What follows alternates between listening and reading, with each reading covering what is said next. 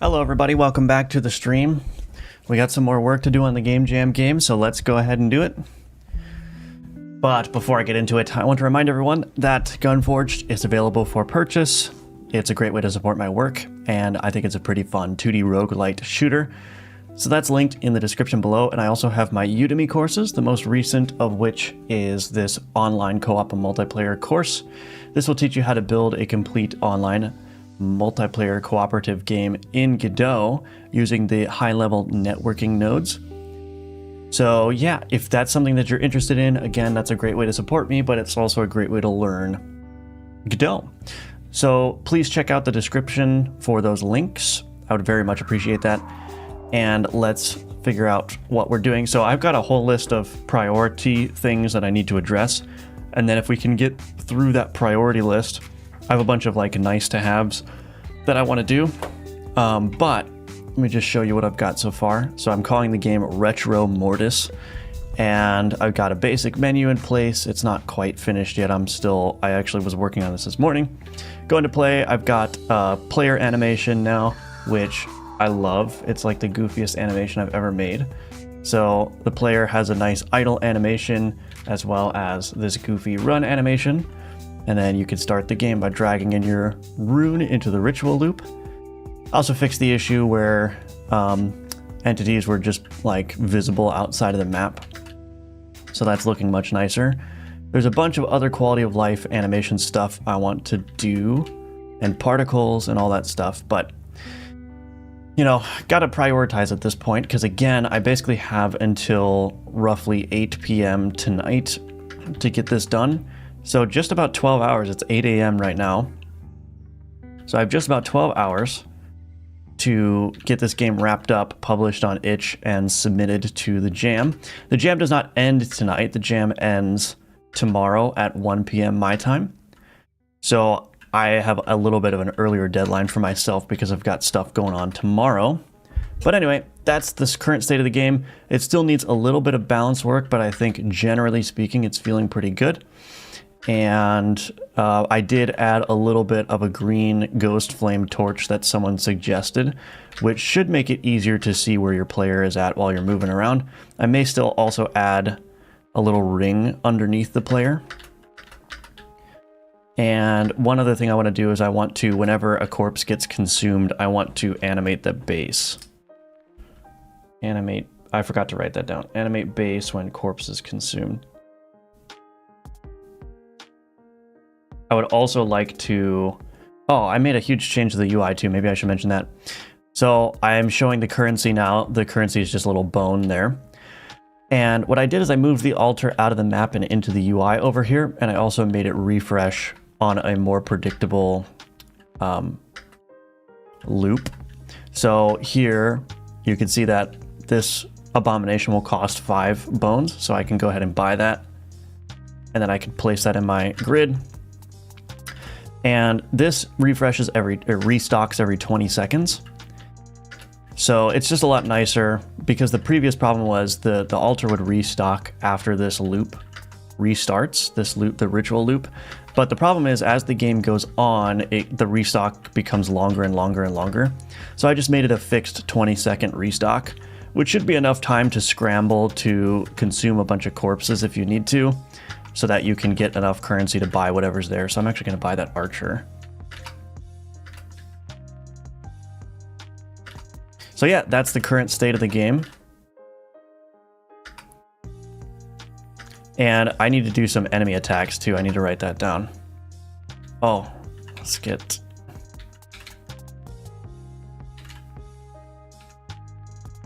grab that. That's going to be useful. Bam! I love that meteor. Anyway, so let me write down that and then I'll say hi to everyone. Add enemy attack VFX. So we got a lot of work to do. I may be spending long periods of time ignoring the chat today because I'll be locked in. But anyway, good morning, Eric Grove. Welcome back. Great to see you again. Luca, always good to see you. We got the message, yup. I'm doing well. How are you doing? Ribbon, welcome, welcome. That is great. It separates your hero from the other sprites that torch particle effects in particular. Thank you. How does the player animation work? The arms are a different object, right? Yeah, I'll show you real quick. So yeah, it's just they're all different objects. Very simple. This is a very simple way to get some nice animations done.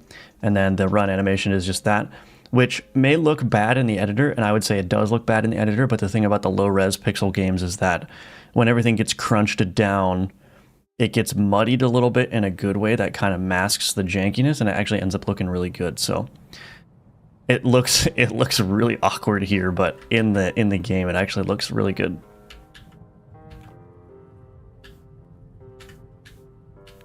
So yeah, and then the particle effect is very simple. It's just a GP particles 2D underneath that arm. So as the arm rotates and stuff, the particle goes with it. It's real simple. How did you clip the enemies entering the viewport? Ah, yes, it's a supremely technical achievement. I just placed a bunch of color rects on the border. That's literally it. Hello, Kzori. I made a game for GMTK. It's a wave game. Awesome. Congratulations.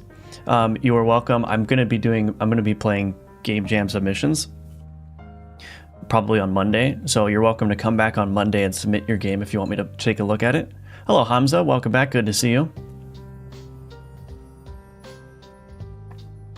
Hello, Exio. Welcome. Will high scores be added? No, this game, it just lasts 7 minutes. So the goal is you want to just last 7 minutes. Once the 7-minute timer is over, you win. That's it. So I was going to do a villager boss, but then I was thinking more about it. I don't think I need a boss. I have 3 different enemy types. I don't even know how a boss would work. I would have to change how my minion AI works for various reasons that I won't get into right now. But I decided, yeah, I don't think this game really needs a boss, and that's going to take a lot of time.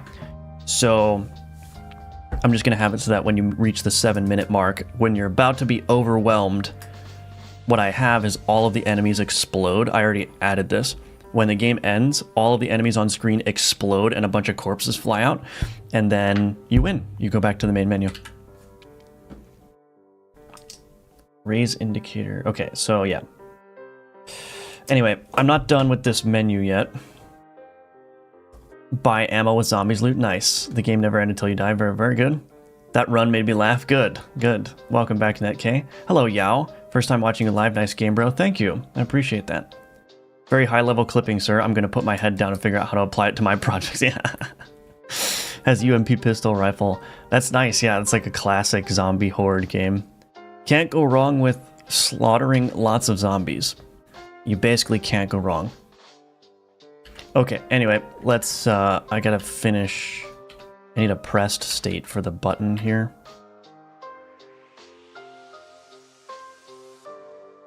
I think what I'll do is, I've got this little 3D part here.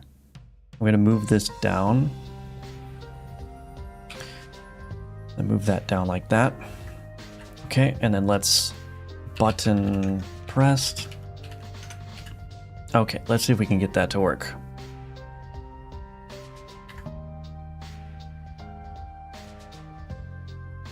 Export layers.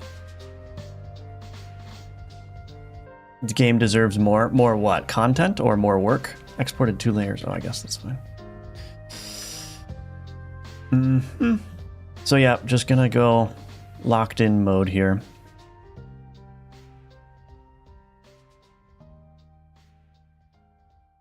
Rest. New style box texture. Actually, I should copy this. Copy, paste, make unique. Okay.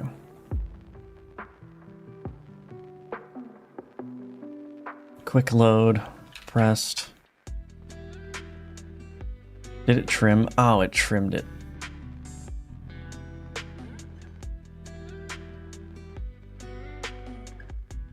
Don't want it to trim. I gotta redo this.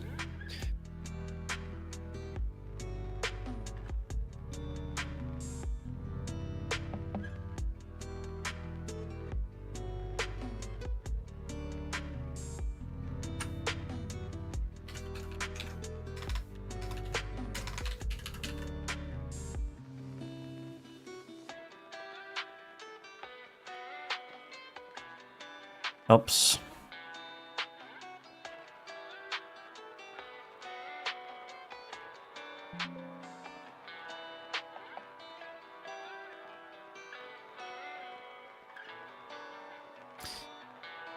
Assets. Delete that one. Why is this still not working?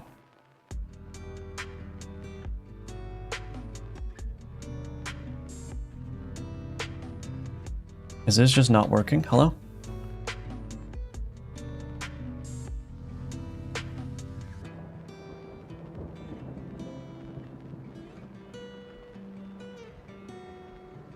Okay, there we go. Goodness gracious, that was a lot more difficult than it should have been. Okay, so now I just need to edit the content margins here, I think. I wish I could zoom this in a little bit more. But yeah, let's go here. Content margins. I think the top needs to be 6. Oh wait, am I editing the right thing?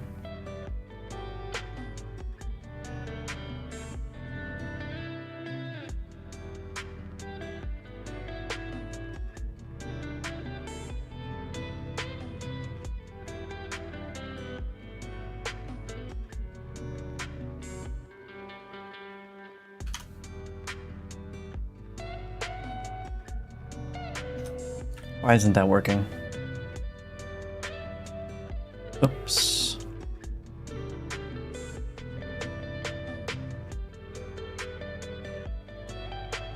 What is going on?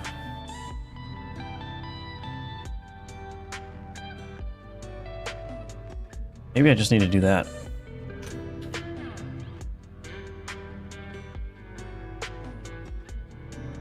Okay, I don't know what's going on. What the heck?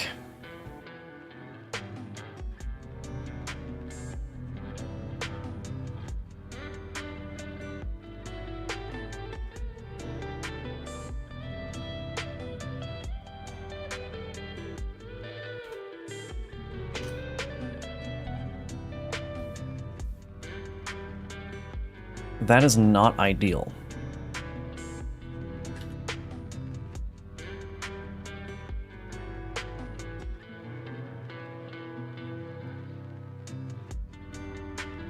Why is it doing that?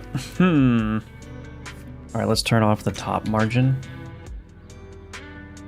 What in the heck is going on? Okay, we're just gonna delete that. Okay, let's start over. Copy. Paste. Make unique. Open this up. Texture margins. Top is 5. Bottom is 3.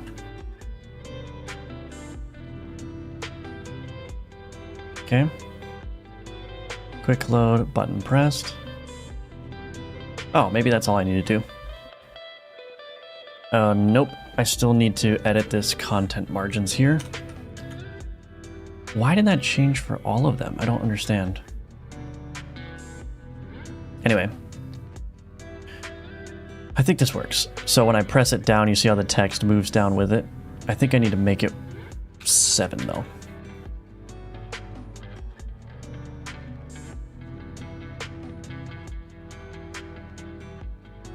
Or maybe 8. Oh, maybe does the bottom need to change? No, there we go. Okay, so nice. So now if I hover over a button, you see how when I press it, it looks like it goes down. So that's good.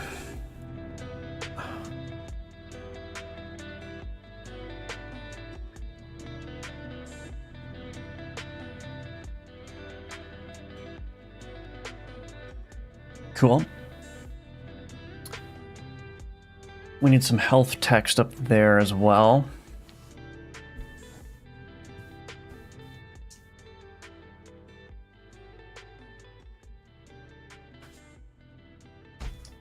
And I need a pause button.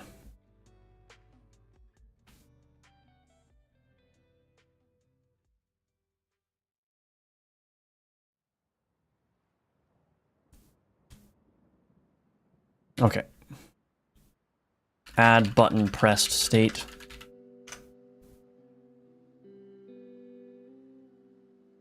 So, what am I doing? Game should be one of the famous indie games like Stardew Valley. Menu looks good. Thank you, Yeet. Hello. Welcome back.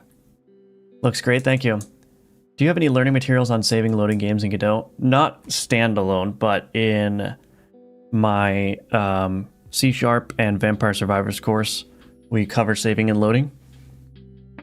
But yeah, I don't have any standalone tutorials on that.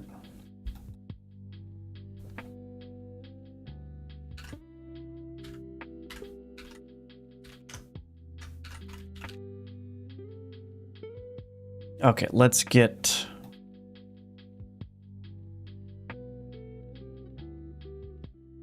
the health in here.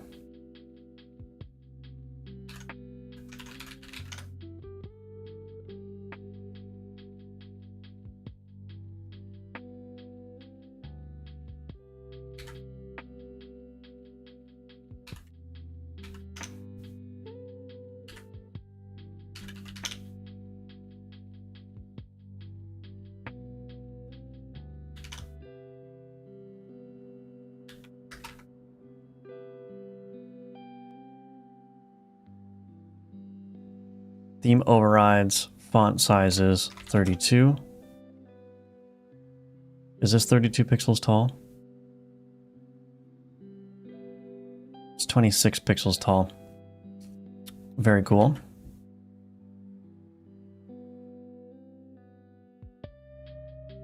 What did I say? 26?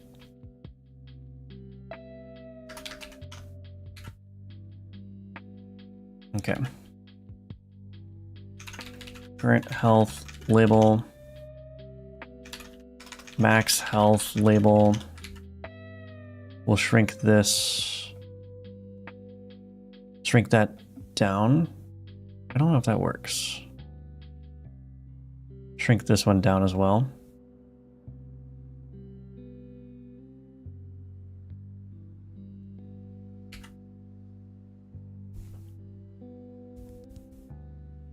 What I'll do is I'll change this one to have a different custom minimum size. So let's do 12, 16. Ooh, that's almost right. Or no, that is right. Okay, cool. So we've got that, and then what I'll do is I'll change this VBox container here.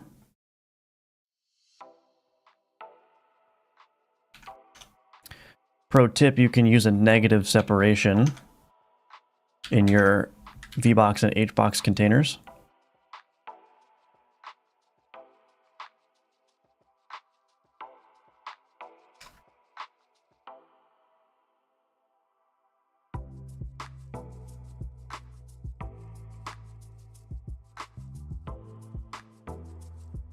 How does that look?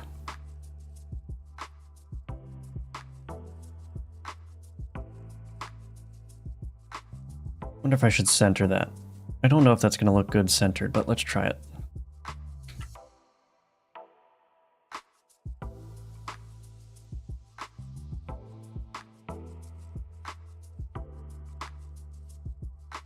Probably okay. I think I will change the separation here though.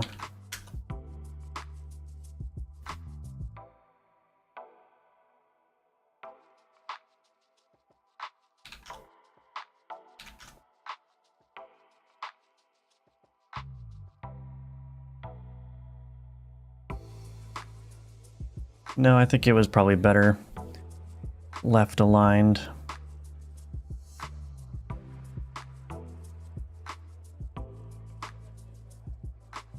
Okay, that'll work.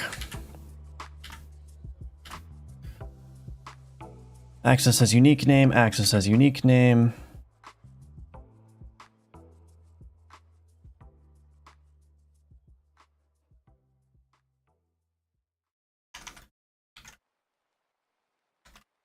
Base, global utils.get base, base.health component.health changed. Connect on base health changed.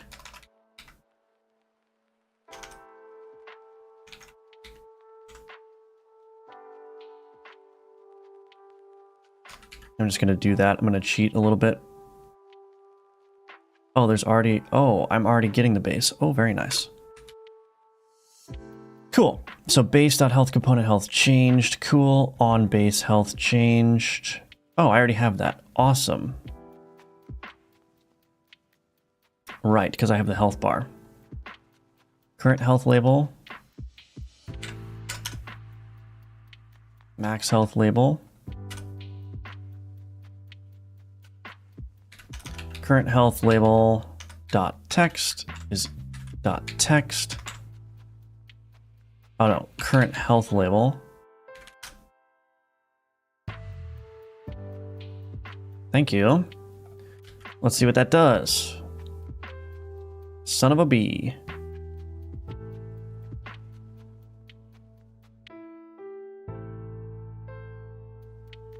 Base nil.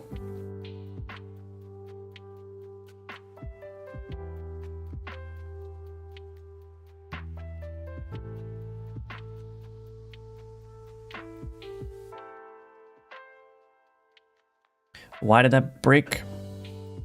Invalid access to property key line 36. Are you serious to me? Oh, we're already connected to that. Okay. So I'll just do this then.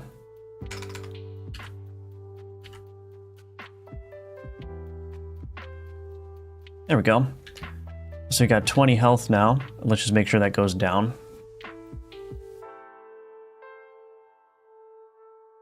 Hello, Neozoid, lurking again. Welcome, welcome. Hello, Lee Eric. Gotta check out the whole process you've gone through. I've tried to make my game as well, and yours is polished as heck, as hell. So much I want to learn from it.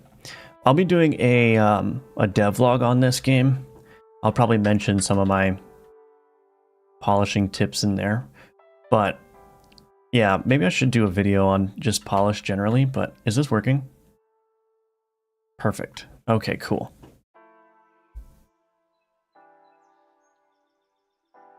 I love the little character. I'm so happy with how he turned out. Okay, I need a pause button now. I should probably get that in place.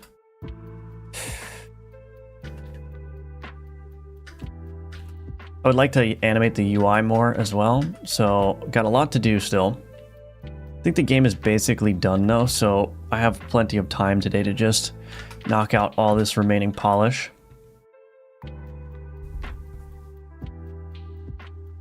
Add health numbers to UI. So for pausing,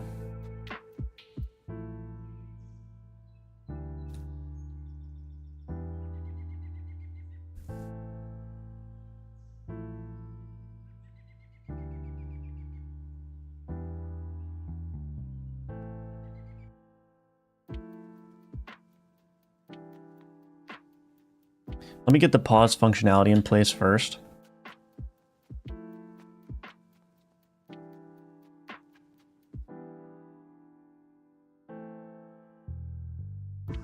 Input map. We're going to give a couple of options. We're going to do enter for pause, P for pause, and escape for pause. Okay.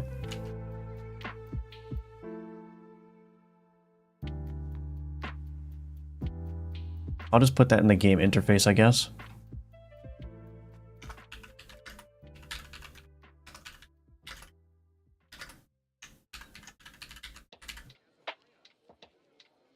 Okay. Func input if event.is action pressed action pause.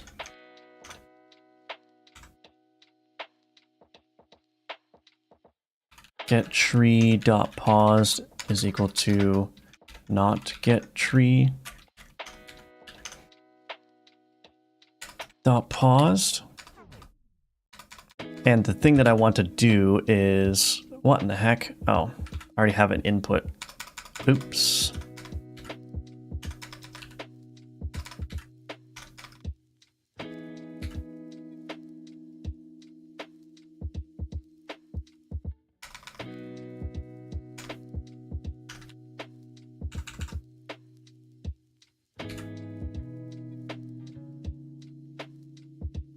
So now what I'll do is in the game interface here, the game interface should all be not paused. So we'll do process mode always.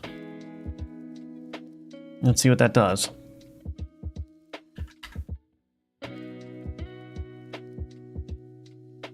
So I should be able to still do this, all this stuff, swap things around. I should also be able to buy things when it's paused. So basically the UI doesn't get paused when the game gets paused. So the idea is you'll be able to pause and like read the tooltips so you can have time to do that. Tooltips is another thing I need to do. Oh goodness. Let's collect a bunch of...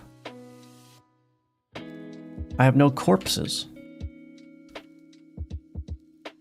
That's fine because when the villagers hit the base, they drop corpses. So you'll never be corpse-less, you know?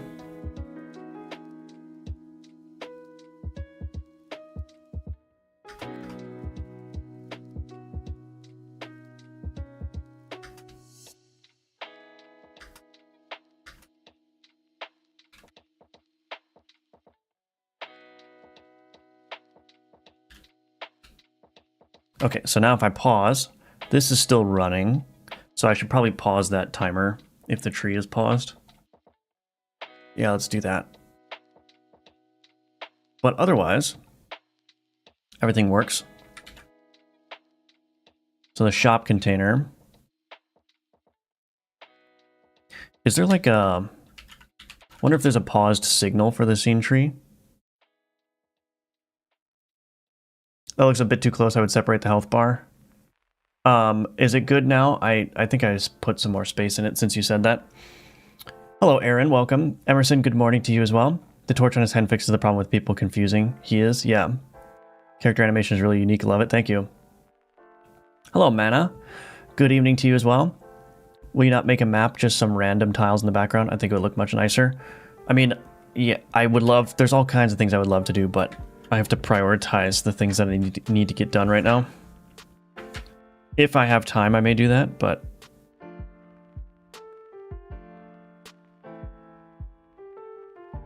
Hello, Angie. How are you feeling at the very intense work days? Tired, but we gotta keep going. Welcome back to the stream, by the way.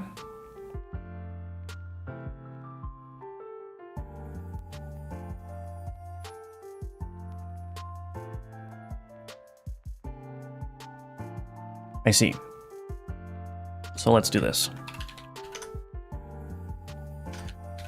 Signal paused.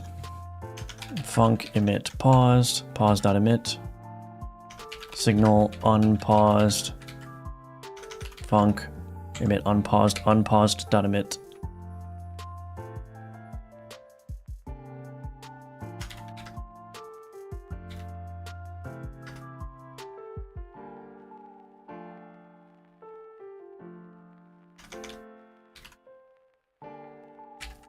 Copilot.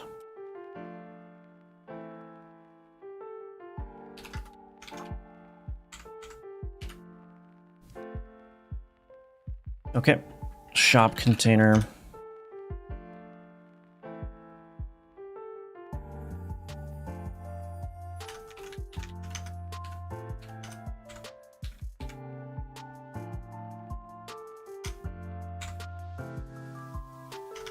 Func on game paused.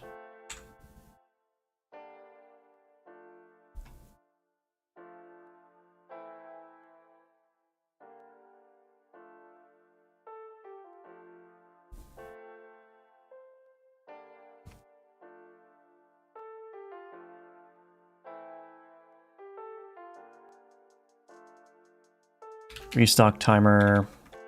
Can I do dot paused?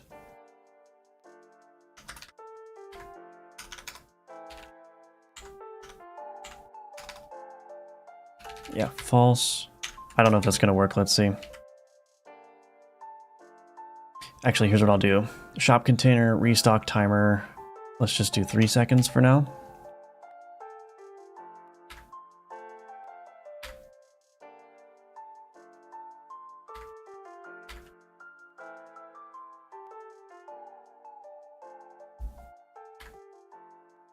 Okay, so that pauses that.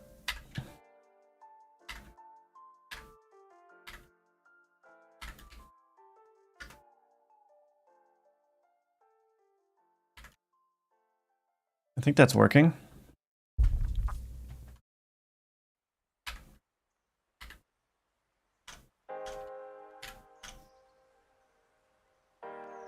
Cool. Okay. Add pause functionality. Now we need like a UI element. Another Brazilian, yeah. The jam ends today? No, it does not. It ends tomorrow, but I have to end the jam today.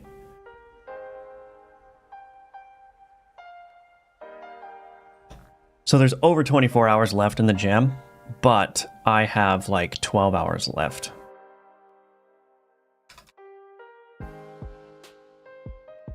Yeah, 1 day and 4 hours left. 28 hours.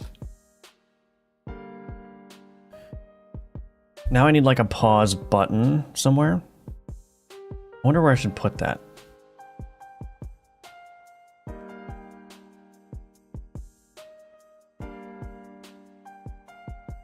Maybe here.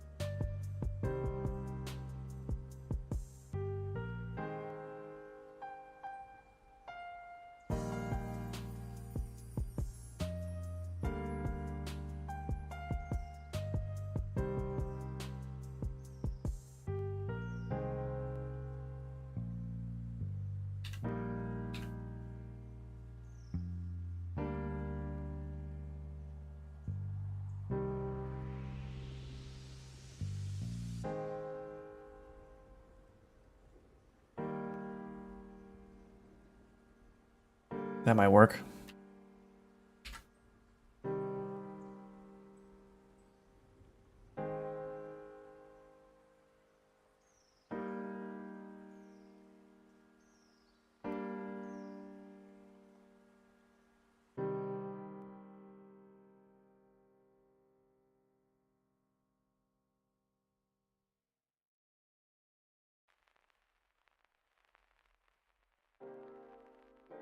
Maybe.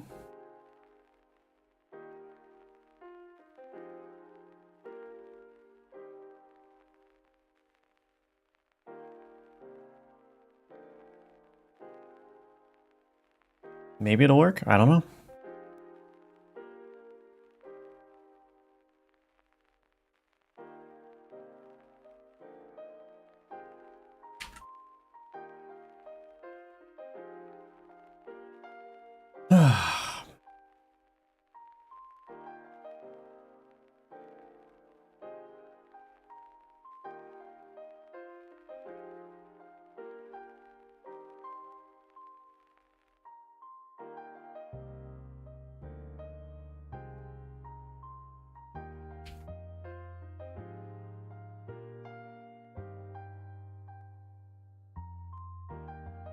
Well, whatever.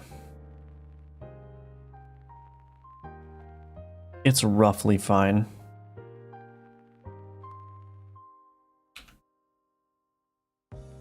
Okay. The game is 98% done, yeah. Anyone use the gdevelop? I have not, no. I have not used that.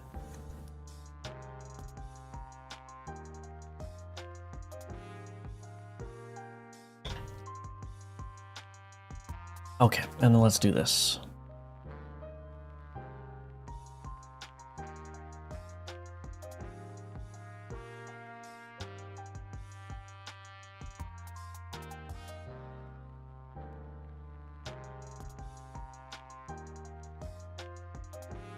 Very basic.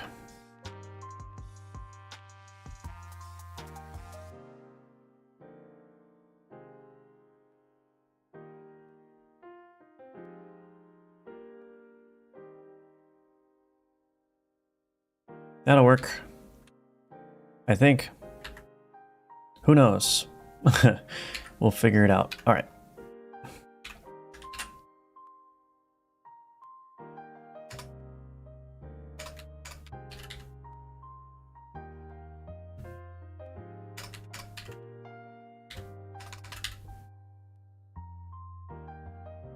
I did this wrong.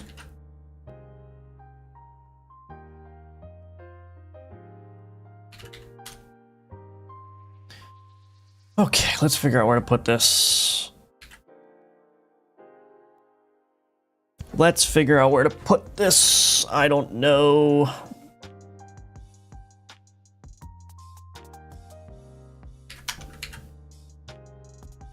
Oh, I think I might have forgotten to do a bunch of stuff here.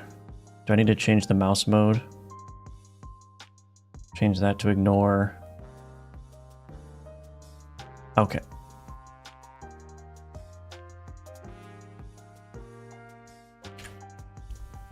All right, so let me think. Get rid of that, get rid of that.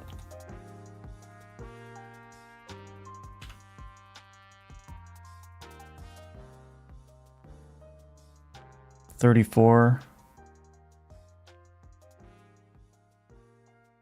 from the bottom. And then 51 minus 16, I think. Okay, let's just do this. Margin container. Theme overrides constants, margin bottom. 34, margin left, or... Yeah, I'm actually gonna have to modify the margin left, so never mind. Full screen.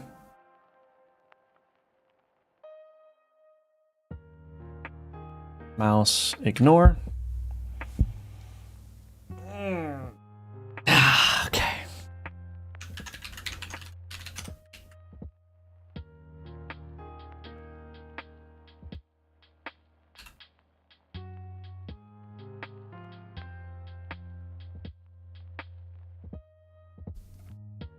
Shrink begin, shrink end, texture rect, pause rect, unpause rect, pause, unpause,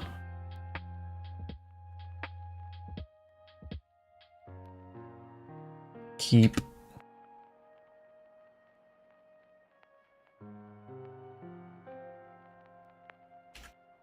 okay, so these need to be, let's see, how long is this?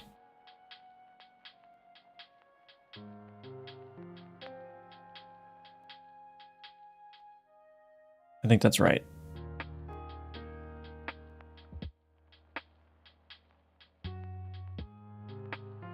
$112 minus 32 minus 16. Margin left, 112 minus 32 minus 16. I think that's right.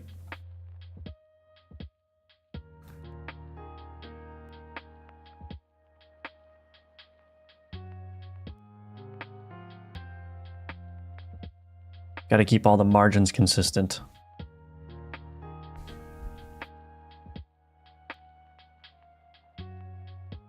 I think that should work. I think I only have a max of 10 here. We'll have to see how much that fills up, but... Well, it looks like there's not enough space here. Oh, my health bar is out of whack. 1 second.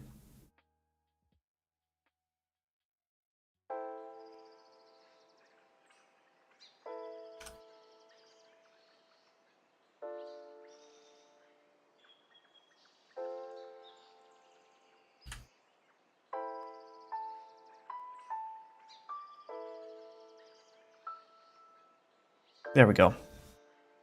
Okay. So now we can actually make that work.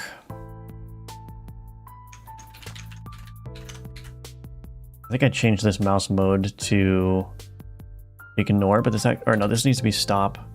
These can be ignore. Okay.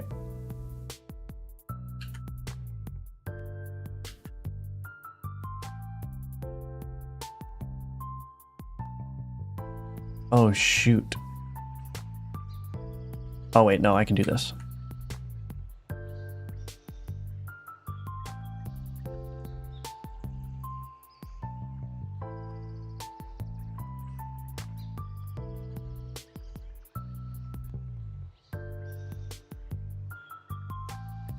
Oh.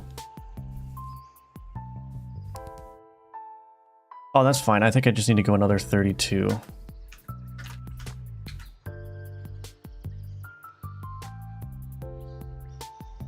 Actually I don't think I needed these. Layout, container sizing, reset that. Why does that look off now?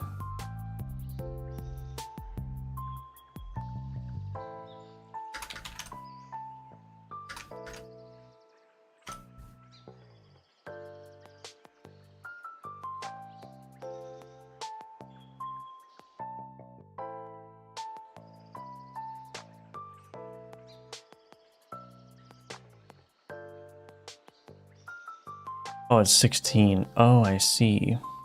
I see, it's 16. Okay, margin left. I'm just gotta move it over a little bit more. Okay.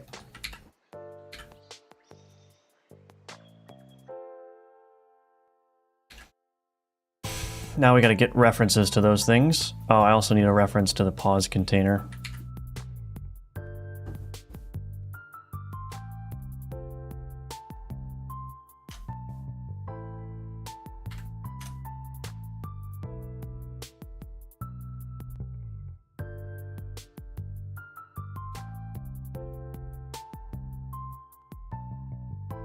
I'll just connect to the game event signal here.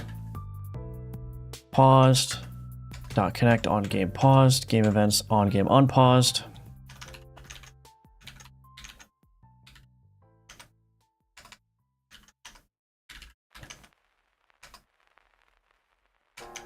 Func on game unpaused.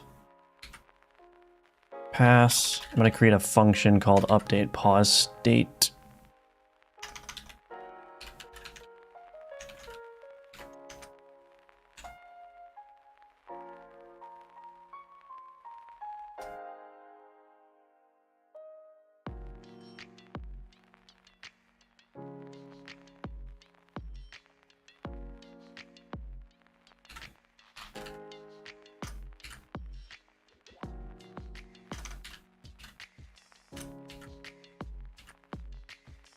Is that going to work? I don't know. Let's see. Pause container.gui input.connect on GUI input on pause GUI input func on pause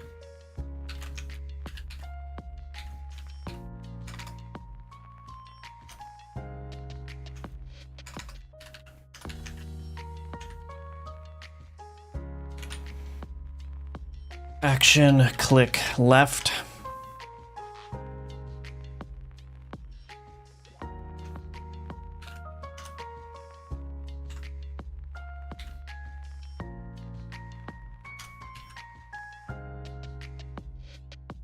Can I not accept the event here?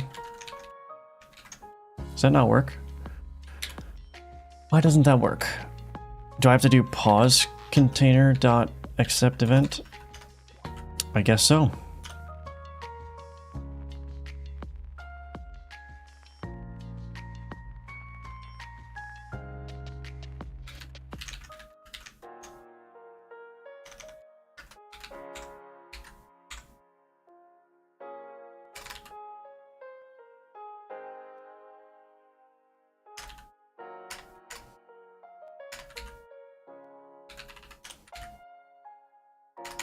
Okay, I think this will work. Maybe. Maybe I shouldn't be too...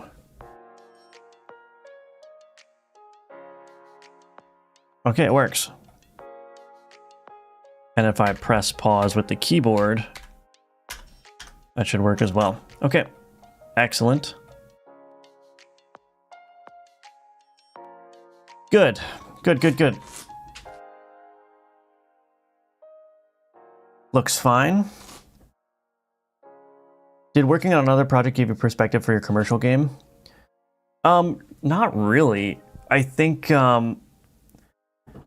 this project, I am going to use some opportunities to test some things, specifically with relation to the sound effects, when I add those, which I'm going to have to do later.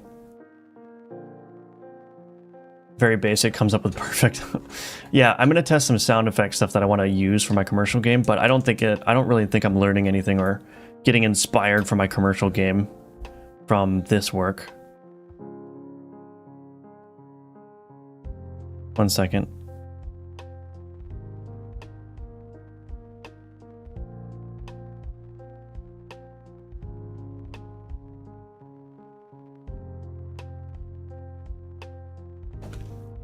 My current game now is a block, and this block eats another block. Nice. Hello, Ali. Hello, hello. Good morning, Rodrigo. Maybe on the top right of the screen, inside of the frame. But enemies can spawn inside of the frame, so I don't want to obscure the enemies.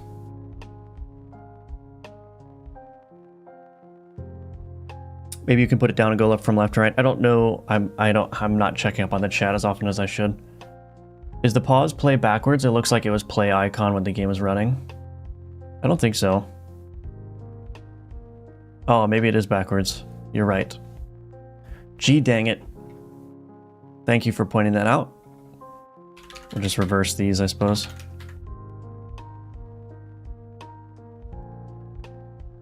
Thank you, thank you. Okay. Why didn't you act like you did get inspired? Oh, you want me to act like I got inspired? Well, your courses teach exactly what you're doing currently to make your game. Well, I don't know by exactly, because there's a bunch of things I'm doing in the game jam that I wouldn't do, like I wouldn't show in the course because it's kind of sloppy.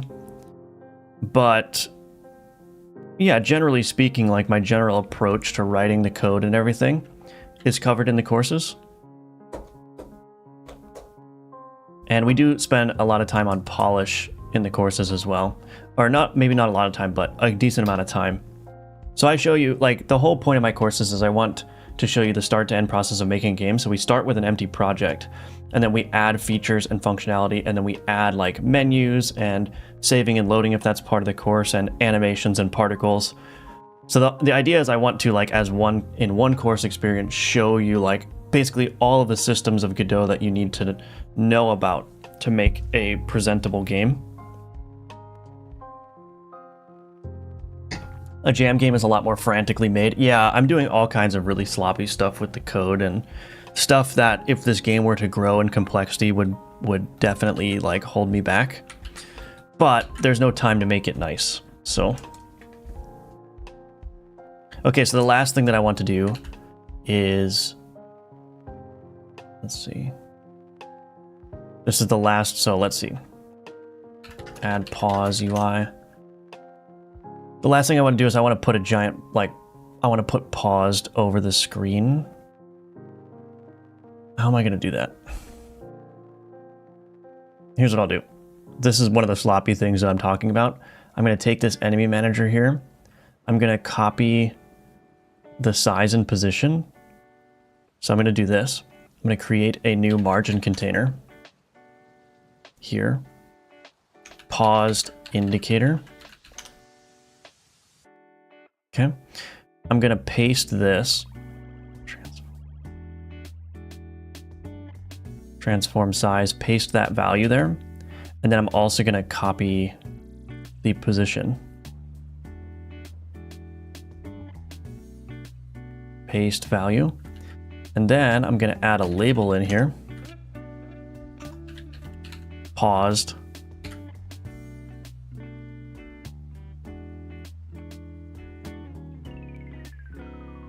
Shrink center. And I'm going to grab a reference to that paused indicator.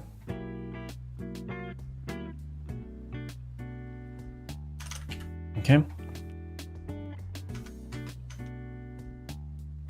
Paused indicator dot visible is equal to true. Paused indicator dot visible equals false. And we'll see what that does.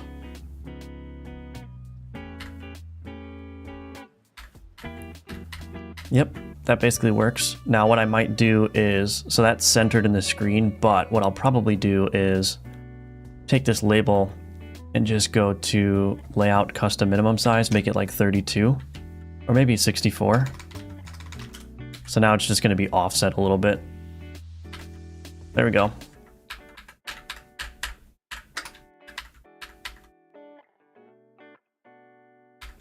Very basic. But now I've got like a little extra indicator that you're paused.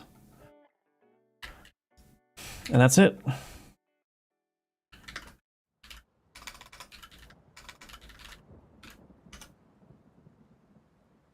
Got to make a video about project management, like files and codes and stuff. I'm going to be getting your Survivors Roguelike course. Thank you. Yeah, appreciate that, General Gilbert. Can you show your notes for this game? Oh, I have them all written down. That's my notes. It's just a bunch of random scribblings. So we don't see the center of the game when paused. Yeah, it's just text. Yeah. Are your courses in GDScript? Most of them are. One of them is C#. So if you are interested in C#, you can take that one.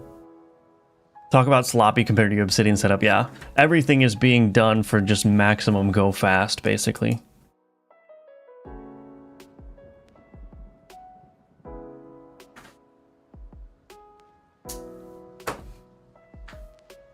Okay. Everything's being done for maximum go fast.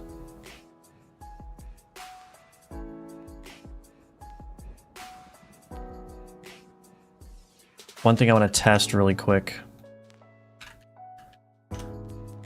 Max slots is 10, so let's do max slots. I just want to see what it looks like when I have full slots. It should be fine. Yeah, perfect. So that's the maximum number of slots. Okay. Good.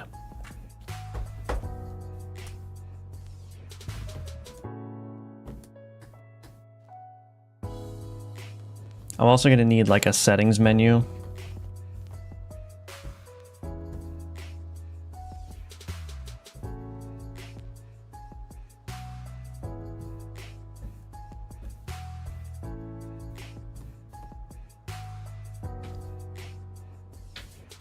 We're getting there.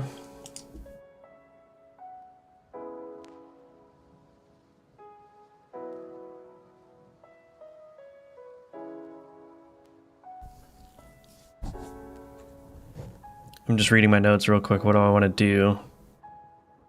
The tooltips is a big one, so I should probably work on the tooltips now for the runes. So we'll do tooltips next.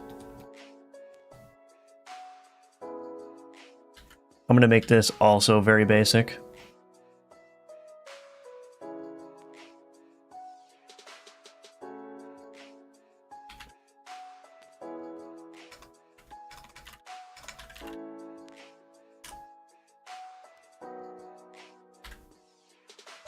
Rune tooltip.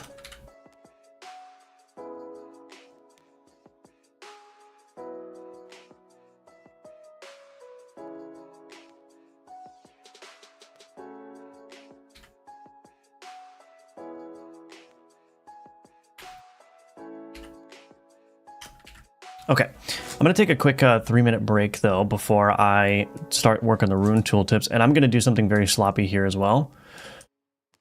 I'm just going to put all of the descriptions and titles into this class here, or into this script, which is not ideal, but that'll be fine. Should the player be able to move the runes when paused? Yes, that's the whole point of the pause. The pause is so you can get your bearings, so you can read things, so you can plot out what you want to do, all that good stuff. Is Godot fine for making a game that looks like Outlast? I don't know what that is. Hello, Sad. Welcome, welcome. This seems very stressful. That's why I'm wary of joining game jams. It can be stressful, yeah. Would you say it's more fun in teams? No. No.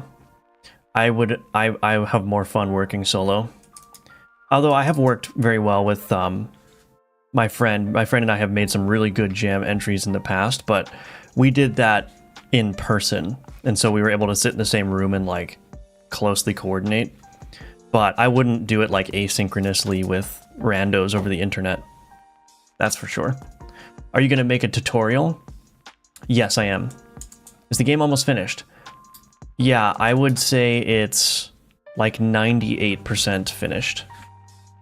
And the remaining 2% is going to take 11 hours to finish. How do I not know what Outlast is? I'm sorry. I don't know. I'm assuming it's a game. Okay, anyway, give me 3 minutes. I'll be right back and we will continue on. We're going to make Rune tooltips next.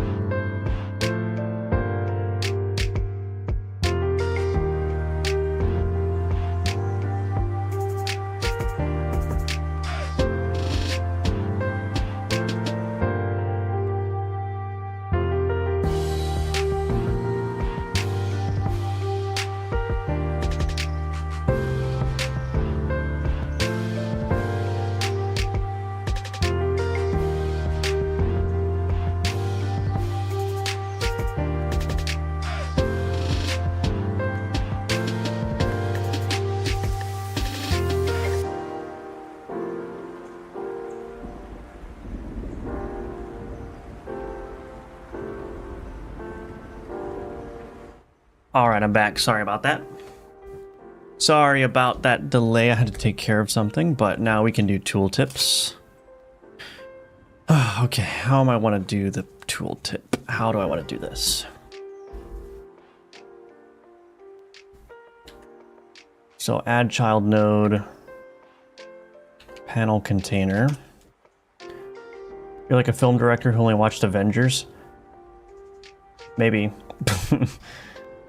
Do a 3 random people async. It works when tasks and vision is clear. It works if tasks and vision is clear. Okay, maybe RDR2. I don't know. I don't know if Godot could do that. Probably, I mean, you probably would have a very difficult time with it. But I think RDR2 is just a difficult game to make, generally speaking. Are you all having a good day? I am. How's everyone else? Yes, productive one, doing a little break, otherwise working on skills for the jam. Nice.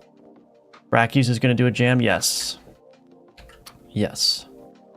Okay, add child node, VBox container, add child node label.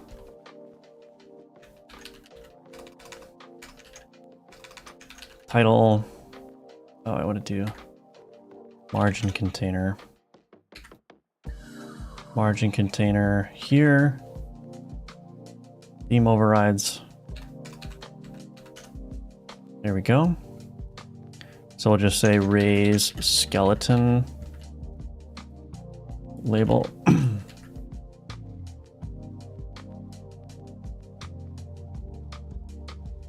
Consumes 1 corpse.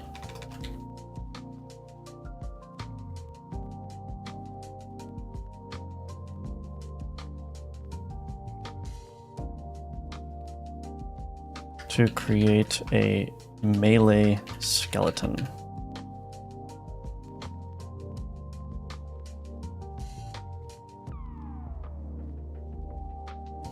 Let's set a custom minimum size on this. Or custom maximum size. What is this?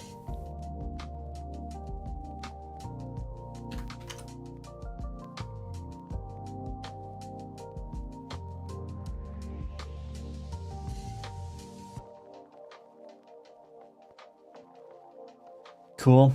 Let's change the color here. Theme overrides, colors. I could use grandeur here. Maybe I'll do that. Quick load.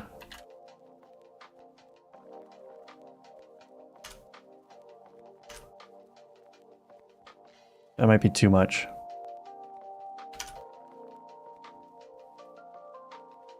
No. Okay, font color. That'll work.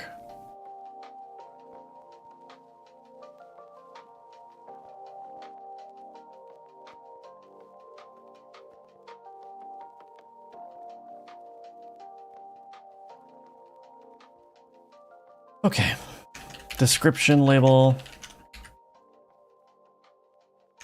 Title label. We're going to mark both of those as unique names. Okay. Game interface. Let's do this. I'm trying to think of what the best way to do this is. Probably instantiate that Rune tooltip there.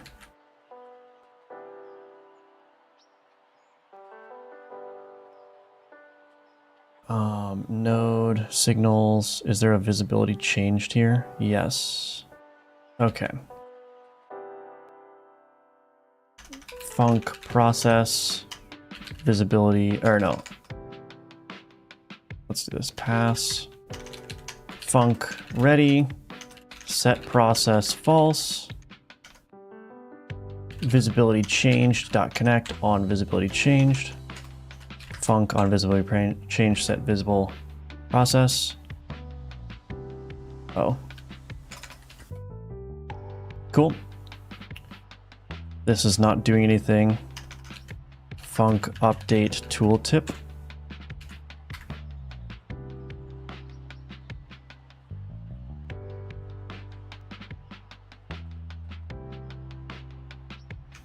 Tooltip container.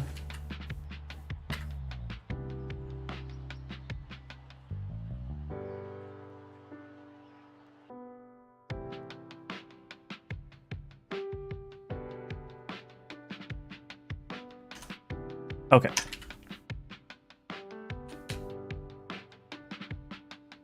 Implement this function such that the tooltip container follows the mouse position without going off screen.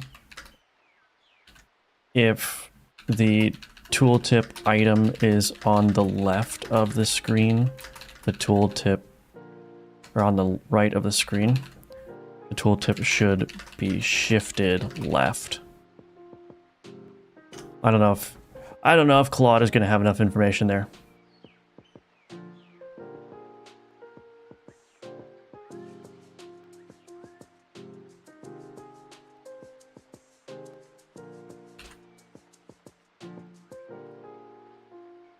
What?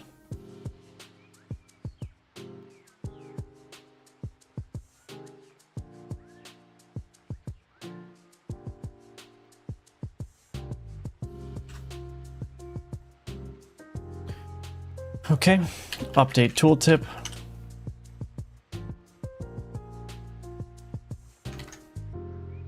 We don't need the rune in here.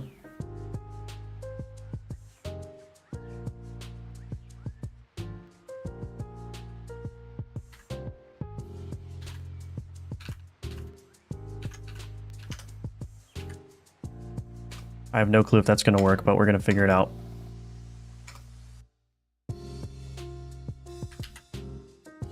Okay.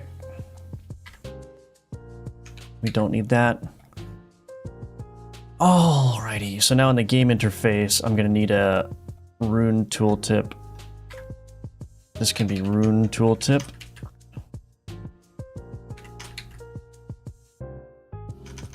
Func set Rune type. Rune type. Rune dot type.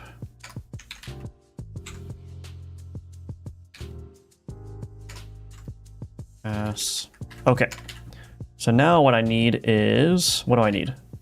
So where are all the places where I can get the rune? Oh, I should do this too. Visible equals false.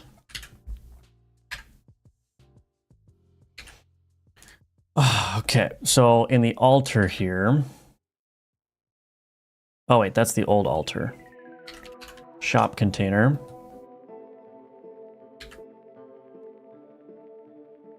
I'm going to do this. Signal tooltip requested.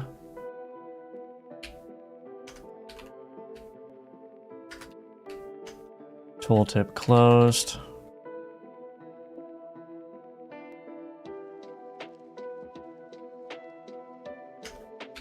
Tooltip requested dot emit.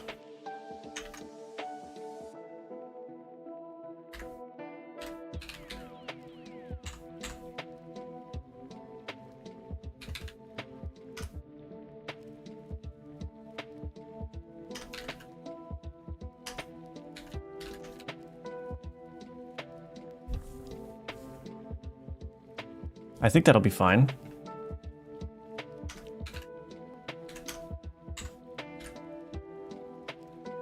So that's one place where we want that to be. The other place where we want it to be is where?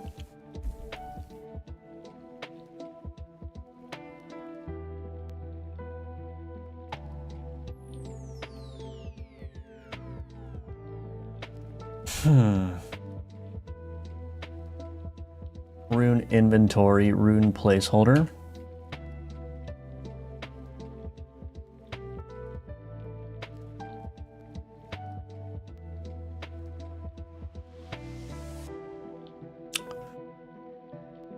This is going to be a nightmare. This is going to be a nightmare.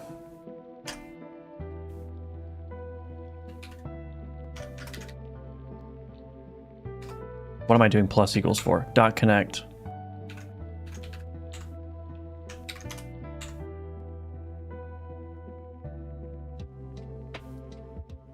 I'm going to make this easier for myself.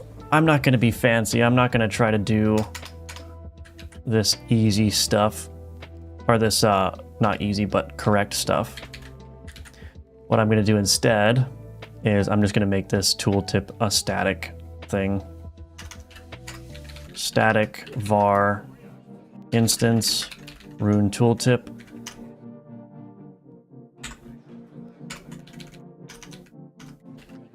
Enter tree. Instance is equal to self.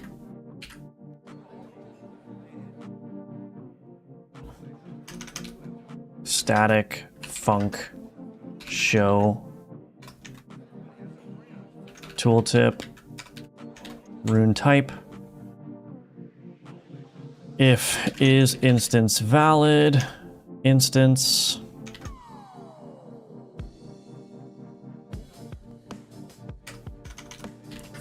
static func hide tooltip.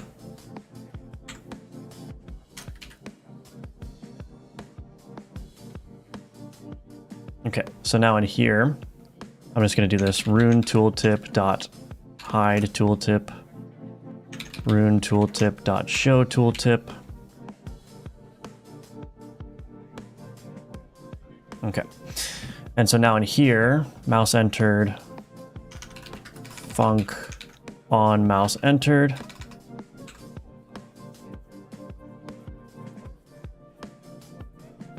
That's correct.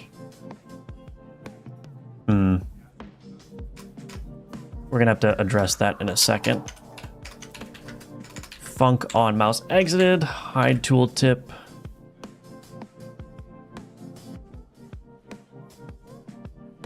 Drag begin dot emit. Let's just do Rune tooltip dot hide tooltip there. Okay, and then I have a separate Rune for some reason for the ritual slot. Wait, where is it? Ritual slot. Oh yeah. I'll catch up on the chat in a second. I told you I'm gonna be locked in.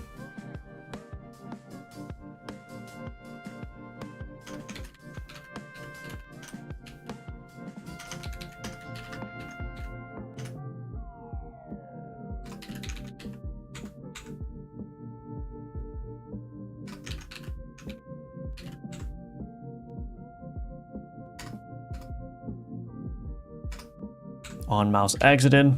Okay. Only took like 500 people to make, should be easy enough, yeah. It was 2,000 people, even easier. What is the description font again? I think it's called Pickery from Chevy Ray's Pixel Fonts. And welcome back, Aragoth. I'm watching the stream while working on my GMTK game. Good luck finishing it. I'm excited to play this. Thank you. I'll have an easier chance to get noticed by the judges thanks to us. Thank you, yeah. All I want is a key to your release for my troubles. Hello, Tomato Man. Welcome, welcome. Is there any plan to make a new game course for Udemy? I just made one. Like 3 weeks ago. So there won't be a new course for a while, but you can check out that new course if you're interested. That's linked in the description below.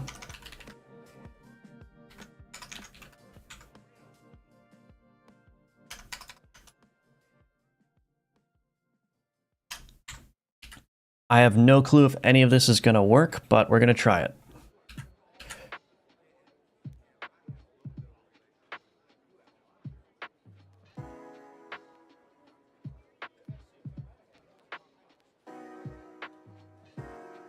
That works. Obviously, it needs some design help, but I might just make it super basic, actually. This tooltip container here. Theme override styles. Maybe I should do the override in the theme itself. Just in case I use another panel somewhere. Panel container. Panel. Style box flat. Background color black. Border color. We'll do... Let's see, actually border width. Maybe we don't want to do yellow, but... I use purple, actually. For both the border and the title.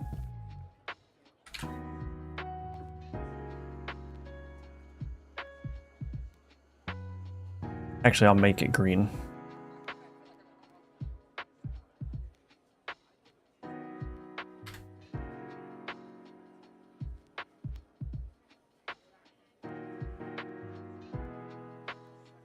very basic. Can I round the border? Corner radius. Is that going to alias it? It's probably going to make it look bad.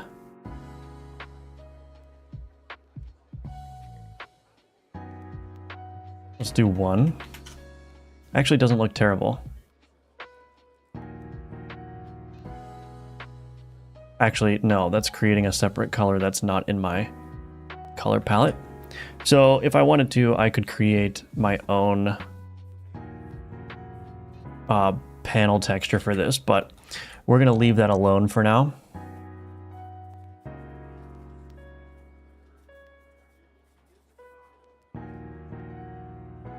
Cool. And now we got to test the altar as well. So if I go to my shop container, actually, let's do this. Initial tooltip work. Okay. Let's just make sure the altar works.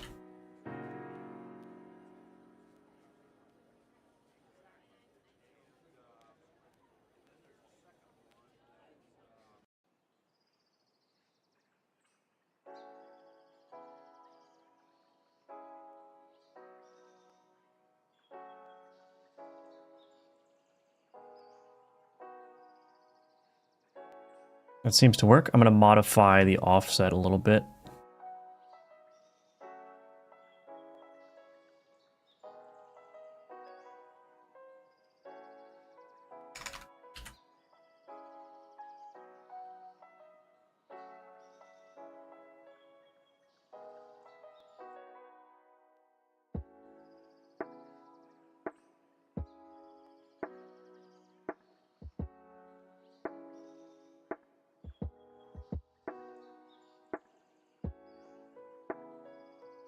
Okay.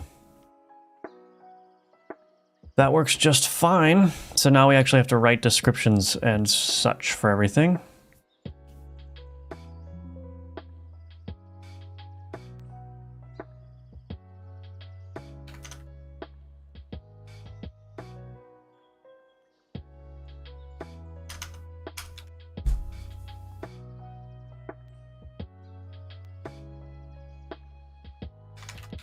Var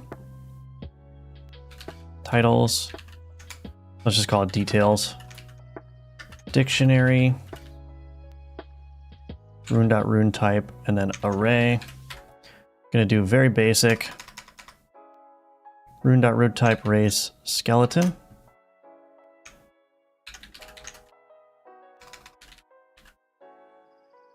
Consumes 1 corpse to create a melee skeleton. Okay. Fireball. I'm going to call this meteor. Summons a meteor on the player's position that deals heavy damage. Ice shard. I don't have an ice shard. Abomination. Raise abomination. Consumes 5 corpses to create a powerful melee minion.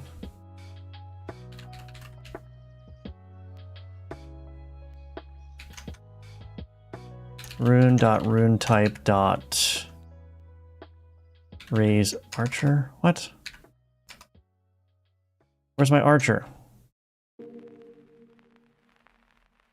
So we need corpse explosion, raise archer,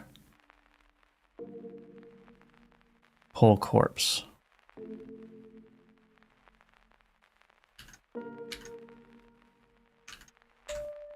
Okay.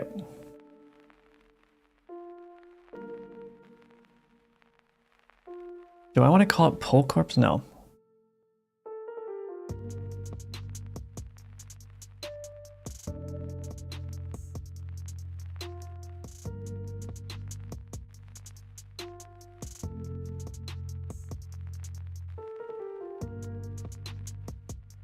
Well, pulls 3 corpses into the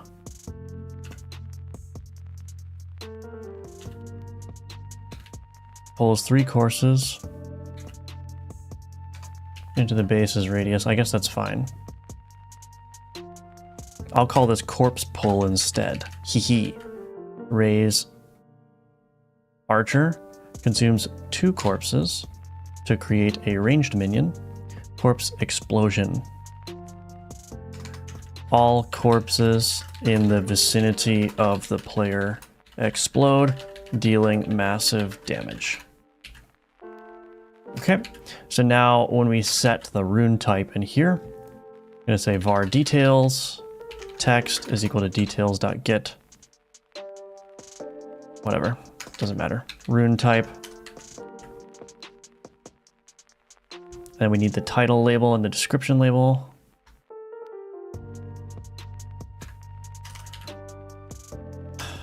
Title label.text, there we go, boom. All right, let's see what happens. Reload from disk, I guess.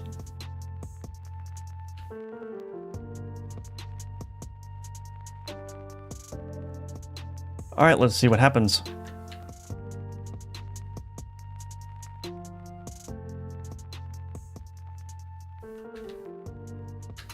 Still gotta do a tutorial and all that stuff.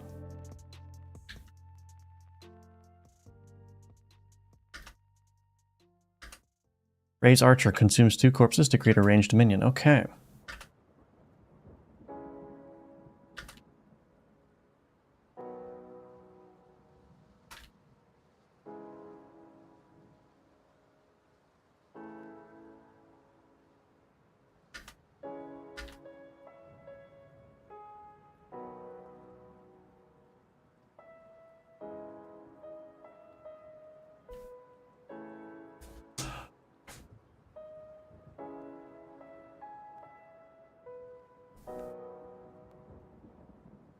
Okay. Corpse pull. Pull 3 corpses into the base's radius. Very nice. Okay. Green works better. Some contrast is nice. Yeah. Also, who's willing to bet Mark Brown is secretly joining his own jam? That sounds like a likelihood to me. I think if I hosted a jam, I would probably participate, but I would just make myself ineligible to have like a top ranking.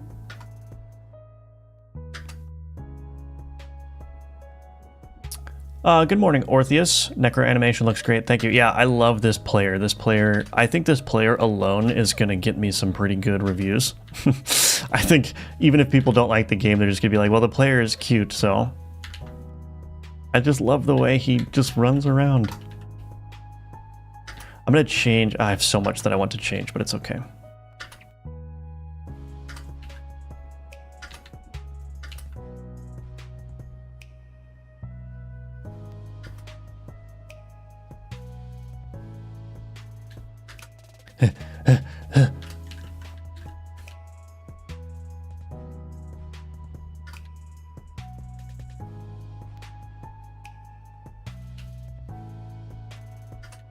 Give me the archer. Oh, we already got zapped by the freaking priest. He already got zapped by the priest. So I want to disable tooltips from being highlighted if you're currently dragging something.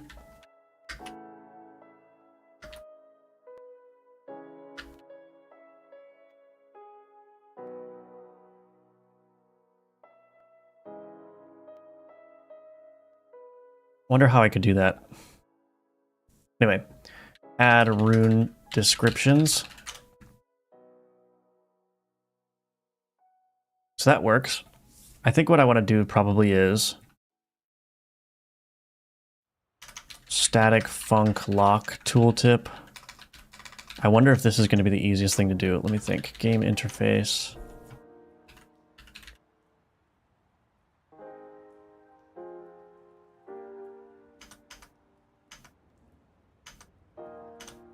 On rune drag begin, initialize drag.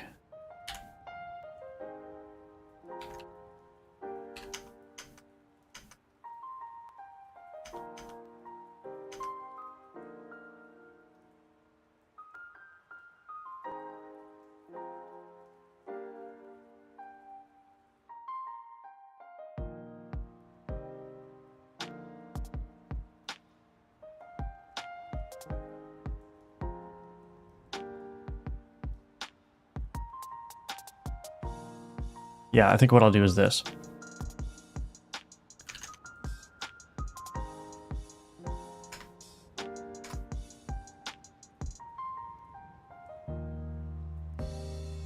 Static var is no.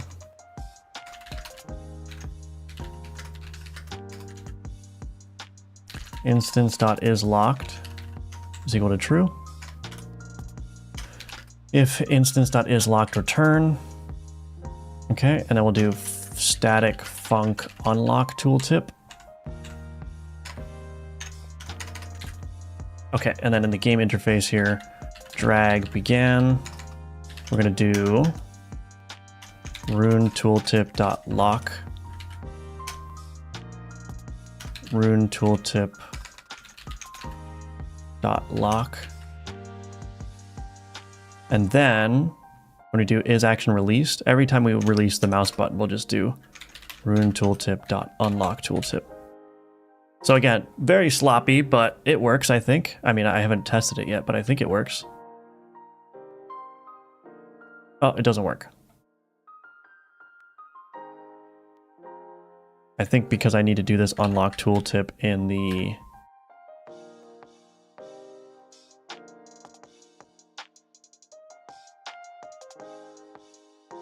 ritual slots container.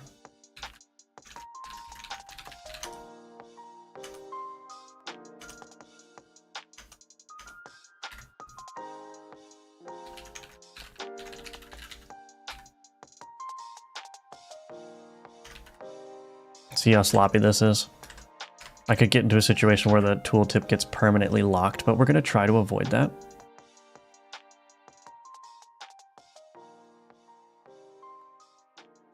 Also, the tooltip doesn't reappear after you drop it, but I think that's fine. I don't think I need to worry about that necessarily. I'm curious, if I hold this out here, does that still execute? Oh, I can't tell.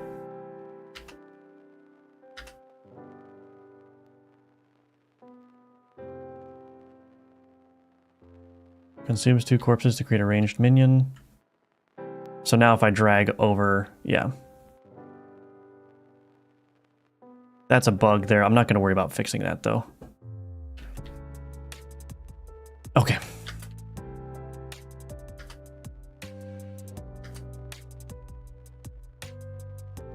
Tooltips still work when the game is paused. Uh-oh.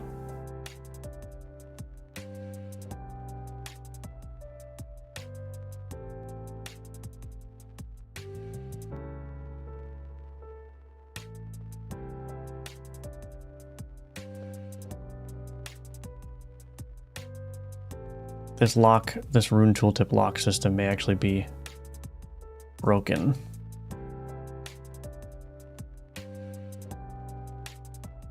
Wait, how does that...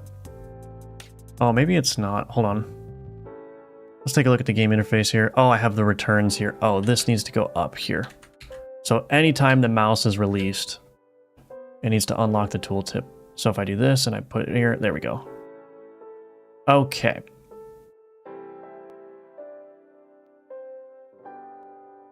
Okay, one last thing that I want to do. This Rune mouse enter. Let's do this.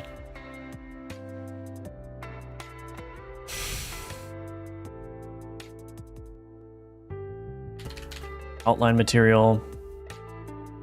Let's duplicate. No, it's fine. Copy UID. Const outline material.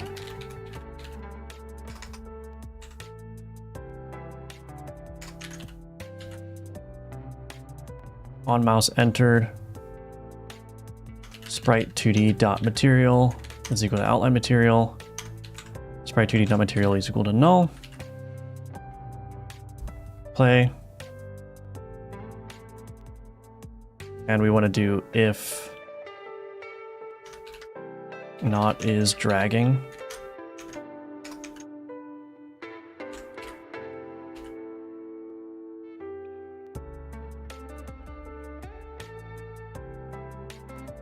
Okay, initialize drag sprite 2D dot material is equal to null.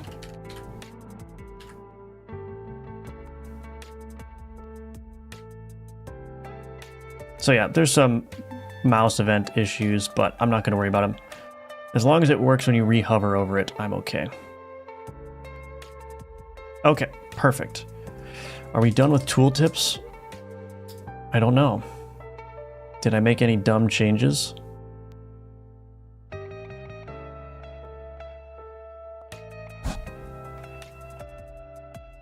Okay. Tooltip improvements.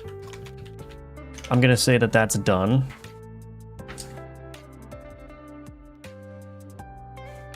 All right, we need to do a raise indicator around the base.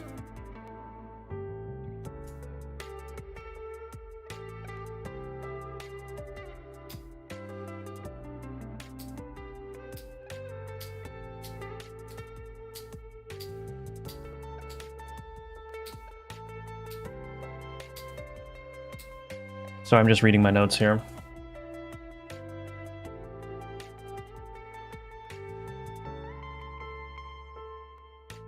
Yeah, so the big things remaining is the tutorial, the pause menu, and other menus like that. I need to make some improvements to the minion movement. I need to do a mouse cursor. I need to adjust some of the difficulty. I want to do a currency animation. I have some enemy attack VFX I need to do. Okay, so the next thing we're going to do is, let's do this. I want to do a raise indicator around the base. So let's do this. Anyway, Copilot coming up with new rune types. Yes, seriously. New Dolphins devlog. Ooh, I'm going to watch that after the jam is over. I'm locked in, yeah. Can you show us the abomination animation if you made one? Yes. Abomination. So here's the run animation. And then here's the attack animation.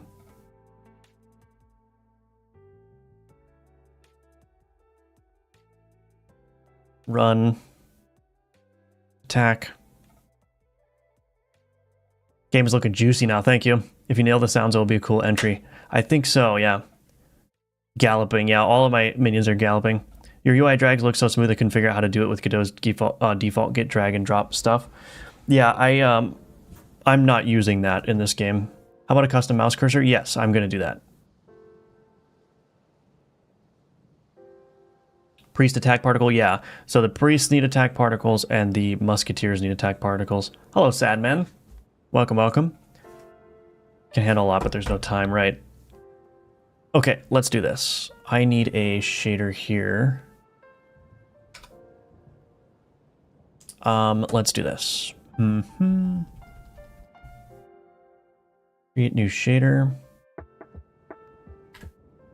Create new resource. Shader. Marching ants. Okay, I'm gonna have it open that up.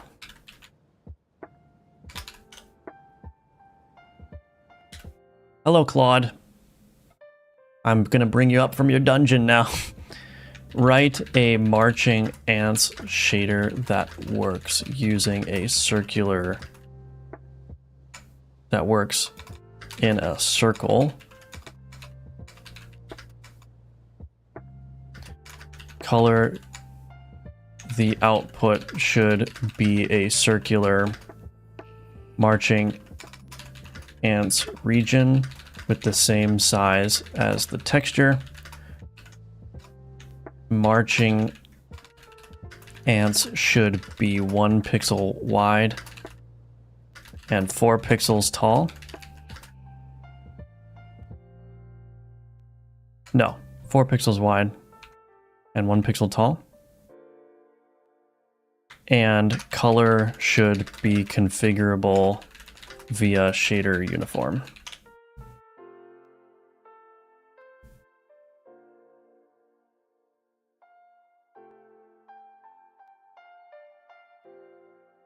Dude, it's amazing. Yeah, thank you. Abomination looks like an executioner. Also, holy beefcake. Yeah, he's beefy. He's beefy. Hello, Schlurgy. Yeah, I think the animations generally for this game turned out pretty good.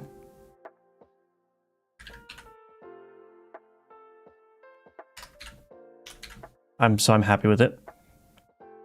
All right, let's see if we can get this to work. what I'm going to do here is, what is the base?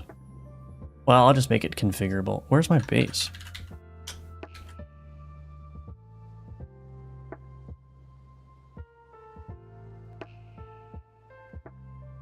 Actually, you know what? I'm just going to create a new raise region. Let's do that. We'll do a color rectangle. How big is the base radius? 32. So that means that this color rect here needs to be 64 by 64. Transform position, -32, -32. Okay. Material, new shader material, marching ants.gd shader.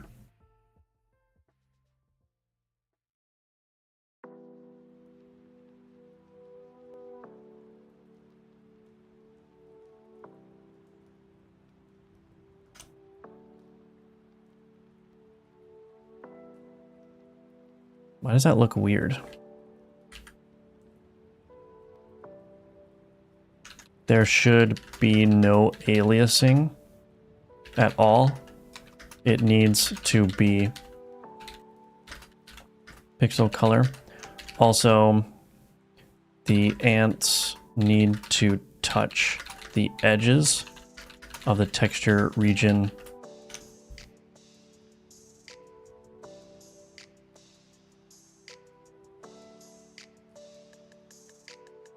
Claude is pretty good at writing GD shaders.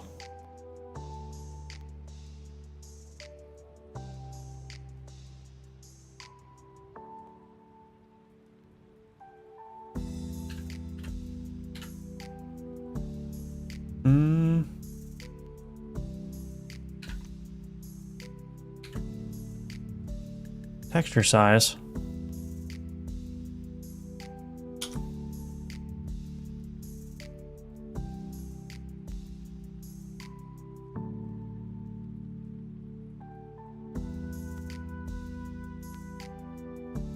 Don't add a texture size uniform.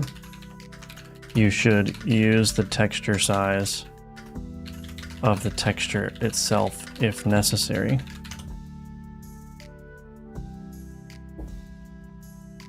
We'll see if we can get this to be wrangled.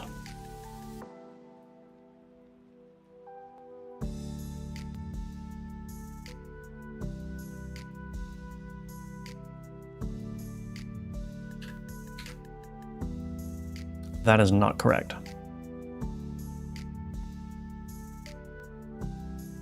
It didn't work. It's creating a sunburst pattern now.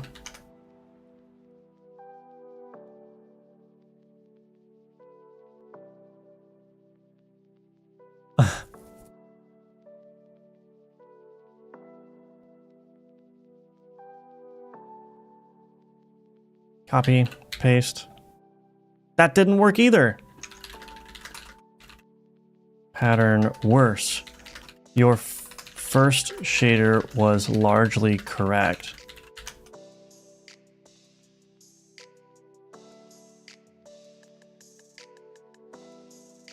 I hate how the AI say you're right all the time. Stop. Stop. I know I'm right. That's why I'm ordering you around. Okay.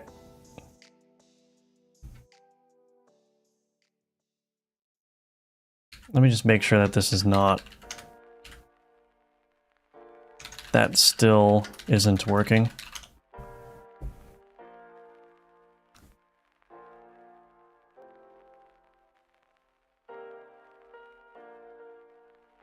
Here's the... Dude, just do it right the first time. Okay, is this thing stupid? Okay.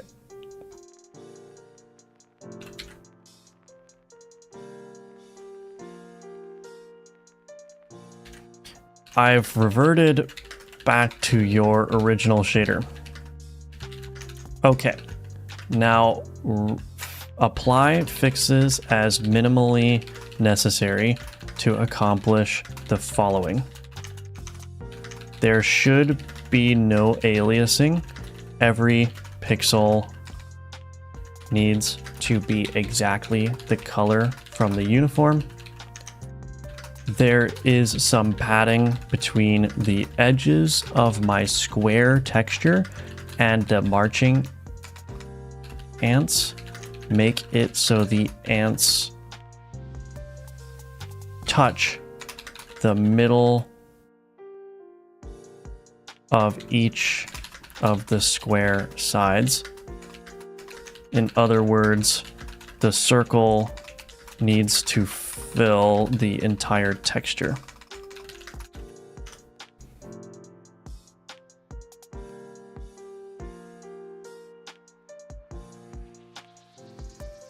Love coding with LLMs. Yeah, seriously. Try ChatGPT. It's much better than Copilot. What? I don't think it. What? Copilot uses different models under the hood. I'm using Claude right now. Copilot is not, or at least I don't think it's a model in and of itself. Son of a bee! What are you doing, Claude? Okay, hold on.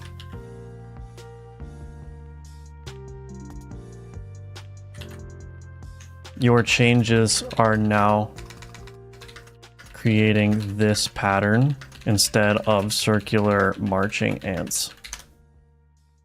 You're locked in the infinite bluff loop. I know. Gonna have to learn some shaders. I know. Use Gemini for my coding. It's a bit more helpful than ChatGPT, though I never tried Copilot. Give the first example. I did. Dude, what is the problem? Why can't this thing work? Dude, it's not that hard. Still produces the same pattern instead of marching ants. Gemini, fix this fool's errors. I'll switch to Gemini.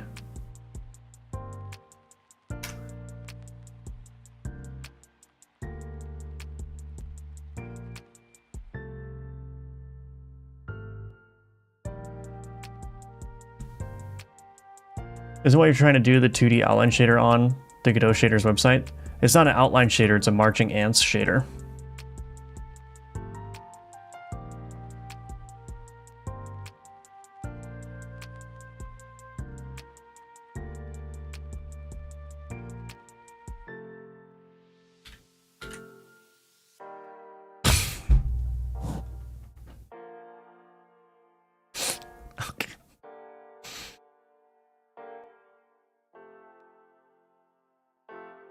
Okay, we're gonna do a little bit of a different fix here. We're gonna do a little bit of a different fix here. Okay, all right. Let's go back to Claude. This is a marching ants shader. Modify it so there's no aliasing on the ants. I'm just gonna change the agent mode, such that each rendered pixel is exactly the color supplied.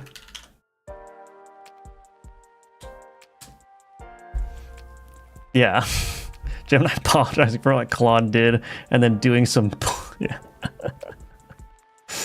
That's really funny.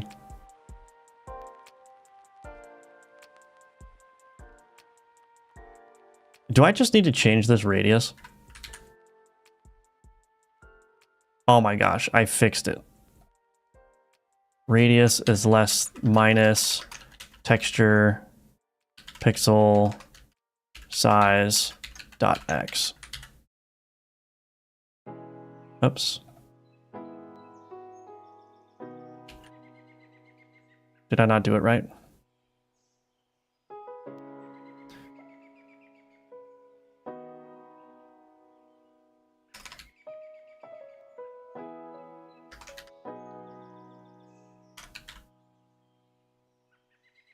Why does that not work?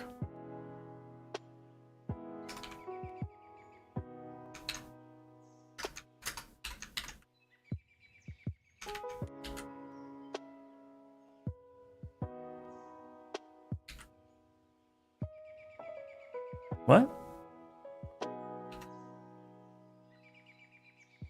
Am I doing something wrong?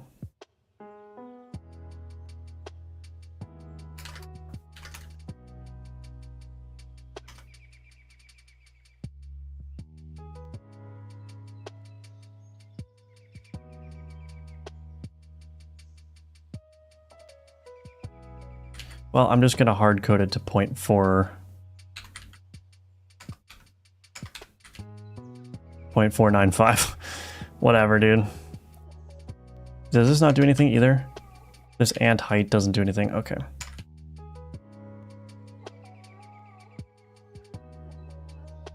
Oh wait, why is it doing this?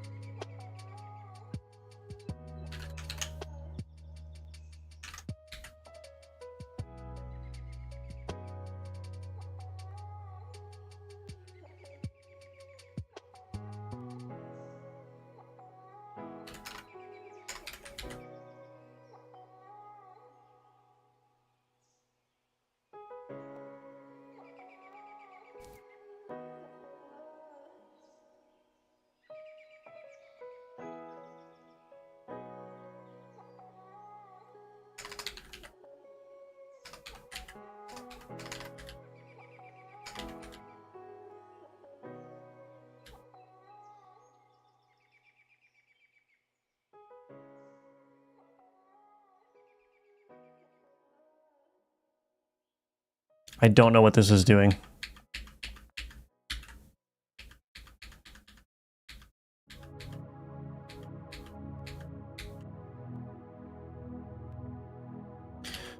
Whatever. Maybe this will just be okay the way this is.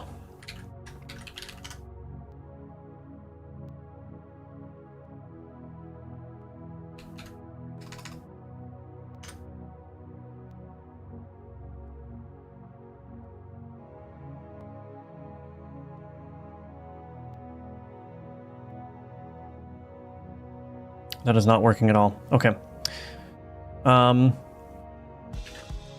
Now modify the texture to use the texture size instead of hard-coded. This might not work. I might need to come up with a different solution for this.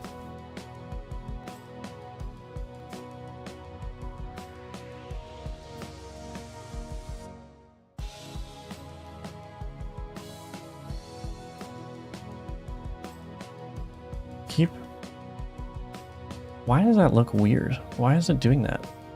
That's kind of cool, but still.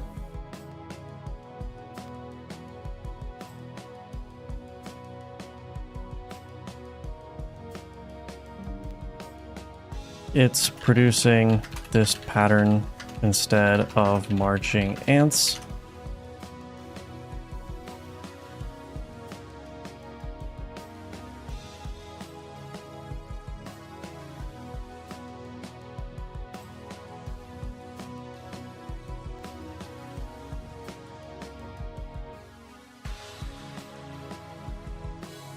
Parameter version is null.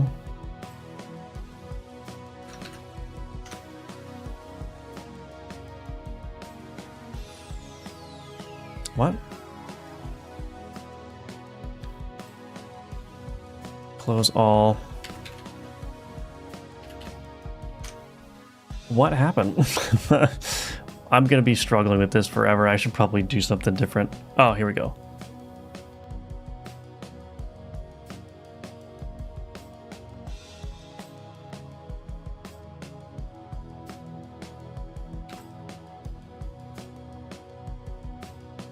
What in the heck? Okay. I think the demons are coming out of the LLMs. This is so dumb. All right, let's do this.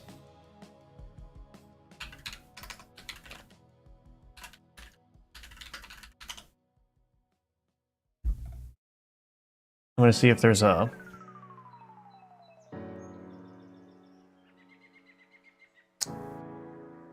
I don't know. Maybe I'll have to come up with a different way of doing this.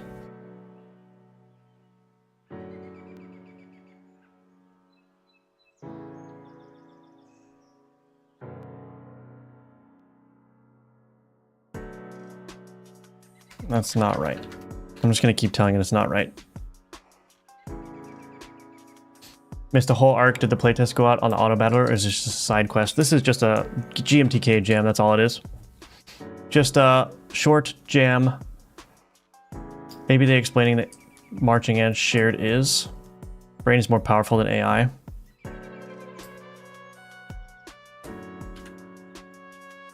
I don't know. It feels like it shouldn't be that hard.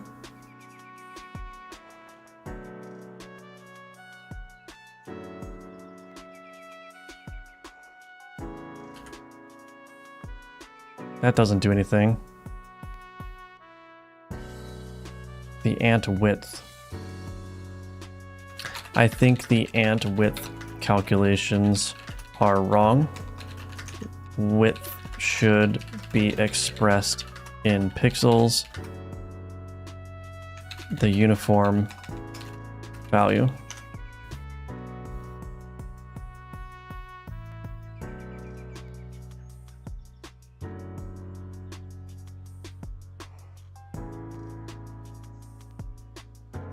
Is this gonna work? Perfect. Stop saying perfect. Don't say perfect unless it's good. Nope. This freaking doesn't do anything.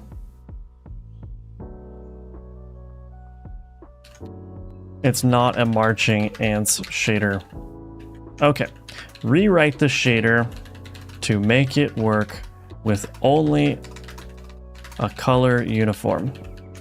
My texture size is 64 by 64, and the ants should be 1 pixel tall and 4 pixels wide.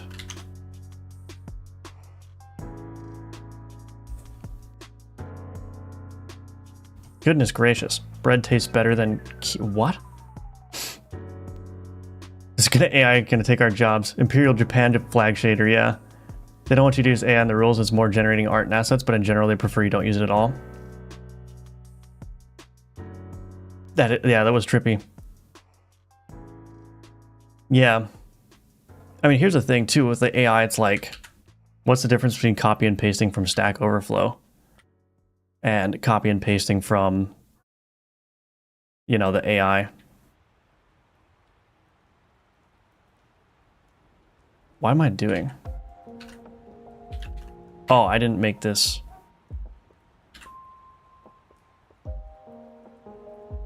Okay, we finally got it. Jeepers creepers. Holy macaronis.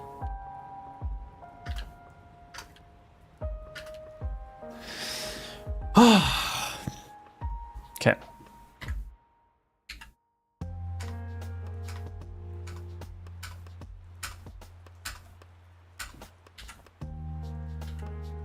Okay, we have our marching ant shader. So now the thing that I want to do is I want to make this... I want to change this. So this color rect, is this margin? Let's see. Mouse needs to be ignore. Okay. So the raise region, let's create this. We're going to create some new game events. Signal, corpse, grabbed. Corpse. When the player picks up a corpse,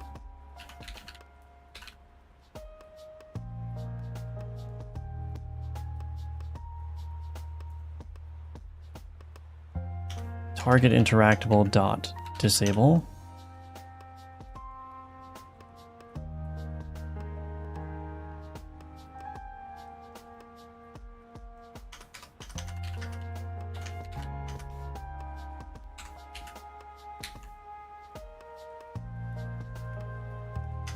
Carrying corpse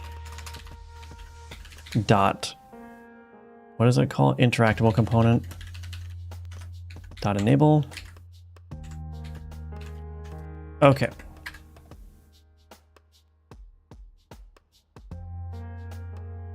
Game events dot emit corpse grabbed.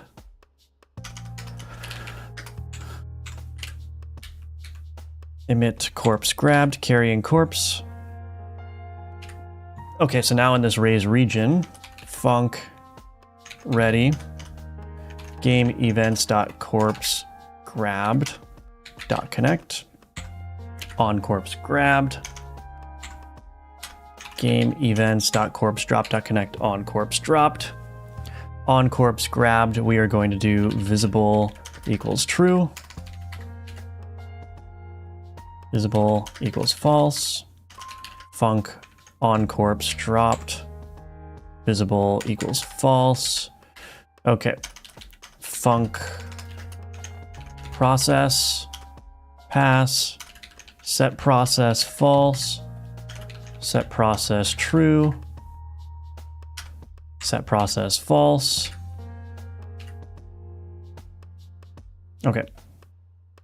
So this material now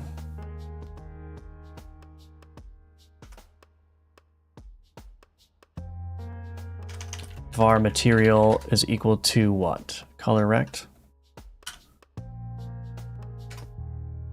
Shader material. Material equal color rect material as shader material. Material dot set shader parameter. What is it called? Ant color. And then we're going to say const color blue. Const color green. Color. Let's grab those colors. This blue here is that. And then this green is that. Okay, if global utils.getBase.distance squared. Do I need the player? Global position. Here's what I'm gonna do.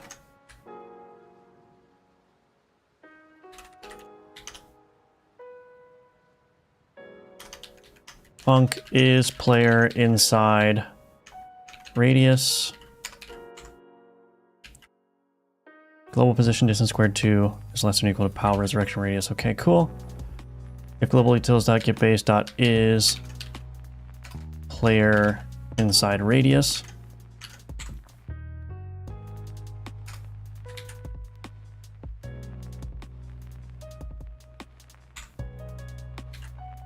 Expected statement found indent instead. What?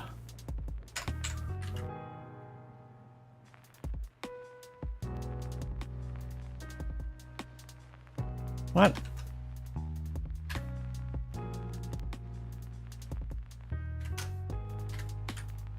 What am I doing wrong? Am I missing something obvious?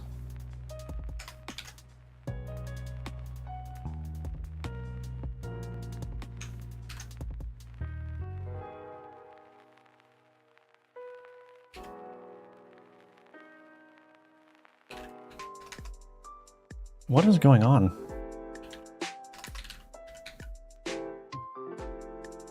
What am I missing? Error at line 16. Oh, thank you. Thank you, thank you.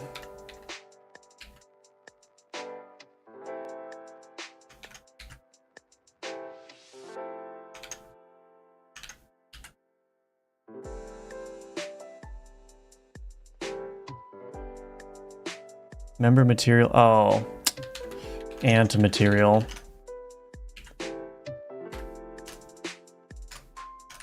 Okay. Did I do everything that I needed to do? Let's see.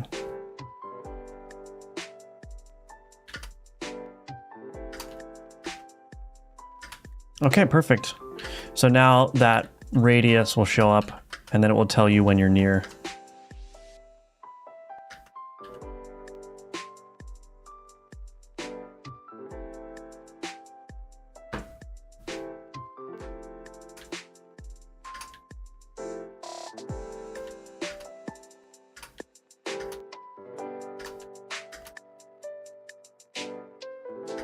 Cool.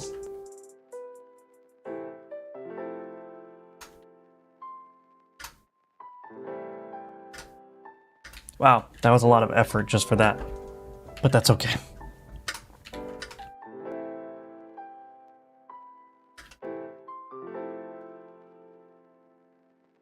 That's okay. This is just to indicate selection, yeah, to indicate the area. Glowing, yeah, I think we're good. There's a marching, yeah, but it's a rectangular marching ant shader. They don't really tell you you're right. You have no time to polish your game. Funk music plays in my head every time I write funk. Oh no, you're gonna ruin it for me too. I didn't know you could turn off process and nodes. Is that just in the current scope? Yeah, it does not include all children. It's just the process for that node itself. If you want to turn off children, you have to use the pause functionality. But process mode, yeah, the node only processes if you've overridden the process method. By default, nodes don't process. So once you've overridden the process method, but you can turn it on and off, depending on if you actually need it to run or not.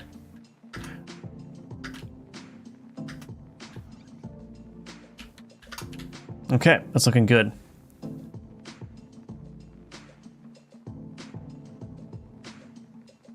Little flame trail is so nice for a little effect. Thank you, yeah. It's true in Godot and true in capital T true in Python. Also doesn't look like it is in GTScriptWorks. Yeah, I don't tend to use the is and is not stuff very often, because I think it can be a little bit misleading how those things work.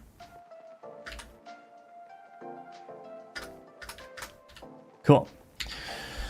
Okay, so we've added the radius. That took a long time, but radius indicator added.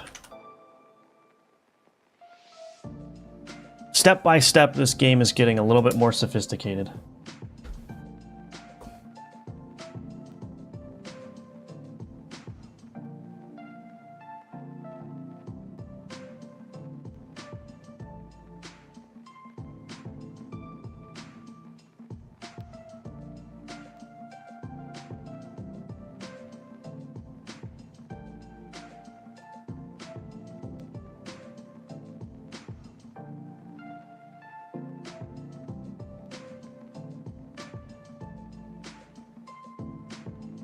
Okay.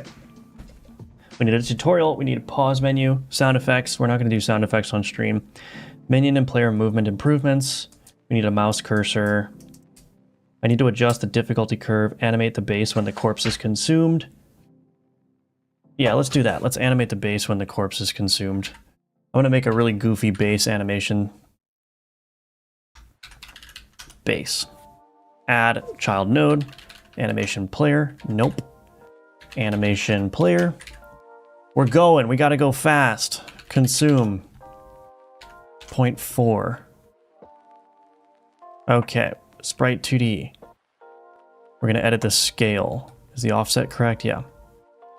Transform. Scale. Nope. Scale. Kerblam. Ooh, I can make it hop. Ooh. I'm going to make it hop. It's going to look really ridiculous, but that's the point.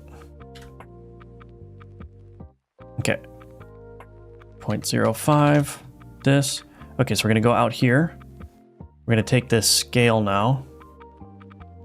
And we are going to whoop. Bloop. Oh, it's not recording.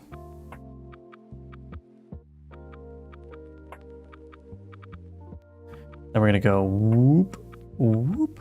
And then come back out. Whoop. Oops. And then we'll go back to that.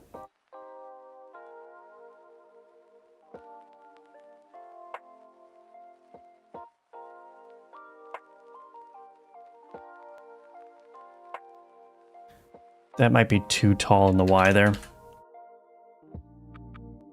And it's not squishing enough here. Why did that get locked? Don't do that. Okay, super bouncy. for the position.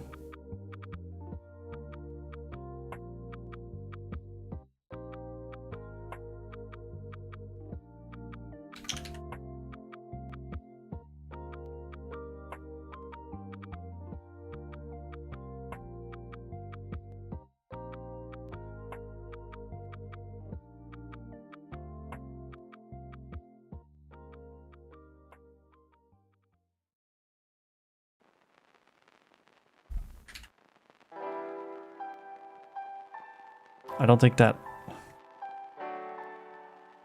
There we go. It looks super goofy. Let's make it not jump so high.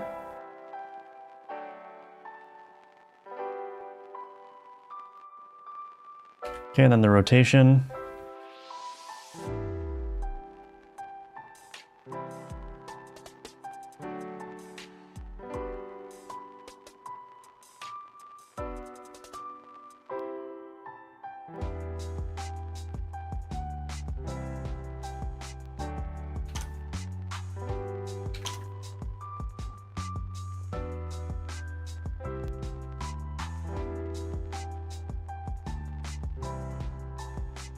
Well, that's okay.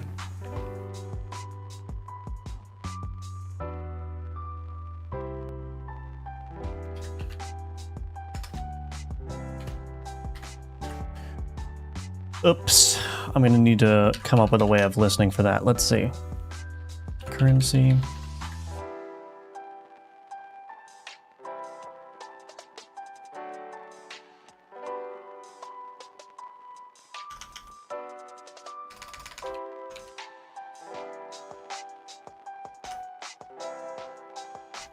Signal, corpse, base, decayed.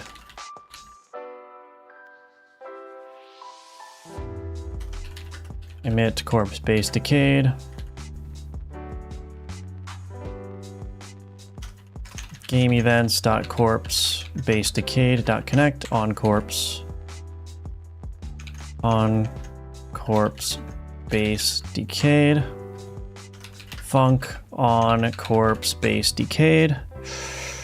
We need the animation player. Kerblam.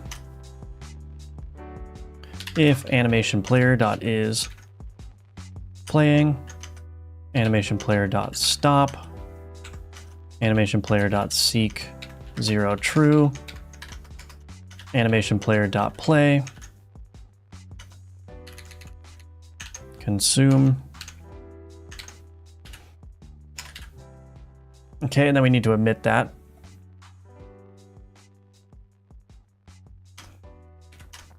Game events dot emit corpse base decayed. All right, let's see what happens.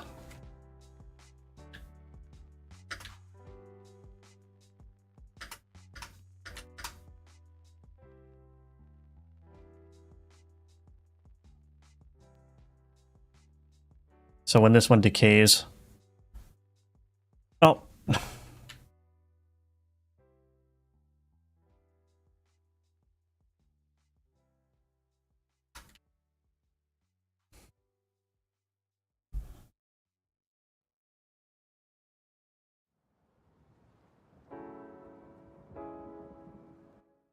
Ooh, look at that. Nice. Okay. We probably want also the base. We want the base to have a visual for when it's damaged as well.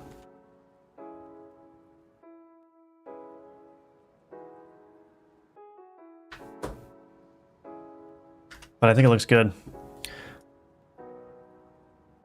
Might have gotten a bit more over my head at work. Company gave me their data structure separated by amount of bytes and I have no clue how to process it. Oh, ask an LLM. Let's see. I'm going to make it hop again, please. No, don't say I'm going to make it hop again. That looks great. Thank you. Yeah, cute. How do I hide the 3D tab? You can change that in the editor settings.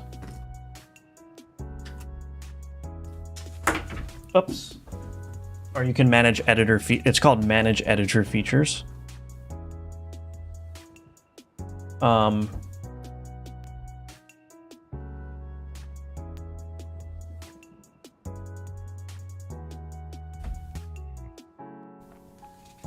gosh, there's so much to do.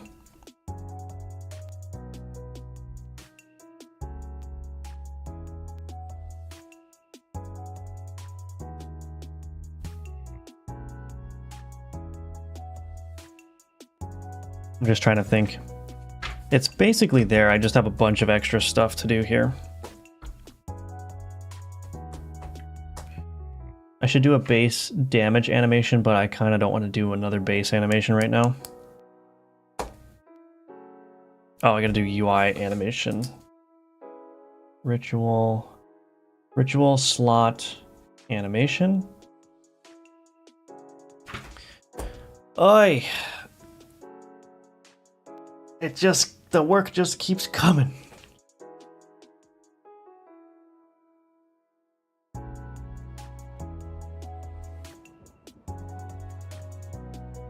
Oh, I died. I need a proper death sequence as well.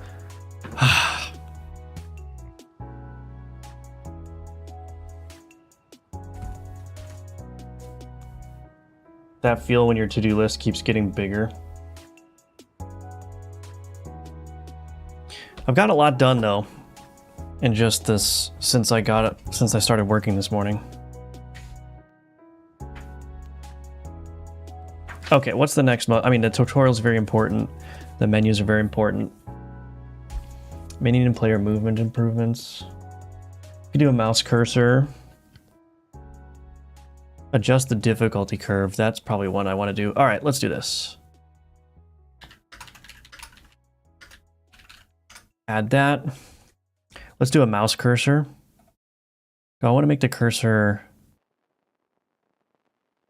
I can make the cursor relatively big, I think.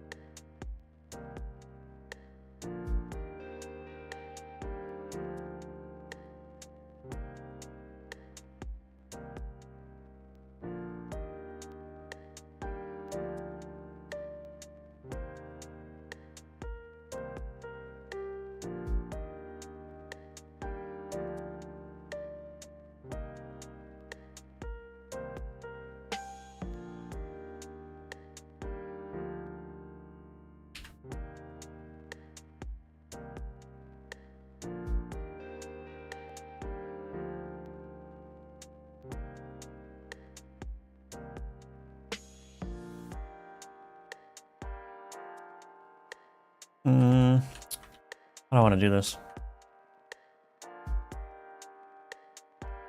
I think that'll work.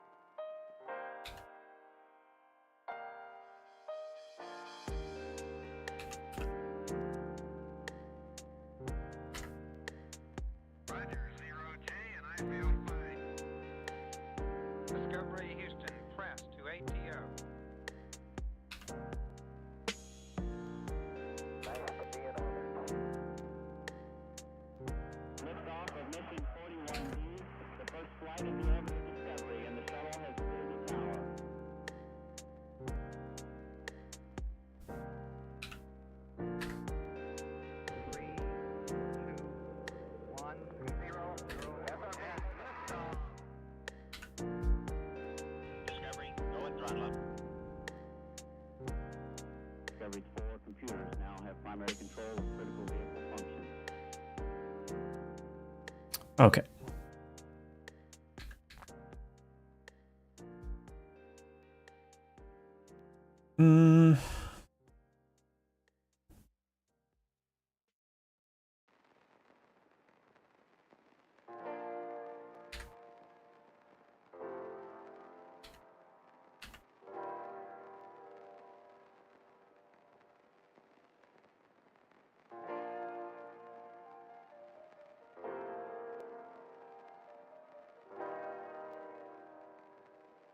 I don't know about that.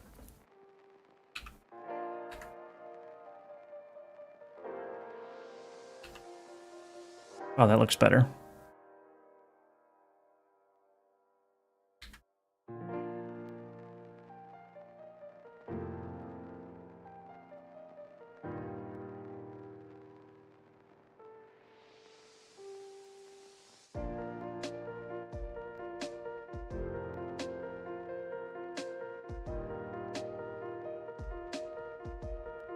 Could do that.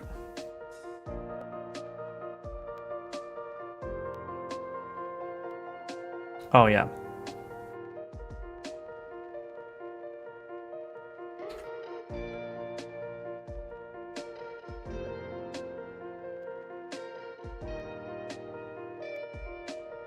I don't know about this part, though.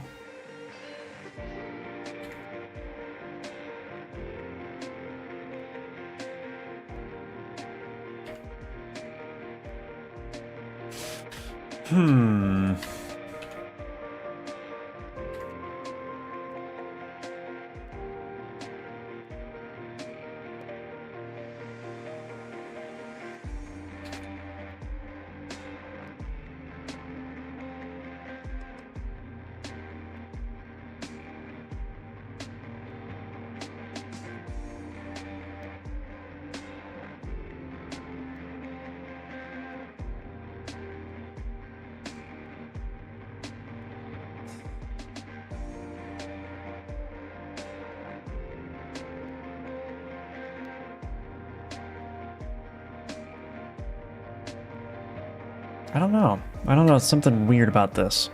Something weird.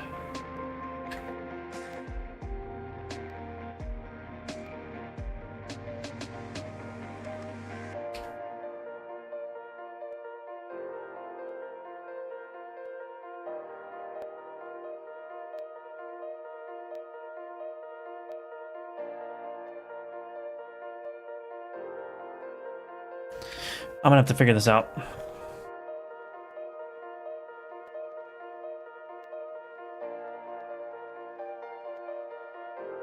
Oh, maybe that looks better.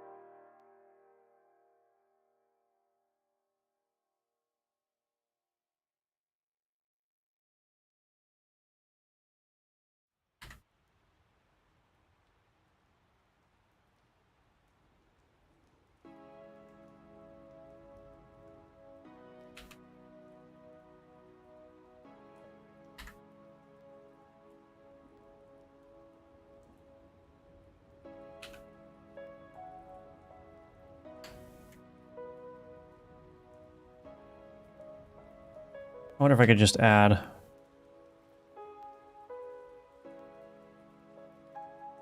No.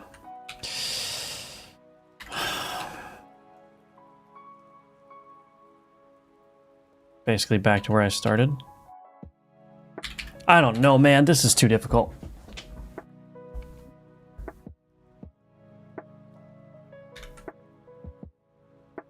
I mean, I'm sure it'll be fine. Anyway. What's going to happen if you consume 2 corpses right after another? It shouldn't be a problem. It'll just restart the animation. Oh, gotcha. Okay, never mind. 99.5% done. Getting so much juice, yeah. And a damage indicator. Oh, like a hit flash. Will you update this after? Probably not. I don't have any experience in light occluders. That's a pointy cursor. The yellow part should be bigger, don't you think? I don't think so. Trying to make a game in GMTK, but casually having a mental breakdown because I'm like 95% chance not going to get it done on time. It can be stressful. It can absolutely be stressful, so... You know? I think that's part of the challenge is like, how do you manage... Not the stress necessarily, but how do you manage your time? I'm feeling pretty confident about getting this done before tonight. So all the stuff I'm doing right now is basically just icing. I still need to do sound effects and a tutorial. A tutorial is going to be incredibly important for this game.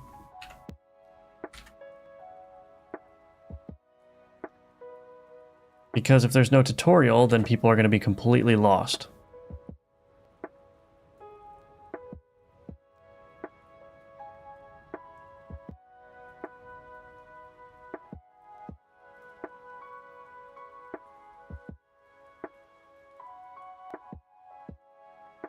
Well, I think that's probably as good as I'm going to get it for now.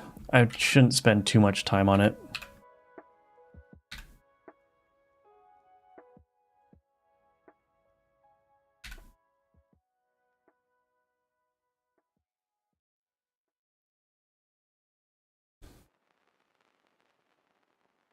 We'll see how it looks in game, I suppose.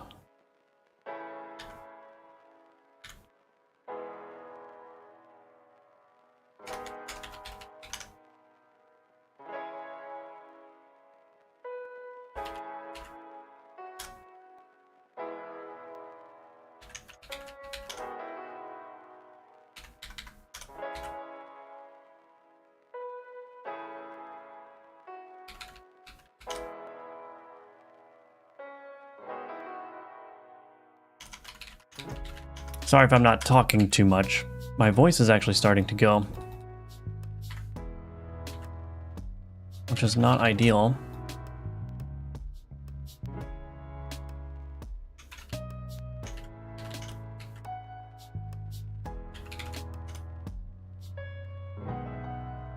Okay.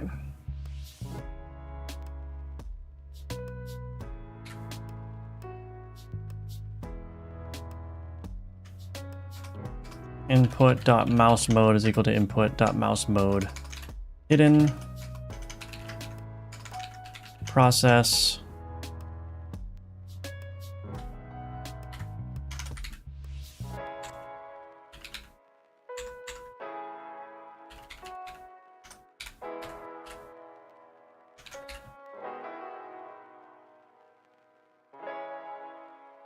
auto load scenes. Auto load cursor, add, close.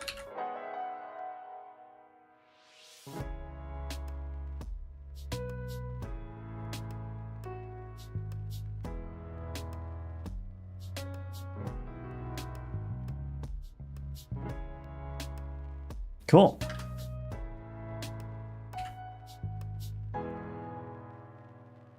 Let's just do a click animation. Real quick.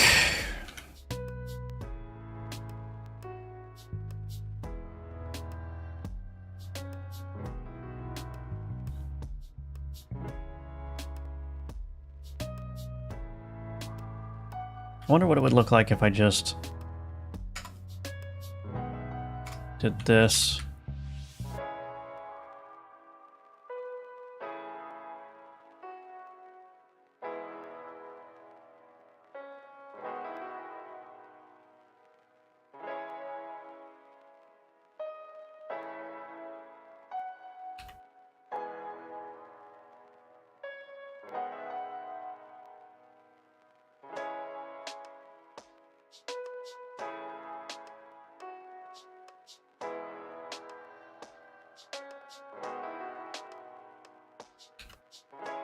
Too thick.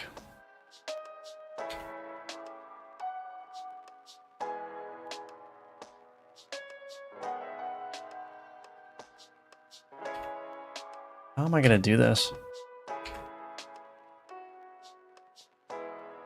I could shift these down as well. Oops. Okay.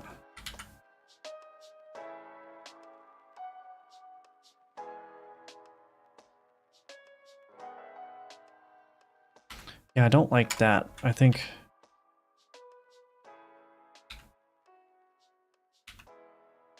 I just shift this over.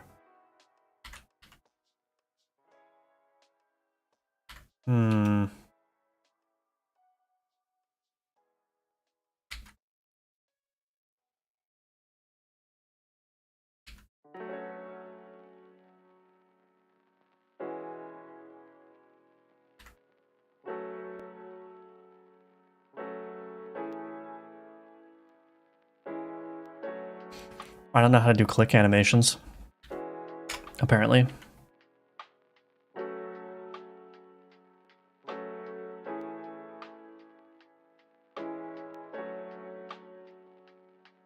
Actually, that doesn't look bad. That doesn't look bad at all.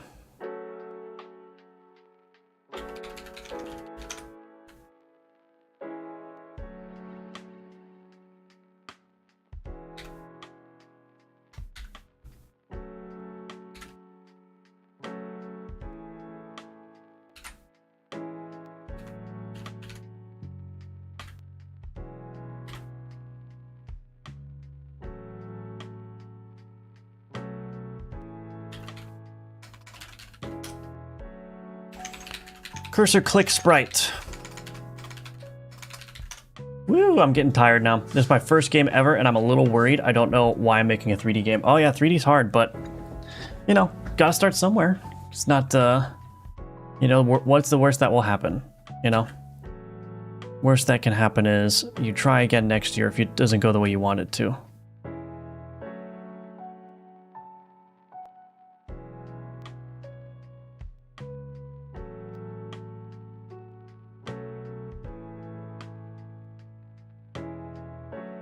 I wonder if I should do that. Would that be too... That might actually be kind of cool. Let me see how that looks.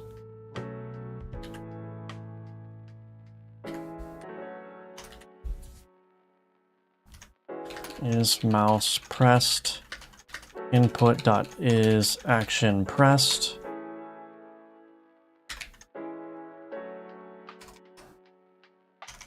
Const action click left.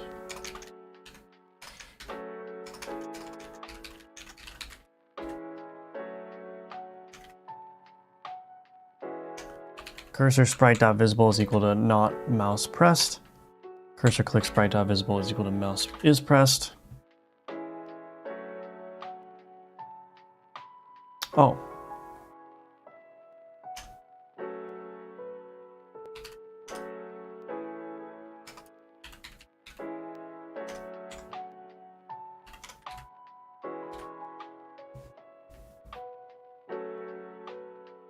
That's kind of funny. That actually doesn't look bad at all. Maybe it shifts up a little bit too much.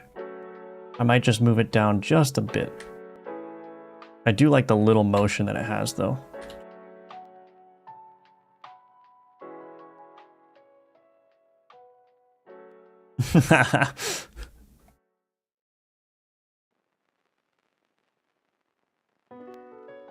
Wow, that looks pretty good. I think it's awesome. Thank you. Yeah. Cursor looks amazing, brother. Thank you. Do you typically make your game jam repos public? I don't, but I think there's a lot of demand to make this one public, so maybe I'll put some time into doing that. I'm just trying to get a single level done on time. There you go. Ines, hello, how you doing? How did you learn how to do pixel art? I'm a programmer struggling with the side of game tab. Any tips? Thank you. I have a video on this channel called How to Get Good at Pixel Art with Zero Art Skill, and it's specifically for people in your position. It's just basically a collection of the tips that I found most improved my pixel art immediately. So yeah, check that out. Cursor is giving us the middle finger. It's not a middle finger, it's an index finger. Any reason to use 2 sprite nodes instead of adding anim frames? It's just easier. That's all. Good job, thank you. Yeah, I think it looks good. Okay, we gotta keep moving though. Add custom cursor. Kerblam, done. Mouse cursor is done. Maybe we'll work on the minion movement and stuff, because the minion movement is a little bit erratic, to say the least.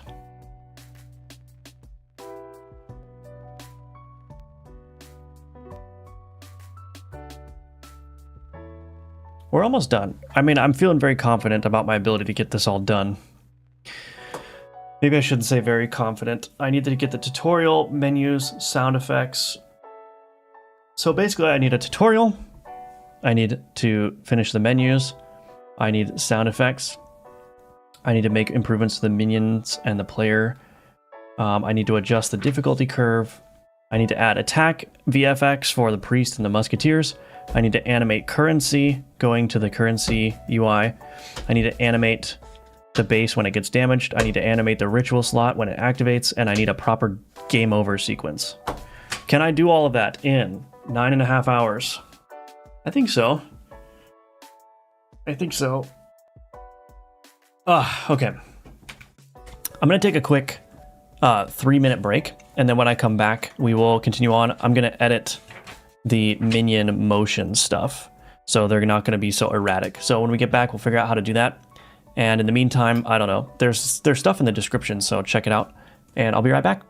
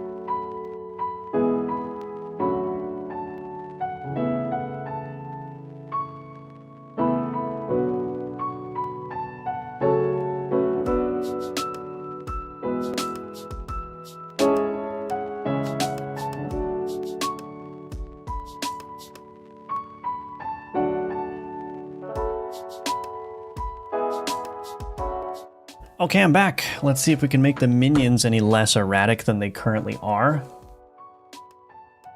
Everyone loves some erratic minions, but maybe they're a little bit too erratic. Doesn't look bad. It's amazing, dude. Thank you. I can finish it, I think. How about getting the hit indicator done so you don't forget? I will write it down. I've written 1,000,000 hit flash shaders, so I don't think it's going to be that difficult. But anyway, let's go to my skeleton here. So right now, what it does in its pursue state .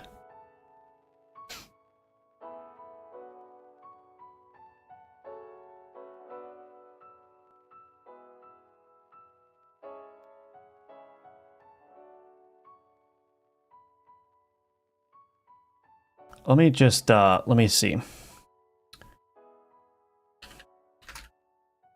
I need to refresh my memory a little bit on steering behaviors. Let's see if this is a reliable website.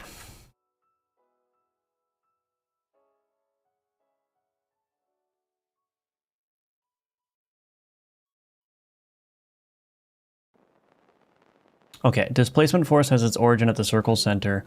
and it's constrained by the circle's radius. The greater the radius and distance from the character to the circle, the stronger the push the character will give. This displacement force will be used to interfere with the character's route. Calculating the circle's position. So we got the velocity.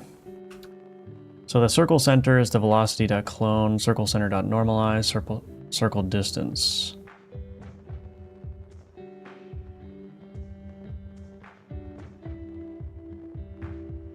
Oh, I see. Displacement force, vector angle.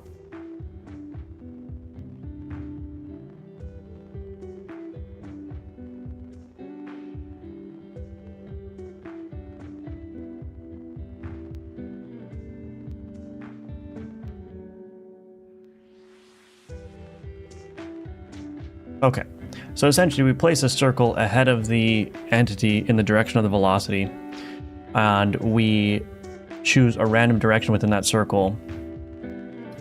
That will change the velocity vector in accordance with where the circle is pointing. So basically the circle is going to point to the edge of the circle here, and instead of having this straight line velocity, what we're going to do instead is we will take the vector that points from the entity position to wherever that displacement is. And it's like a steering wheel almost.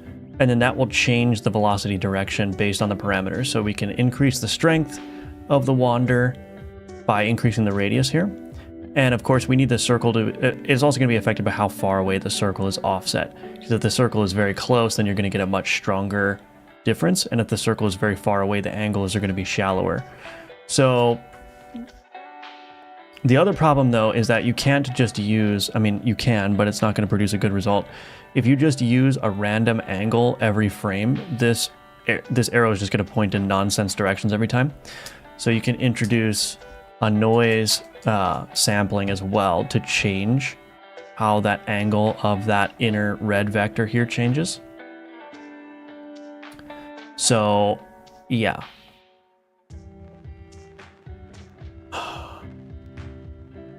I wonder if I should, let's see. I should probably create a component for this just so I can slap it into all my minions. Okay, this should not take that long. Script, wander, component.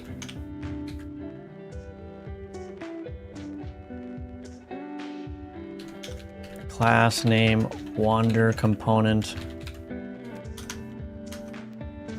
We're just going to do a func tick in here. Pass at export var noise, fast noise light,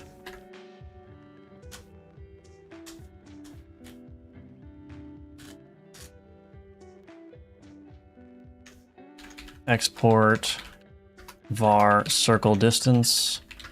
We'll set it to 32 by default. Export var circle radius.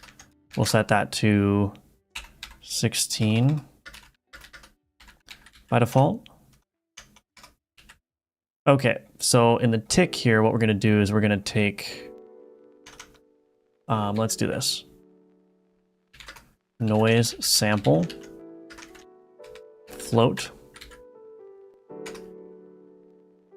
noise sample plus equals get process delta time, or maybe I should pass in, it doesn't matter. Noise sample plus equals get process delta time.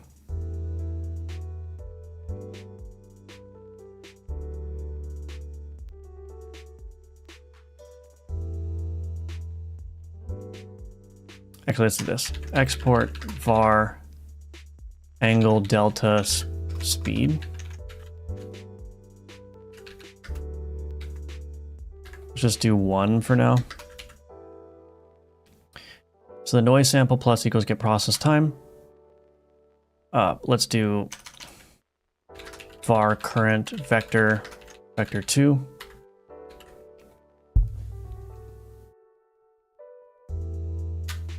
Let's pass in a vector 2.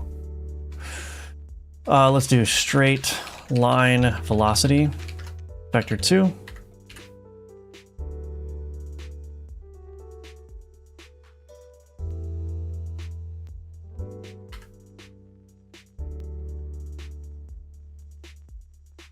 from position.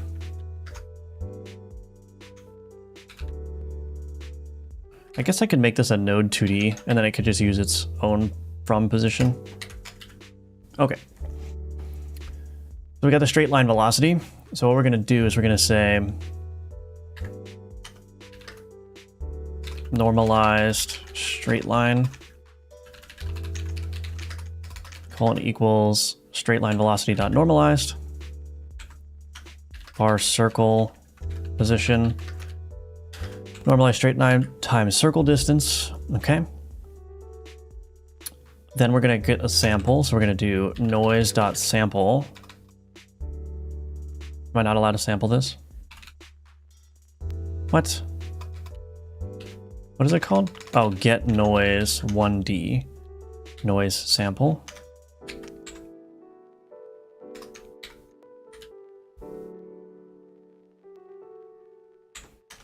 Current vector. We're going to randomize the vector on ready. Current vector is equal to mathutils.get random direction. We're going to say current vector is equal to current vector dot rotated. Angle delta speed times get process delta time times var noise value.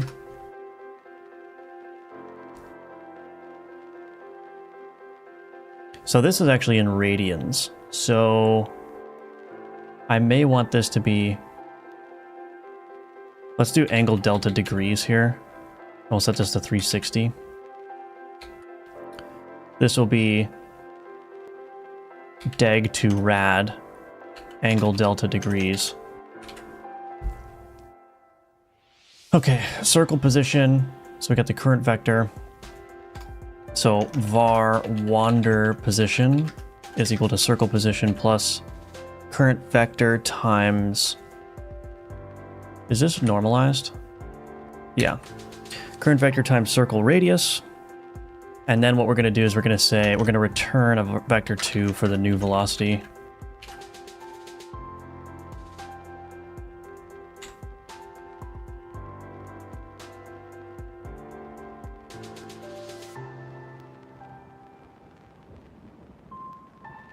Actually, we're just going to return straight line velocity dot.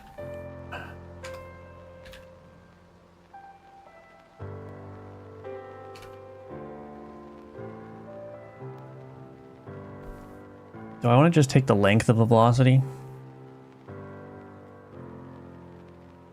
So basically var new direction is equal to global position dot direction to wander position.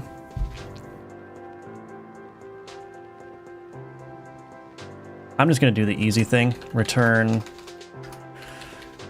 straight line velocity dot length times new direction.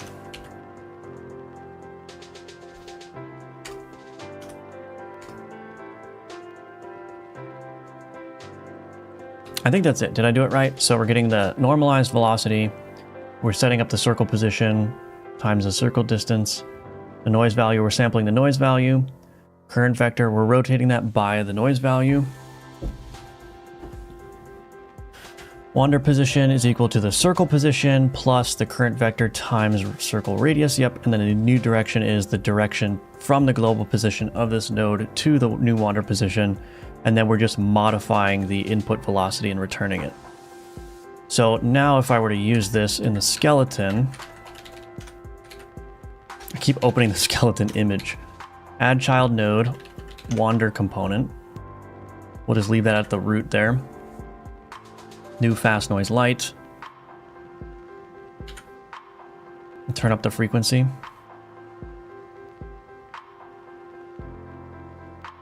Let's get the wander component now.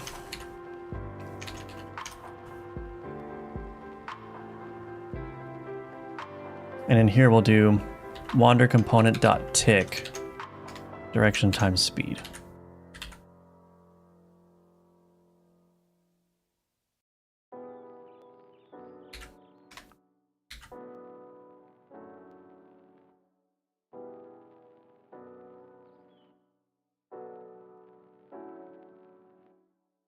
Does that produce a little bit more sensible movement? It's either going to break or it's going to work. Where are you going?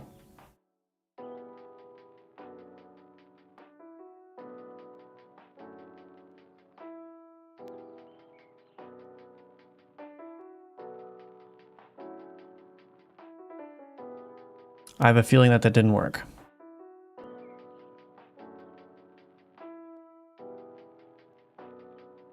Oh, circle position is global position plus. That's why. Let's make this a little bit easier. Let's go to my main scene. And we'll just instantiate some skeletons in here.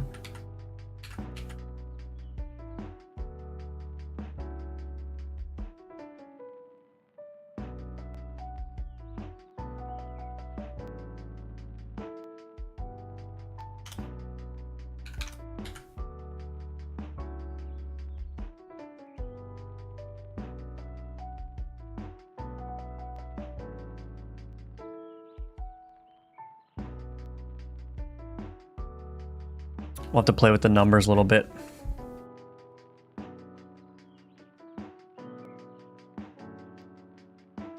I think what I can do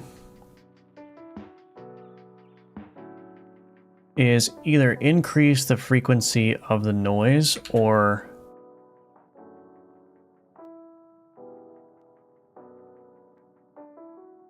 what else I should do is this.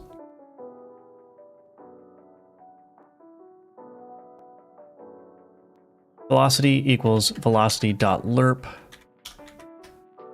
Wander component dot tick 1.0 minus exp negative 15 times get process delta time.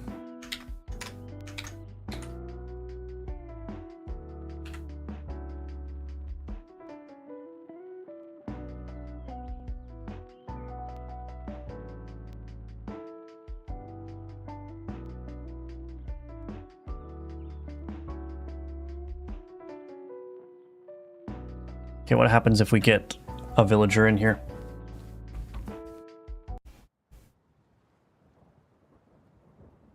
Oh, okay. I think I just need to up this. Actually, let's not up the frequency. Let's up the angle delta to 720. If I was doing this in a full game, I would write some debug drawings so I could see how the wander is actually working, but we're just going to play with it until it looks good.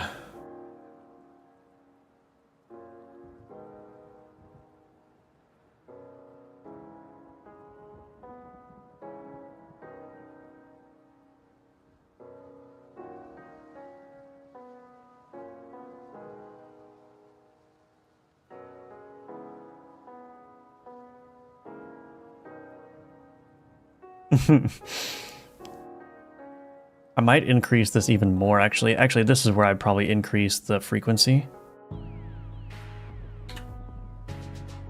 Thank you, Snupbill, for the IDR 10,000. Very much appreciate that. Thank you, thank you. Very much appreciate that, as always. And we have the message Yummers. We all love the Yummers message. Did you ever find export to be fragile? Not necessarily, no. I mean, I guess only in the case where if like you rename the export variable, it kind of like erases your data.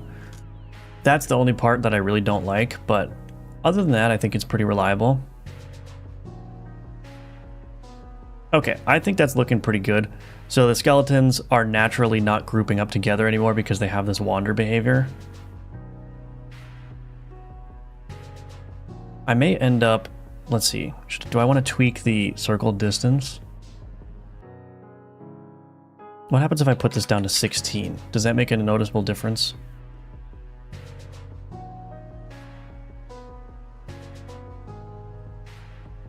I think it does.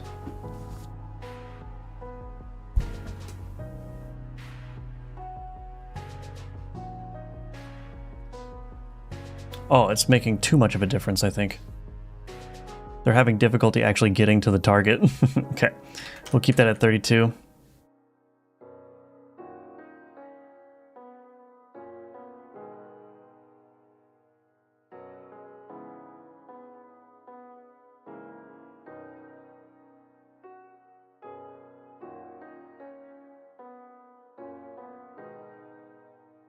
I think that looks fine.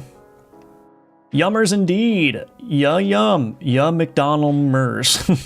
Yum McDonald's mers. Yes, indeed. What does the wander component do? It just steers the skeleton so that they don't follow a beeline path to the enemies. Try making the noise cellular.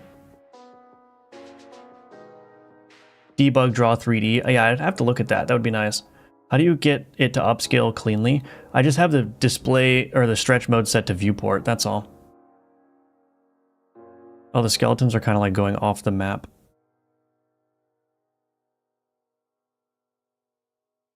I think this looks much more natural though. What is the reason for using noise versus random values? Because if you use a purely random value, it's going to change sporadically every single frame. So you could have, you know, let's say that the vector is pointing to the right one frame, it could go complete 180 the next frame.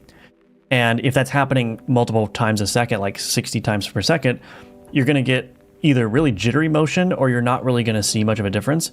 If you use a random, you can control the random to a certain extent. So it basically becomes impossible for the direction that they're going to change more than a certain amount every frame.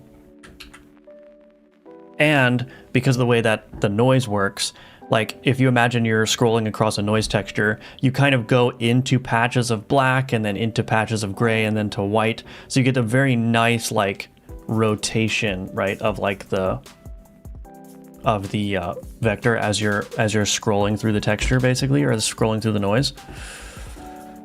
But somebody said to try cellular. I don't know what exactly that's going to do, but let's see.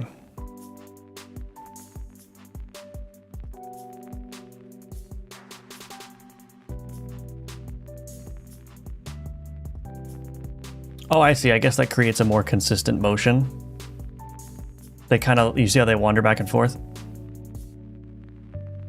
So they're kind of doing like a sinusoidal movement almost.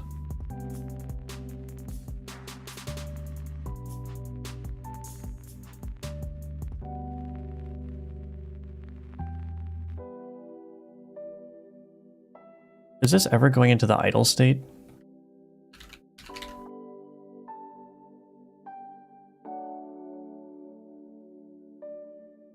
I don't even have an idle state. We can get rid of this. I'm not going to do an idle state because I don't have idle animations for them. I don't know if I like the cellular though. I think I'm going to switch back to Perlin.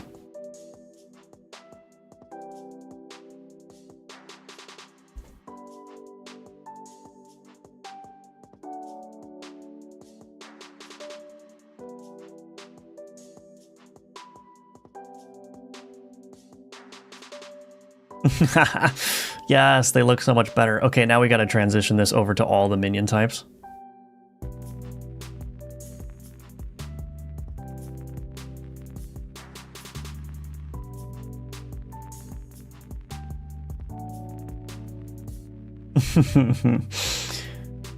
How do you get the Perlin noise working? Well, it's just use fast noise light and then there's methods to sample it. Okay, so now let's just do this.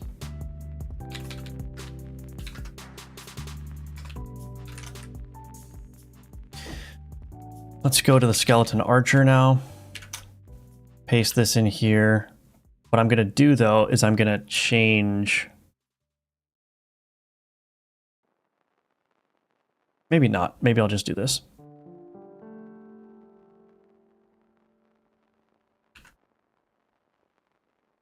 I'll just keep them all the same. There's no reason to make them have super different whatchamacallits.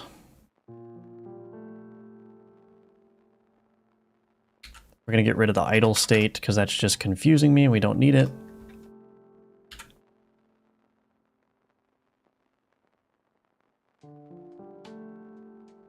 Oh, here, velocity is equal to velocity.lerp.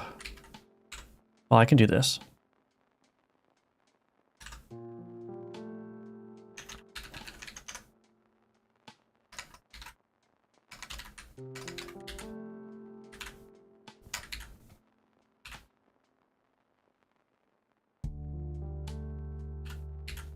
Okay.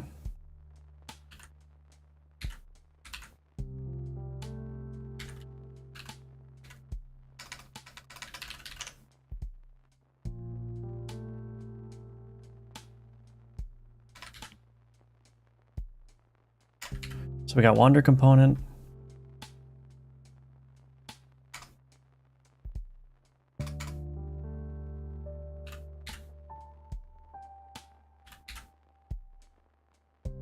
If I had more time, I would try to make these have distinct or more distinct movement patterns, but I'm not going to spend the time to do that for the jam.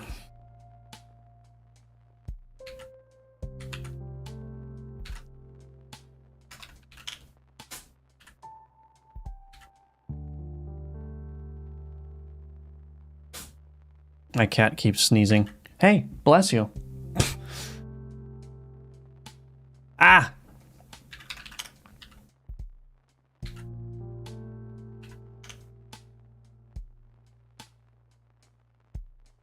Oh, I forgot to also change target acquisition timer.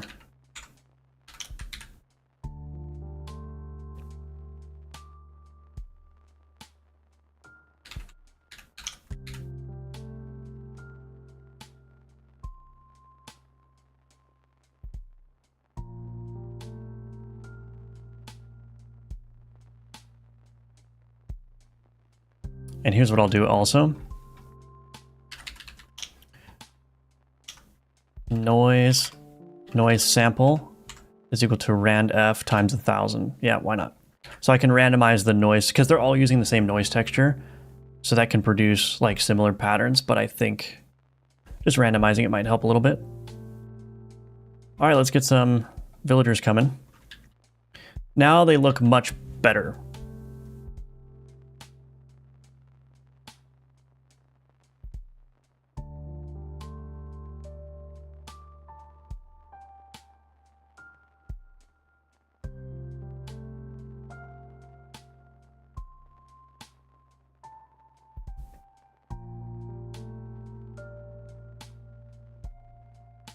Azir, do we have to do this every day? Okay. Okay.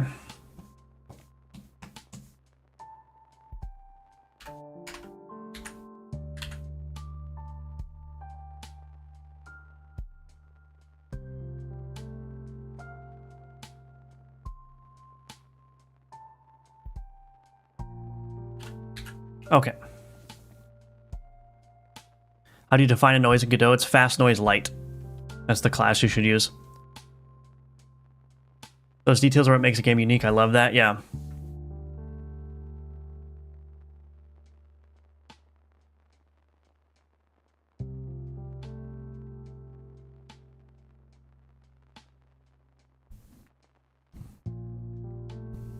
Okay, Azir, you need to stop. What? What? What do you want?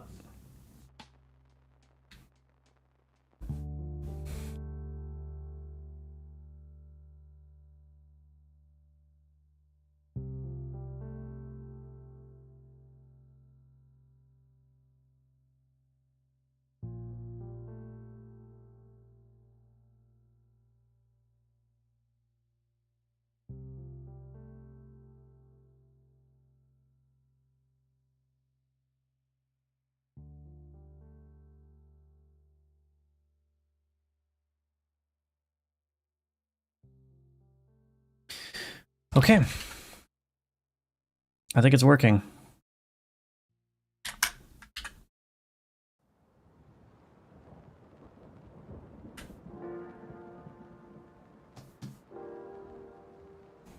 All right. Improve skeleton movement. Bam. So that didn't take as long as I thought, or as long as I... Yeah, it didn't really take that long. That's the point.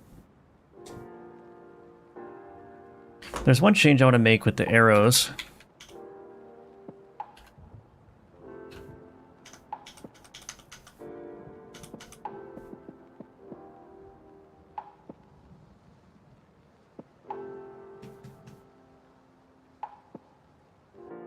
Let's see if I can split this.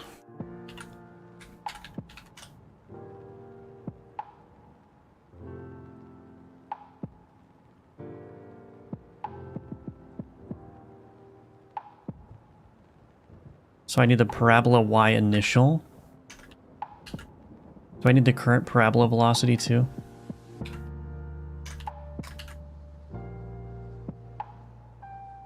Okay.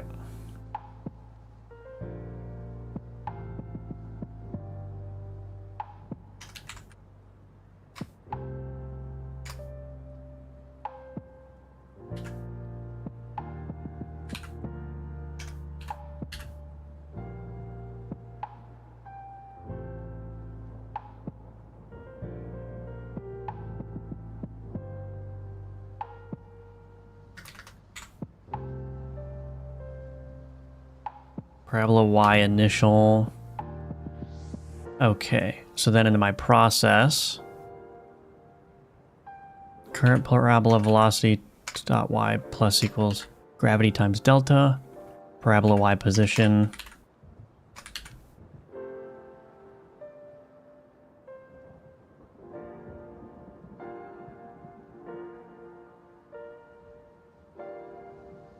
Do I need the ground velocity too? I guess I do.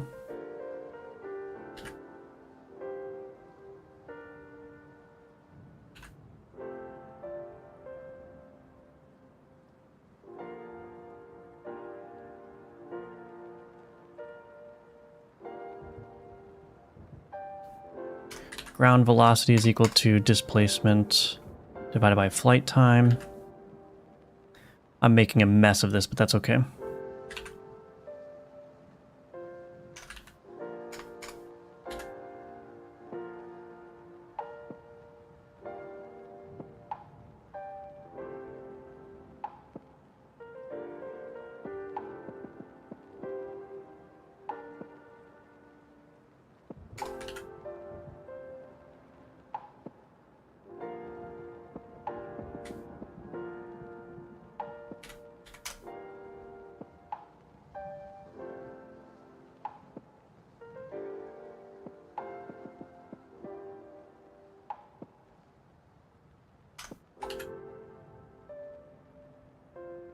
Sprite 2D.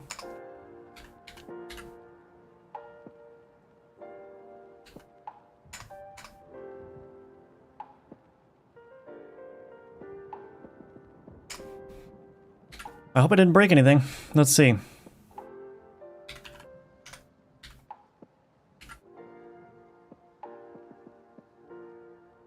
There we go. Are you using Tween to animate, or is it just Animation Player? I'm using a mix of both. Okay, so the reason I made all those changes is because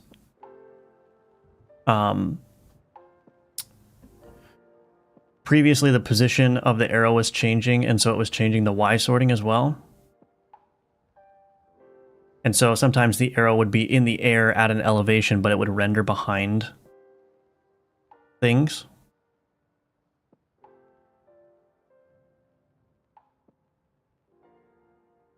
Is the arrow being added to the...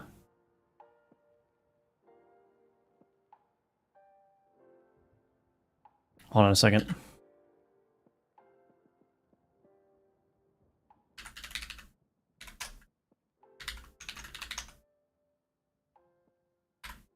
Yeah, I think it's okay. I actually don't know if that made much of a difference, but it didn't break anything, so... Basically separating the visual Y component from the actual position.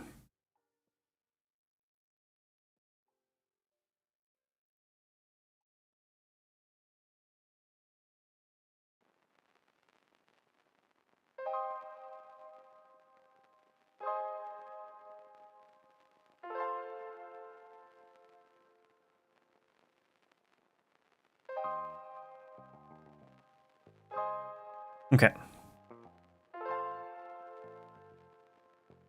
Well, I don't think anything broke, so...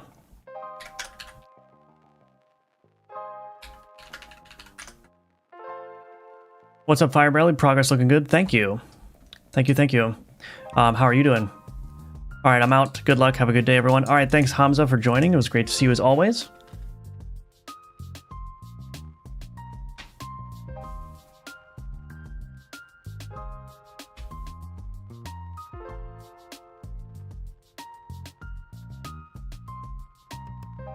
So we need enemy attack VFX for the priest and for the musketeer.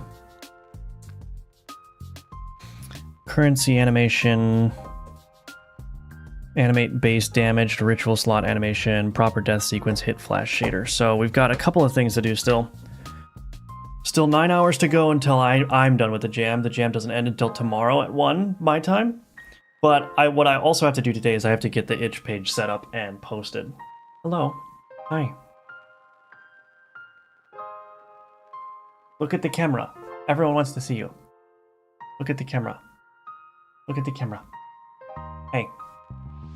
What are you doing? What are you doing? Look at the camera. What are you doing? Are you annoyed? Ah. Let go. Somebody needs to trim your claws. Cat. I'm doing all right, having some issues integrating Steam into my game. Yeah, that can be tough.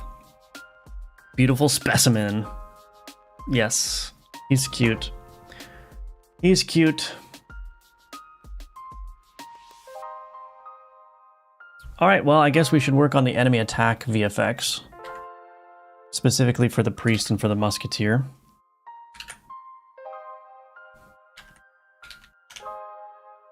I keep doing that, priest. I wonder how I want to just make like a really quick...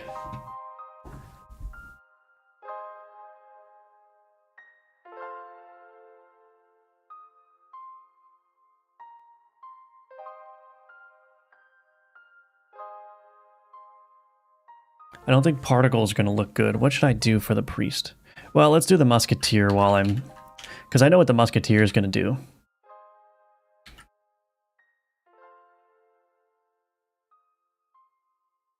Musket particles.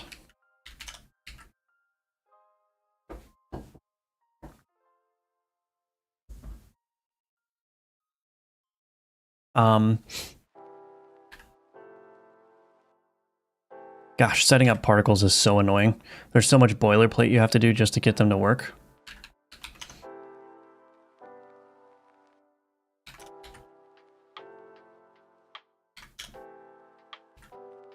Speed scale. Speed scale. No, not speed scale, not preprocess. What am I doing? Explosiveness, lifetime. These can actually be quite up.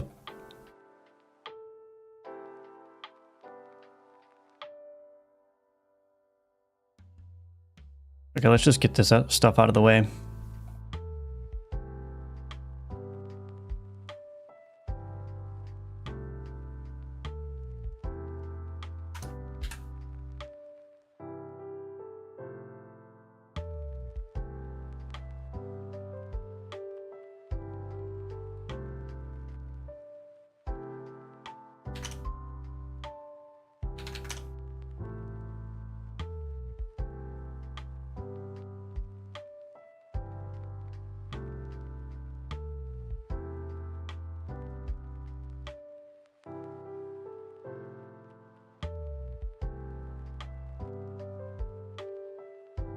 Okay.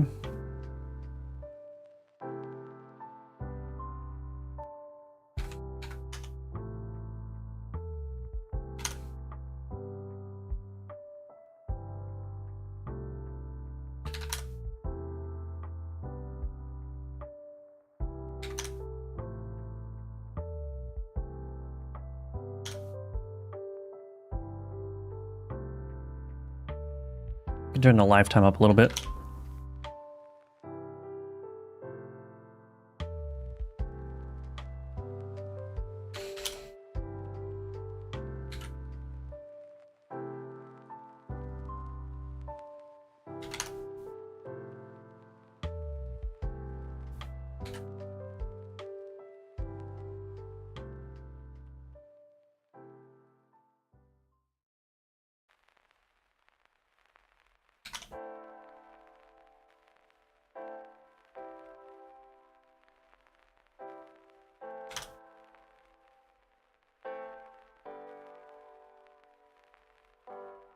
Maybe I'll turn the damping up a lot and then turn this velocity up.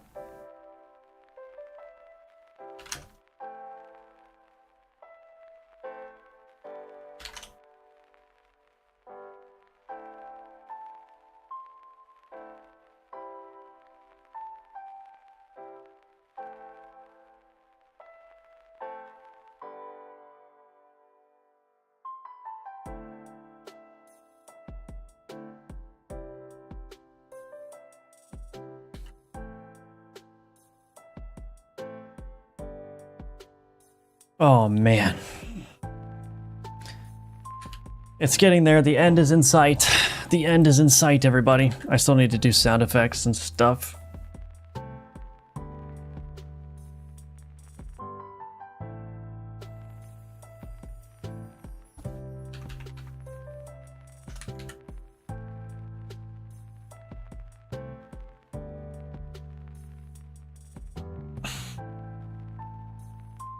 Anyway.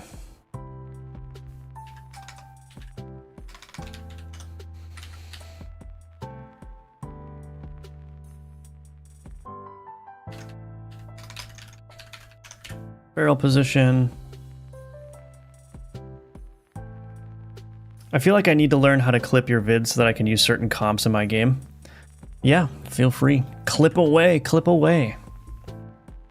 I've always wanted a cat like that, but I've been told it requires a lot of care compared to other cats. Yeah, they do require a lot of care, and they also have a predisposition to hypertrophic cardiomyopathy, which that guy actually does have, so I have to spend a lot of money. I have to spend a lot of money getting his heart checked out. I have him on some pretty expensive medication. So it's not, yeah, it's quite a commitment. It's quite a commitment.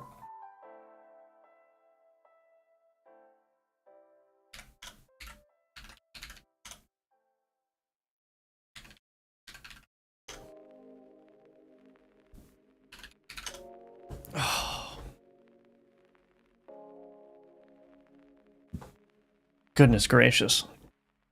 Haven't seen this guy yet. Looking good. Thank you, Pedro.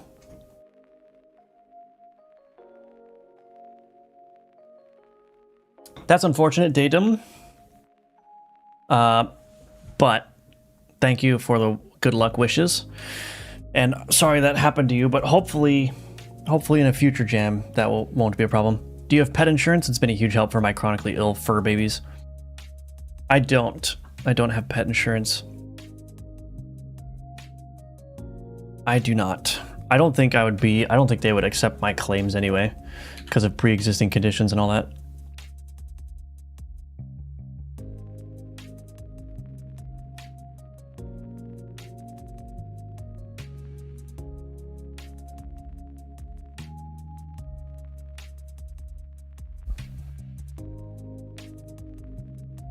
Okay. Oh shoot, I gotta do something real quick.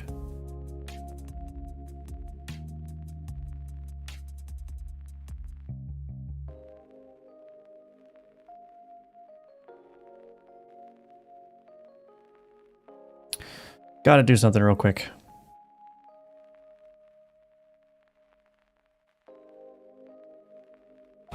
Okay.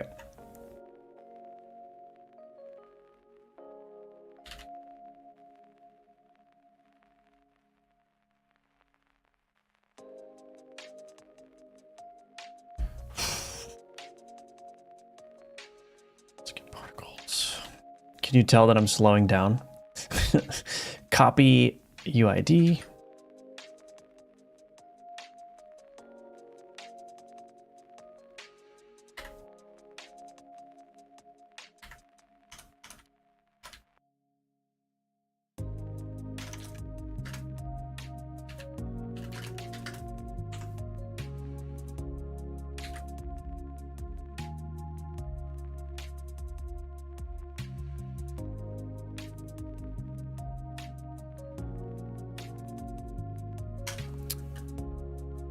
Var musket particles is equal to particles instantiate as node 2D.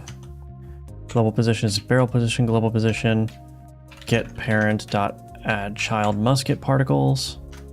I think that's all I need to do.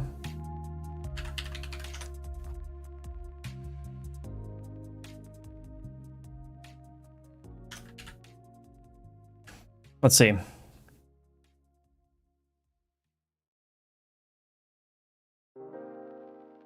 So I should get some musketeers spawning, or a musketeer spawning.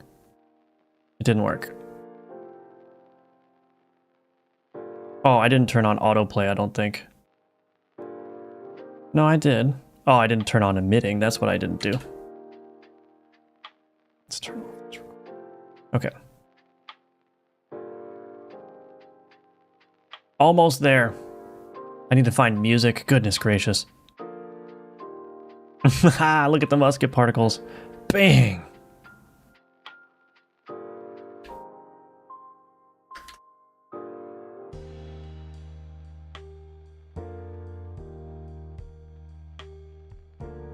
So if I was making a full game, I would try to make them actually aim at the skeletons and whatnot, but that's going to be a little bit too much, but I think it looks good enough.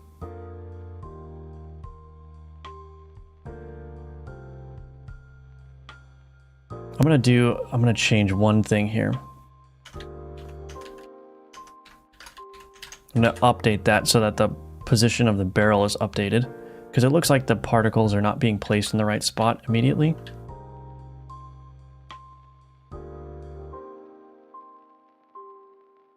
Bang!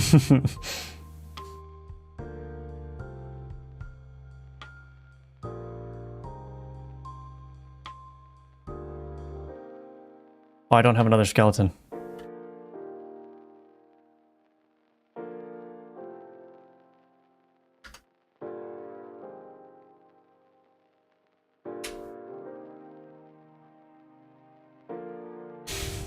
Okay, I think it's looking all right.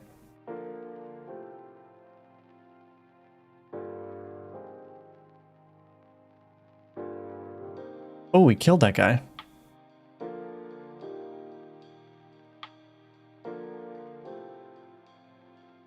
Anyway. Maybe I should put it below the object in the middle. Does it mean to player health or object health, if you know what I mean? The player doesn't have health. So I'm counting on players figuring that part out, but I just worried that it would be too cluttered if I put stuff in the middle of the screen here. There's already a lot going on, so.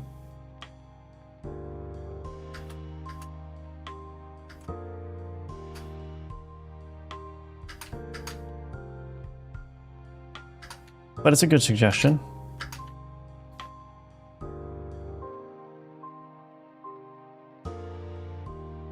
A lot of stuff in the middle, yeah. All right, so that's good, I think. So I need to, what? I need to undo the change I made here. Add musketeer particles. So now we need particles for the priest. But I'll get that done in just a second. I'm going to take a quick, like 5-minute break this time. I'm going to take a little bit of a longer break. My goal for this stream is to get all of the visual stuff done that I need to get done, and then I will end the stream and I will do the sound effects and music and stuff, as well as the playtesting and balancing off stream. But we got a number of animations and visual things to do still, and I still need a proper death sequence for the player, so yeah, still a lot to do, but I'm going to take a little bit of a longer break this time, maybe anywhere between 5 and 10 minutes. So hopefully you stick around, and when I come back, we'll do some more. So yeah, I'll see you in just a few minutes, and then we'll continue.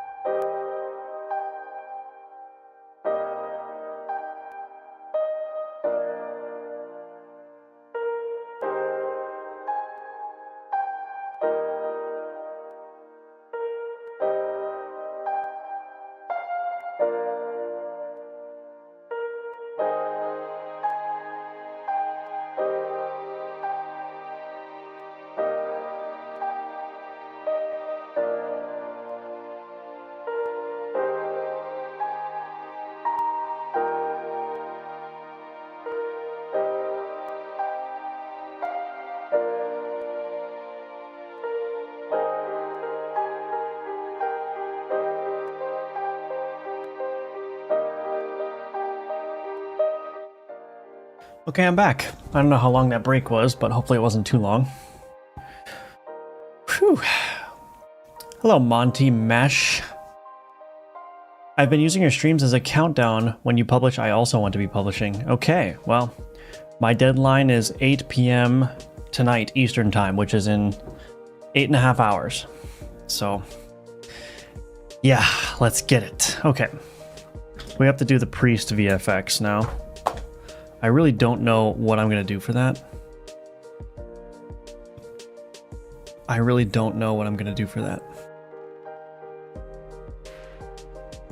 I doubt I'm going to be able to make a particle look good. What I could do is I could just make it like a holy fire kind of thing. Maybe I'll do that. So let's open up the priest. I'm just going to copy these musket particles. Actually, it'd probably be better if I copy the...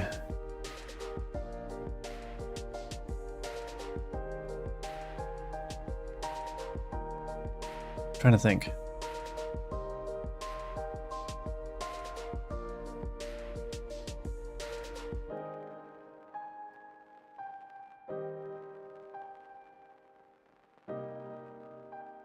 It'd probably be better if I copy... not the death part. Is it the death particles?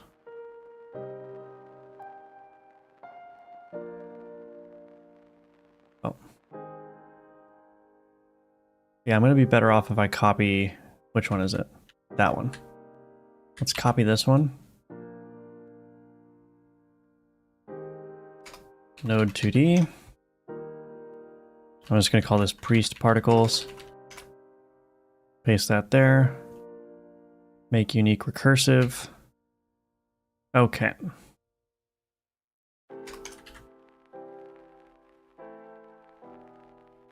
So let's do this first. Let's change the spawn position to a box with extensive 8. Okay. And then we are going to reduce the spread to 0. Okay, and we're also going to get rid of the gravity, I think. Yep. Okay, let's change the color to white and yellow.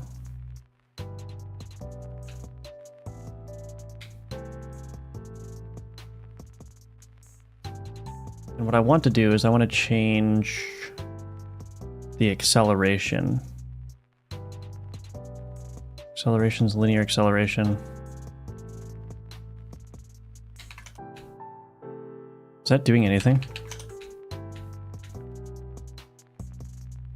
Yeah, so what happens if I start the velocity at like 0? That probably wouldn't be very good.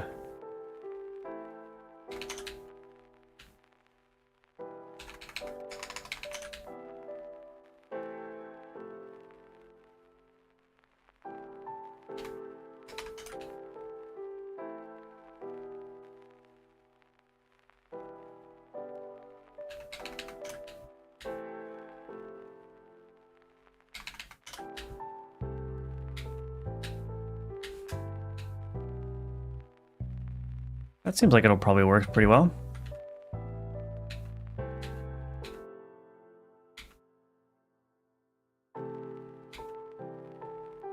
What if I change the scale curve a little bit?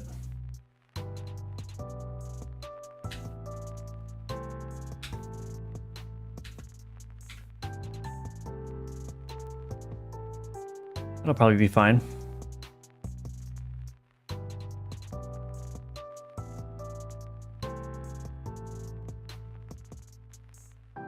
Copy UID. Okay.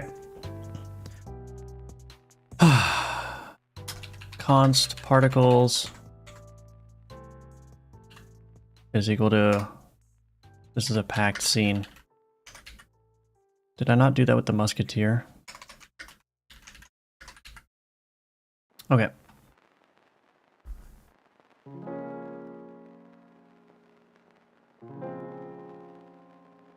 Okay, so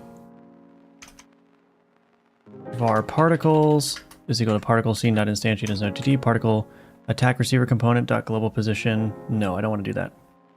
I want to do current target vector 2 dot down times 2. Okay, get parent dot add child particles, and then we need to do the animation player. Stop! Why does it select the animation tree first? Animation player, thank you. Default, autoplay, keyframe emitting, turn it on this time. On. Add track, call method track. On the priest particles. Insert key. Cue free.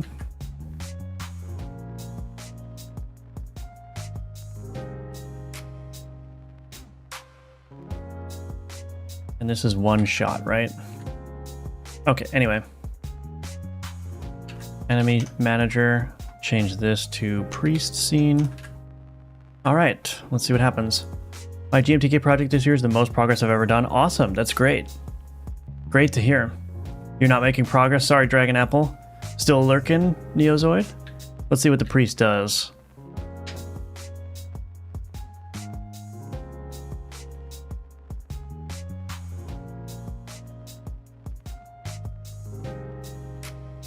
That looks pretty good. I may reduce the height of it a little bit. So it's just a little bit too tall, and it's probably a little bit too big as well, so let's do this. Process material. Turn down the scale, and then the height. Linear acceleration.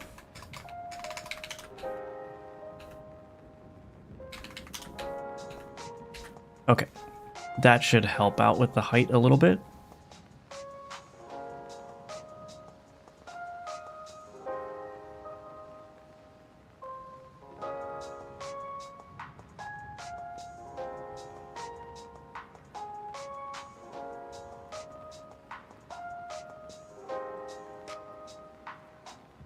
Okay, that seems to work just fine. Ooh, we just blasted that guy. Did you see that? Okay, that seems to be working just fine. I'm just going to check out the remote scene tree and make sure everything's working as expected.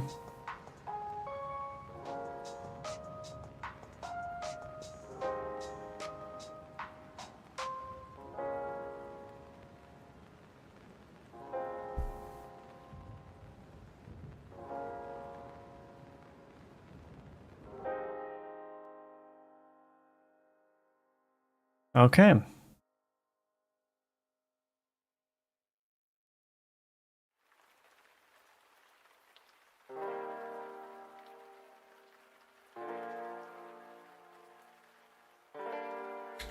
I think we're good.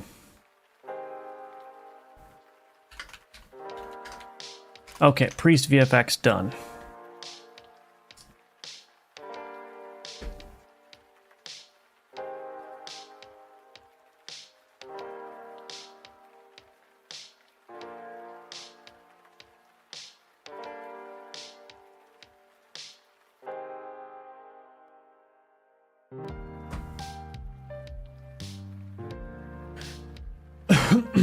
Okay.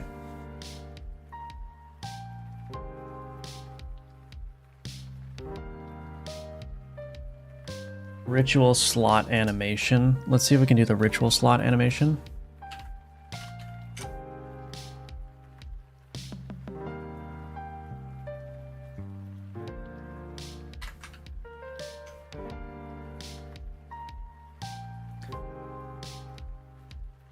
You have to do dishes now. Oh, chores. The chores are still necessary.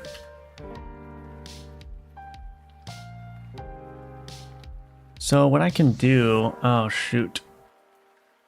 No, this should be fine. Add child node. Node 2D. Visuals. Put all this under there.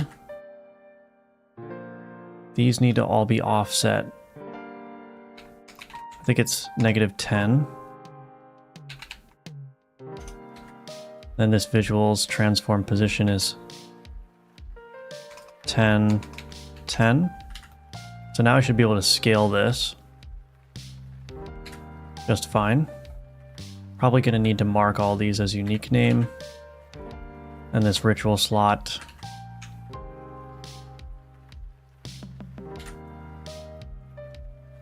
What is this sprite 2D? Oh, that doesn't need to be unique. Okay. So now we need the visuals.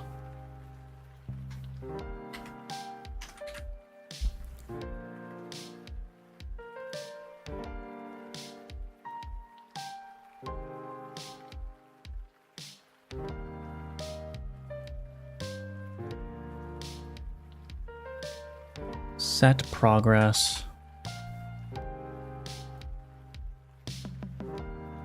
It's like a loop charge complete. Loop manager dot charge finished for slot index. Cool.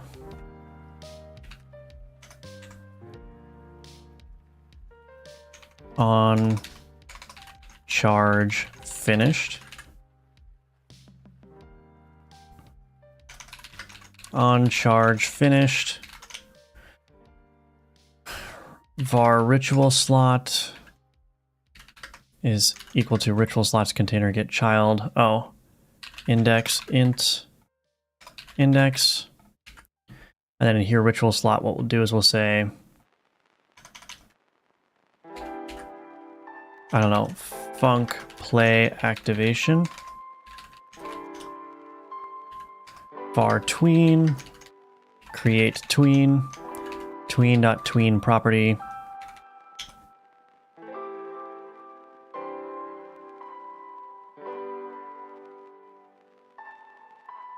Visuals.scale is equal to vector2.1 times 1.5.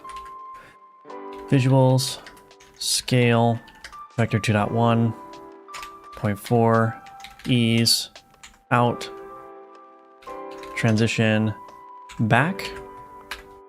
And then in here, what we'll do is we'll say ritual slot.play activation.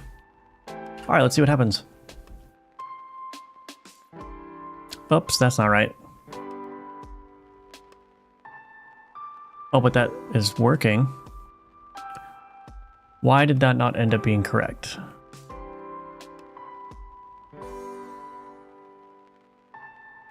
Oh, this Rune sprite doesn't need to be offset.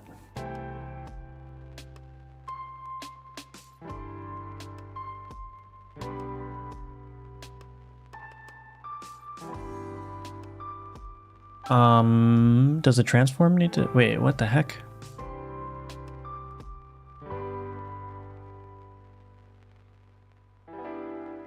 Well, I guess I can just put a Rune in here to test. No need to guess about it. Why is this not...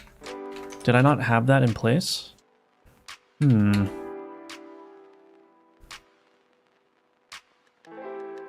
Why is it doing that?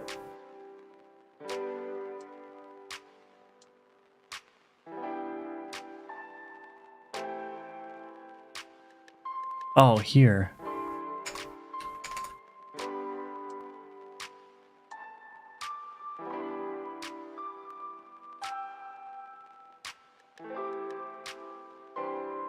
What?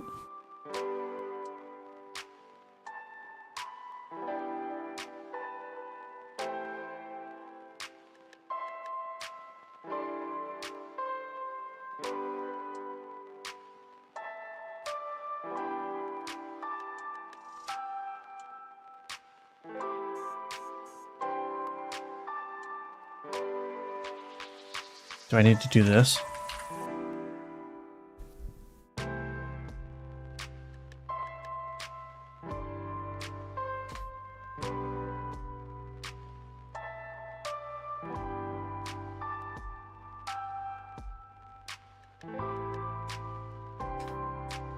Oh, this needs to go here. Okay, I think that'll work.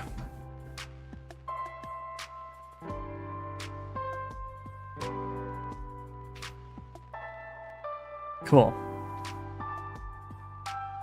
Let's increase this animation speed and size, I guess. Can you explain game jams a bit, please? I'm interested, but getting overwhelmed searching for them. Where do you find the ones you participate in? Are there standard rules? Can noobs play during along too? Yeah. So usually game jams are usually or always open to everyone, but it's just a game jam is just whoever's hosting it. There's not like official game jams or anything. So usually big content creators will host a game jam, or like there will be engines that organize, you know, game jams. So in this case, Mark Brown from Game Maker's Toolkit is hosting a game jam, and he's the one that decided basically all the rules and what the dates are and everything. Each game jam will have different rules, like they might require that you use a certain engine, or they might require that you use certain art assets, or don't use certain art assets. But yeah, usually, yeah, anyone can join, so. Curious if every bit of this jam done live, aka in a VOD. Do you do offline stuff? No, I did a lot of offline stuff, yeah. There's a lot of progress that I made offline.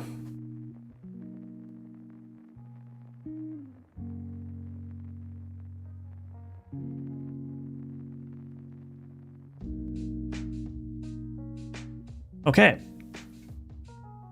So that's working now. Very simple scale animation,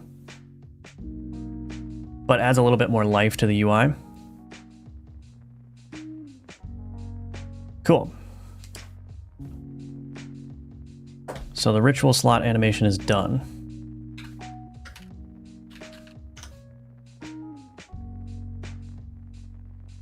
Okay.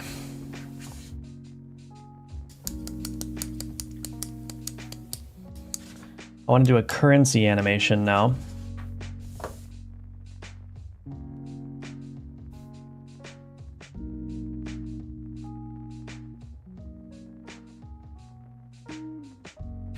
Currency animator.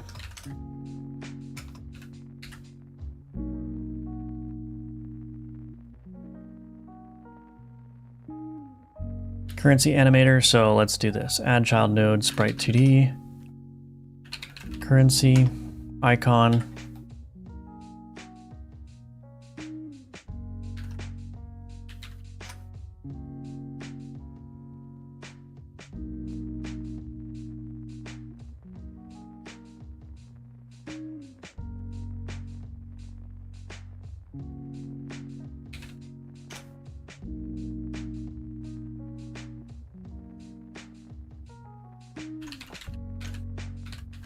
I'm going to do this very hackily as well.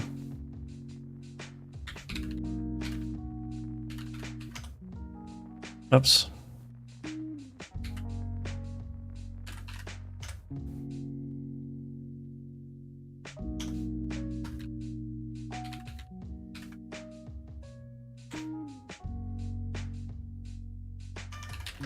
Get currency position.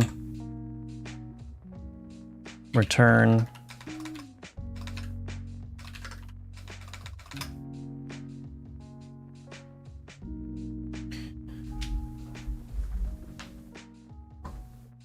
Okay, so now for the currency animator.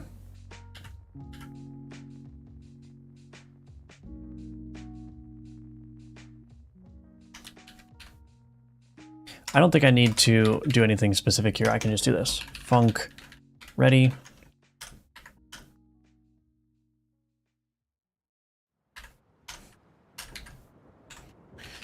Sprite2d.scale is equal to vector2.0. var tween is equal to create tween. Tween.tween property. Sprite2d scale vector2.1. 0.5. Ease out back.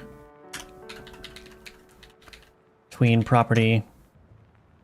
Sprite2d. Global position.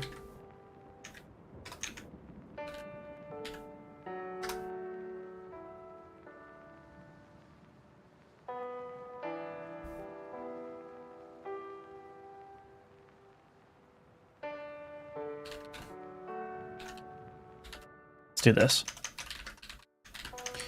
Func init call deferred. No, not that. That. Global position, get currency. Global utils get currency position. Dot global position. No, that's not what I wanted to do.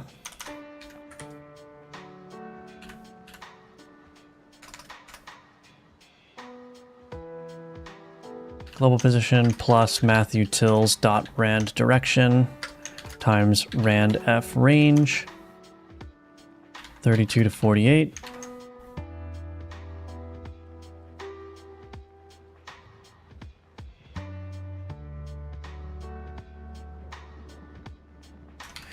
Tween dot tween set parallel.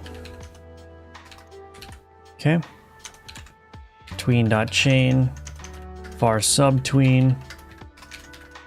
Create subtween. Then we're gonna do this. Subtween dot tween property global position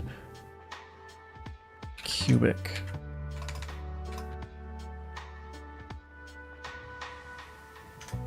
Do I want out? I don't remember. Nope. Easings.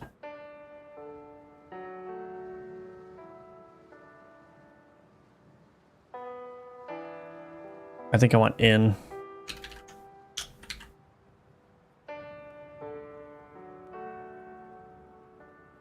This needs to be create tween. Tween dot tween subtween. Subtween. Subtween dot call. No, tween callback. Q free. I don't know if that's going to work at all, but we're going to try it.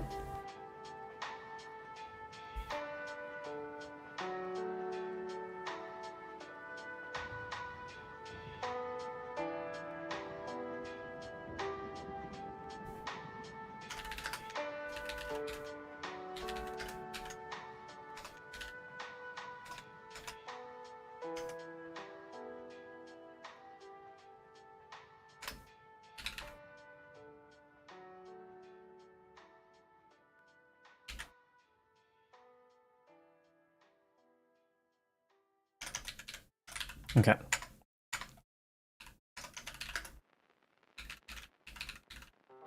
Currency animator, vector 2, vector at position, vector 2. Currency scene instantiated as node 2D. Currency animator dot global position is equal to at position.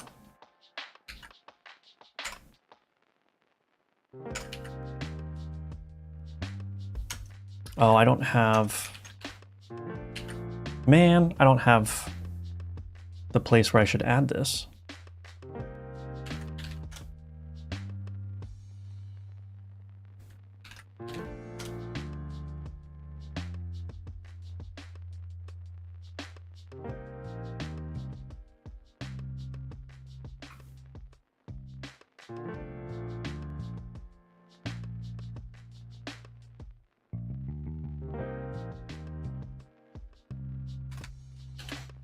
How do I want to do this? Create currency animator? I don't know. Yeah, I'll do the SFX offline. Wow, it looks amazing. Thank you. You're welcome. Hello, iCode stuff. Welcome back.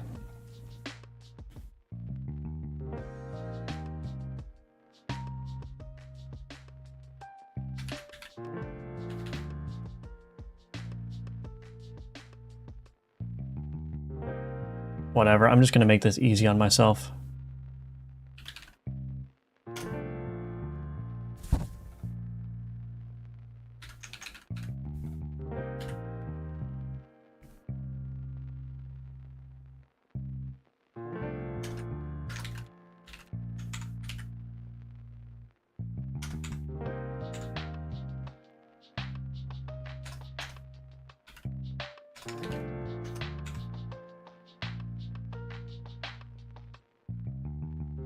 Cool.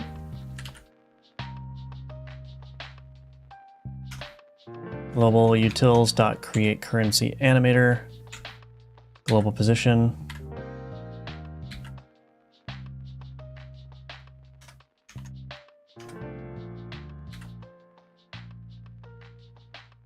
I guess that's it.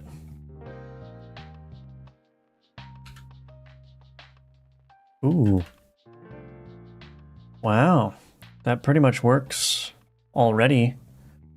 Currency animator.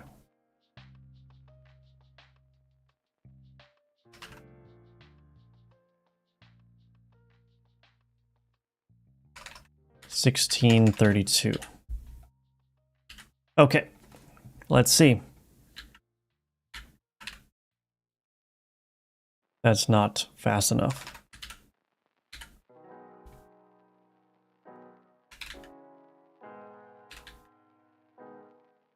All right.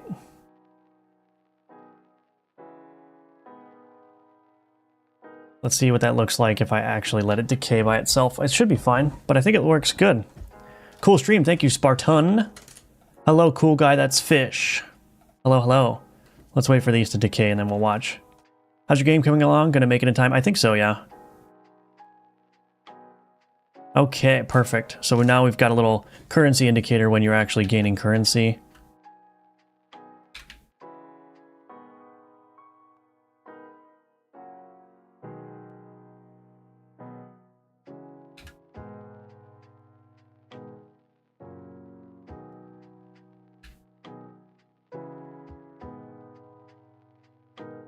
Very simple, but it works.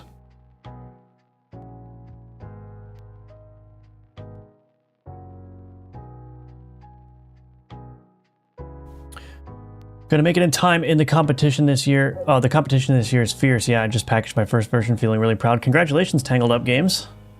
It's a very, very, very good feeling when you get your Game Jam game published. I love that feeling.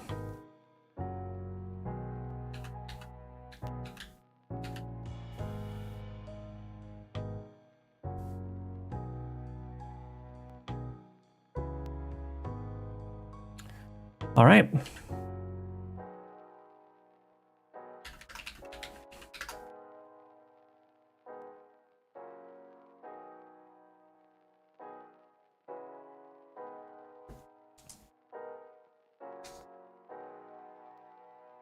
Hit flash shader.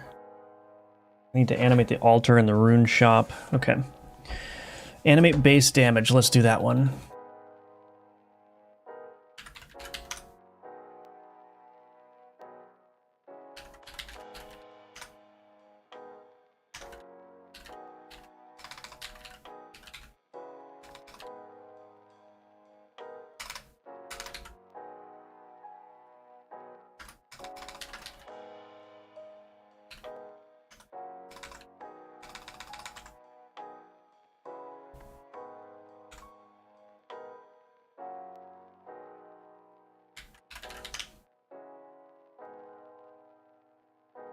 Actually,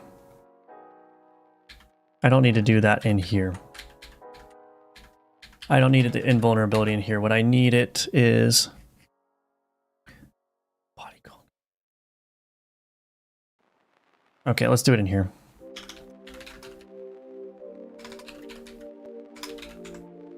What are you trying to do here? What are you trying to do here, Copilot?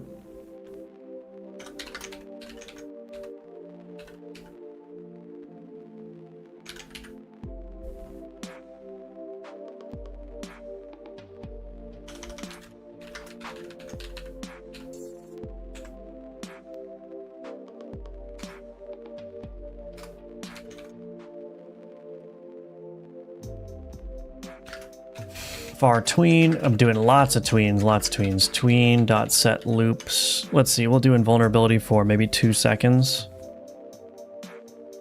Or 1 second. Let's do 2 seconds, I guess.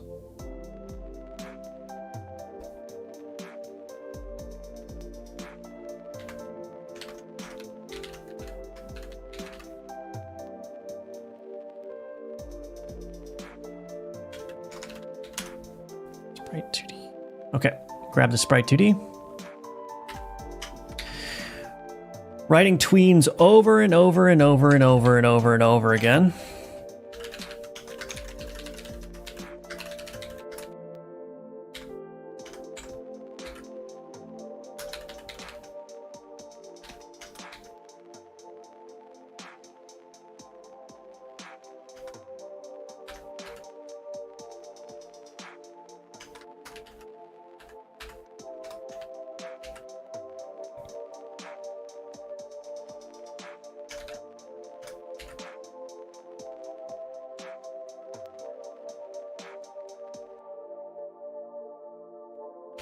Maybe I should do that in here.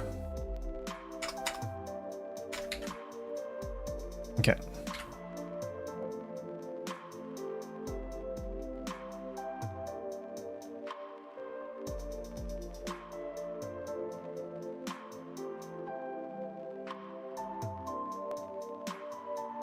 We'll see what happens.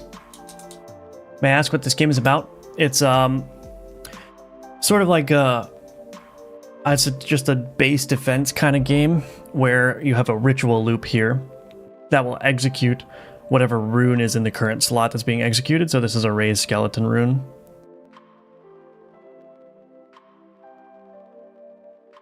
I think that's working good.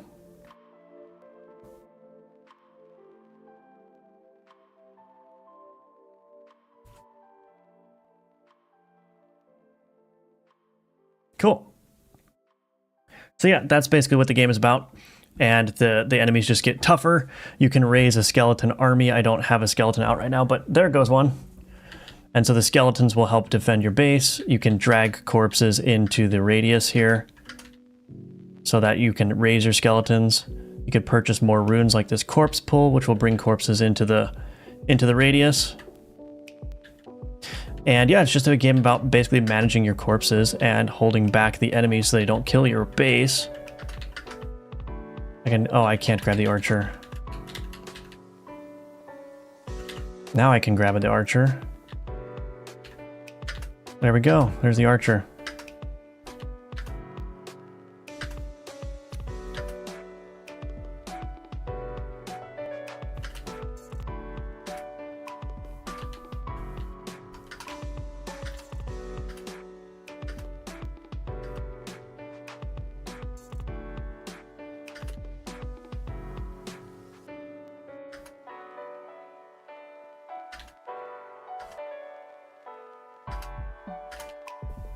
So yeah, that's basically the gist of the game, and the ritual slots here continue to grow over time,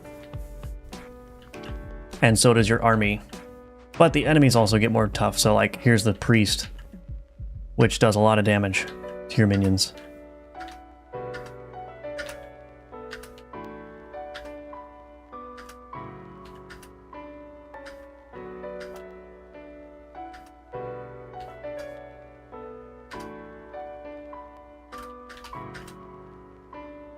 Ooh, an abomination.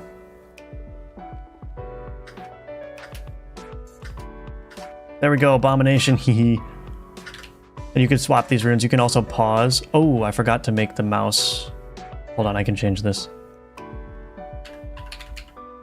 That is the oversight that I always make. Inspector, process, always. Okay. So then you can pause the game if you want and reorganize your runes, or you can purchase something. So like the skeleton there, I'll purchase that, slot that in. That should be animated as well, but one thing at a time. Okay, so then I can resume.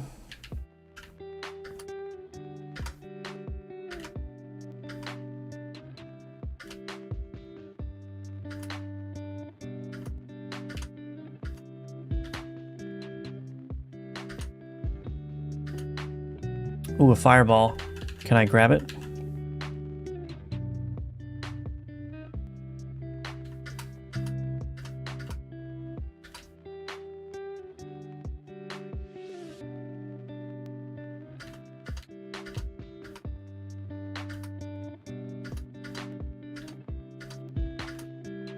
Ooh, corpse explosion. I'm not gonna have enough for corpse explosion. Can I buy it? Yes, I got it.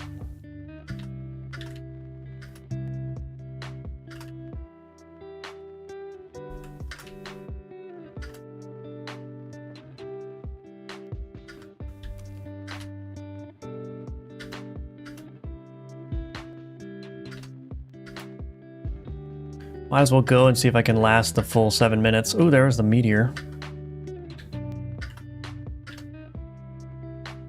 Corpse explosion, let's put that maybe...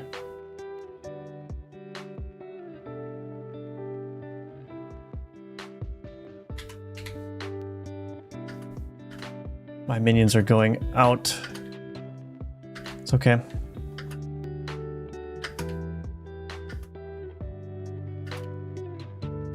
Corpse explosion, let's go. Kerblam. Okay, that wasn't very effective because there weren't that many corpses.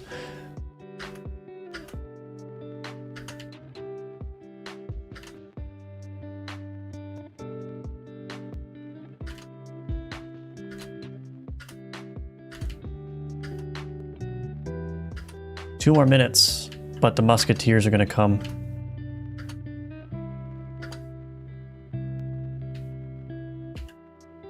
Corpse explosion. I might as well purchase... Oh, I don't have enough. Oh. Okay.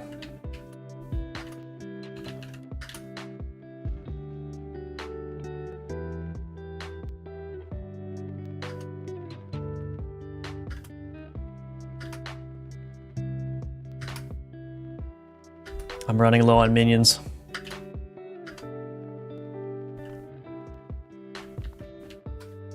Oh, I just blew up all my corpses. I wasn't paying attention.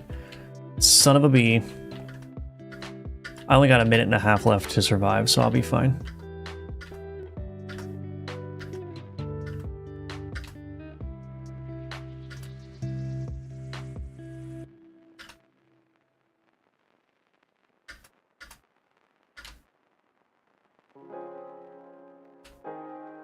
I'll take another meteor. Oh, I don't have enough. Yeah, I'll take another meteor. That will help a lot.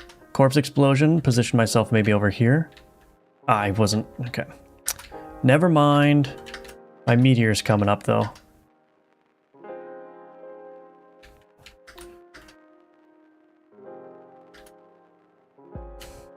The musketeers, they're coming. They're coming.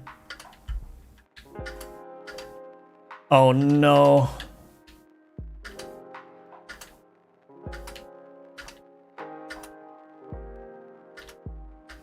Just gotta keep them coming. Don't have enough for that.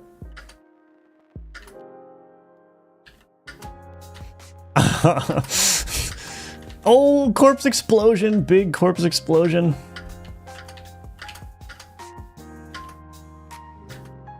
Oh, I wasn't paying attention again. 10 more seconds. I should be fine, I think. So let's see what happens if I win. Yes, I won, and that's it. Okay. All right. All right, all right.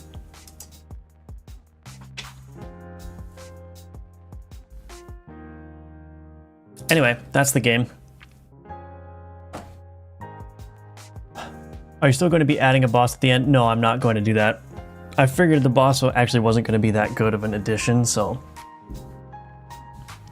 Yeah. Is the altar click to buy now? Yes, it is. Yep.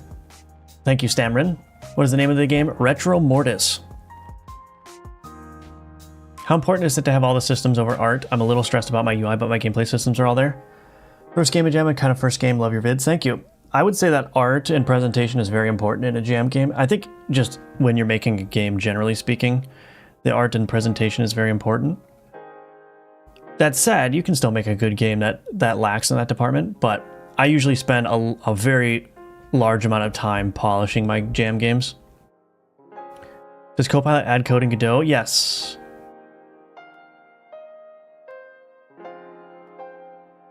Time to make a tween manager. Yeah, I've tried to do that, but it's just like, yeah, it's hard to genericize it more than it already is. Not happy with the game you published for the jam because I straight up feels like a game that a 6-year-old made for their project or something. It happens. It happens. Do the units get stronger over time? There are different units, but their individual stats don't change over time. Hello, Snow Hornet. Are you going to add a stat screen at the end of the game, like the number of raised skeletons, number of killed priests, favorite rune? I would love to do that, but it might be out of scope. Can you drag the relic through the empty slot so you can use the same relic and activate it multiple times? Yes, you can. And I think that, I was trying to think if that could be abused or not, but... I mean, it could be abused, but I don't think it's actually going to be that helpful because a lot of the runes require that you have corpses available. So if you don't have corpses, you can't just spam it indefinitely. And for things like the meteor, if you have the meteor call down a bunch, that might help, but you still need to position yourself near the enemies. So if you want to utilize that strat, I guess you can. I can't really think of a nice, elegant way to prevent that from happening without having to restructure some of the code, which I don't really want to do this late into the development. So, is this the last stream? Yes, it'll probably be the last stream. Yeah.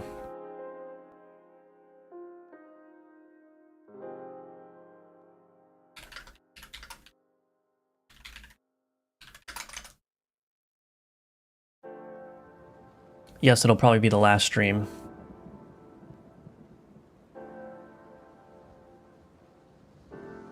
Okay, base damage is done. Do we want a hit flash shader? Let's do a hit flash shader, I suppose.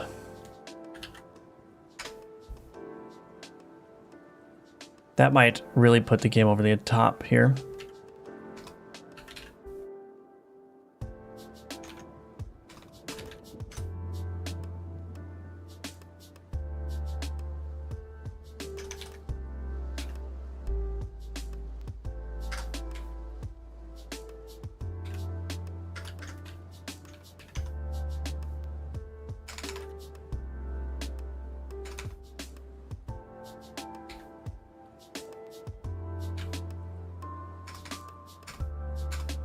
Okay.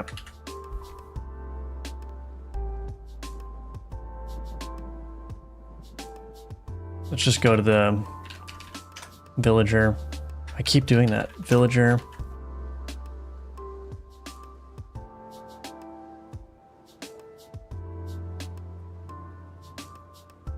I'll have to make a component for this, but that's okay.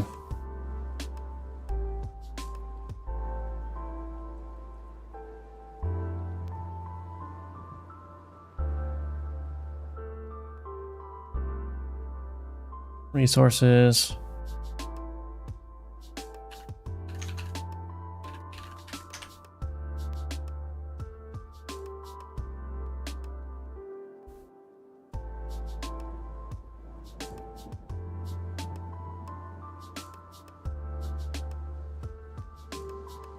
Vec4 color is equal to, oh, let's do this.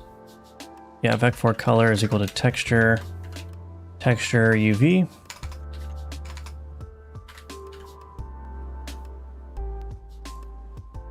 Color is equal to color dot, or let's do mix color vec4, no, color dot RGB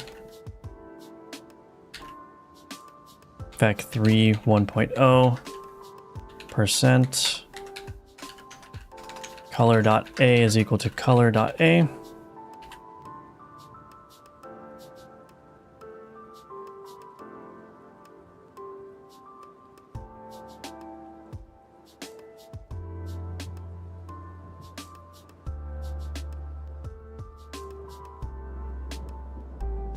We did it. Well, it's not done yet, but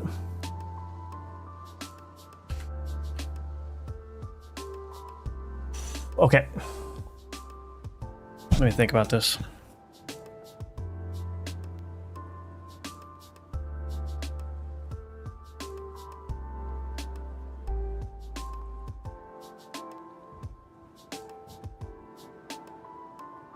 Yeah, okay.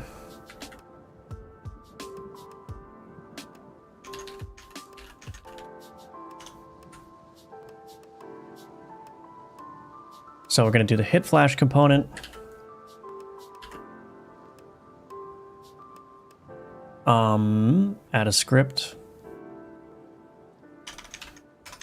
Export var health component. Health component. Func ready. Health component dot health changed. Dot connect on health changed. Health changed. Var tween.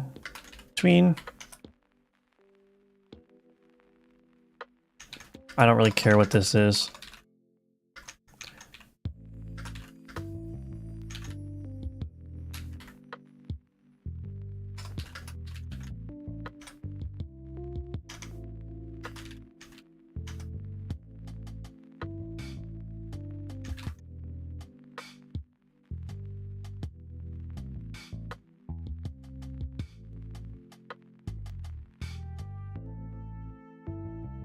Oh.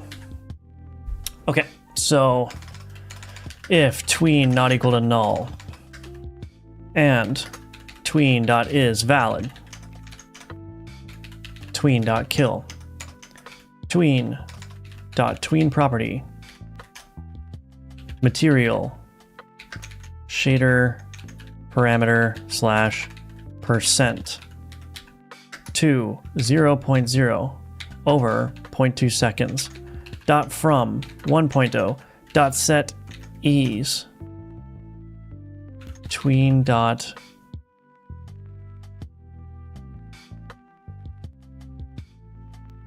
ease in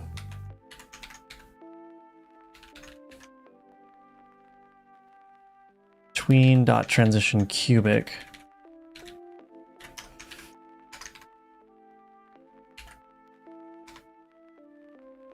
Okay. This needs to be the outline, or no, the hit flash material there. Okay, I think that's basically it. I think that's all I need to do, and then I need to put this in every entity, but let's try it with the villager first.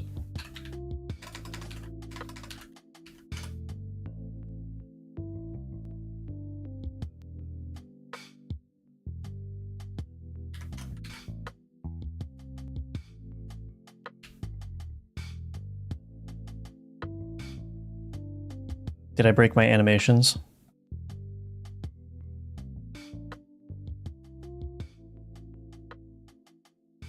All right, let's see what happens.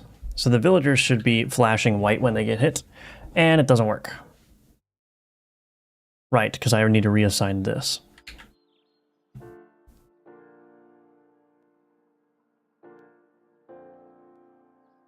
Where can I play this game? On itch.io when it's released. Yeah. How did you do the cursor? I want to see the script just to know how you hide the cursor and show those sprites. Uh-oh, did the game crash? Oh, did I forget to create? Whoa, whoa, whoa, whoa, whoa. Can't create. Whoa, whoa, whoa.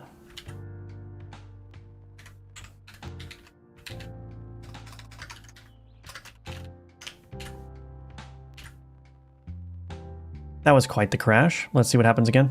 The cursor script is just... It's just this. Input.mouse mode equals mouse mode hidden, and then I'm just moving the sprite in accordance with where the mouse is on the screen. Did it crash again?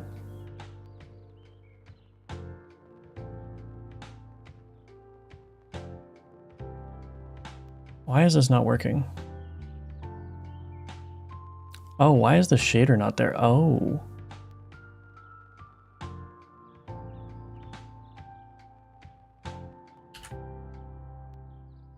Can we get this to work finally?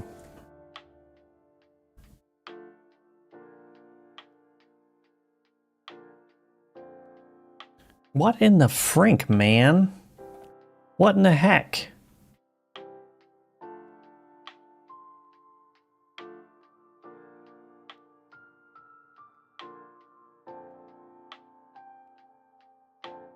Okay, something's funky here. There we go.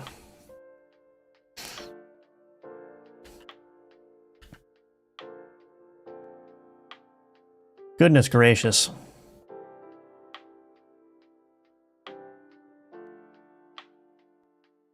It's too fast.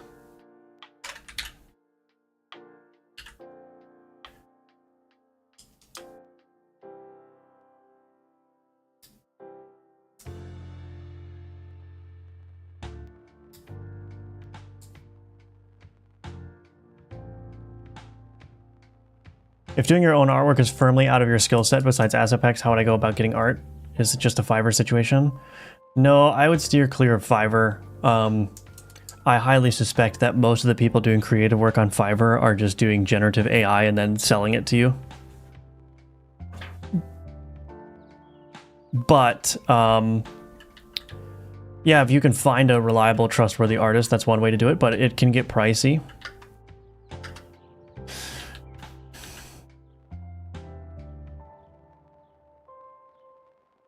Error's going crazy, yeah.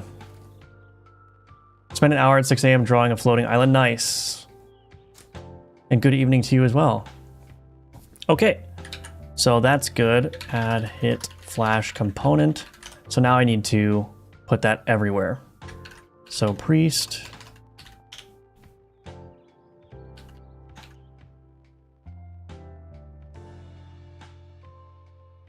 Got to be very careful.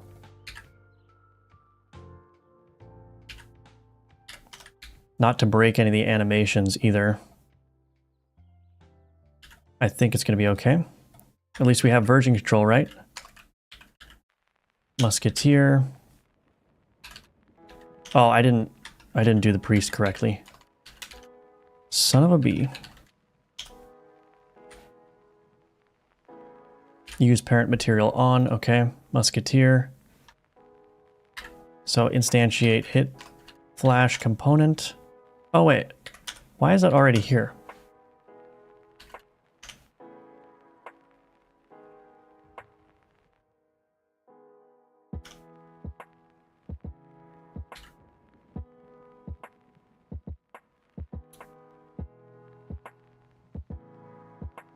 Okay.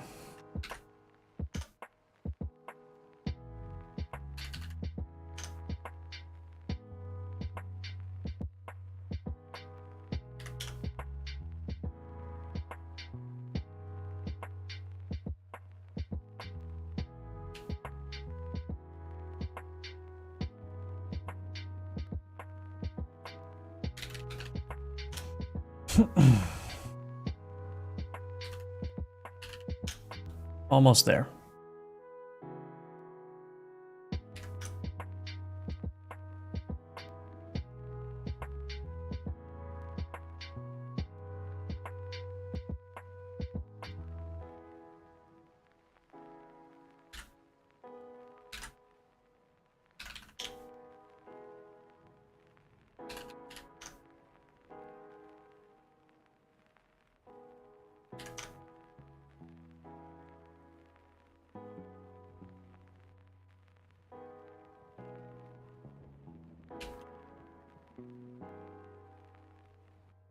Okay.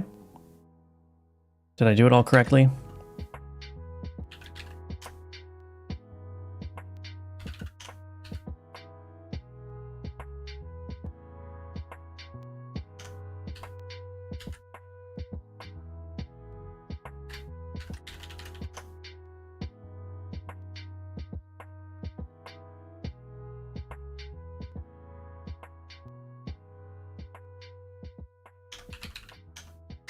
Current time is equal to...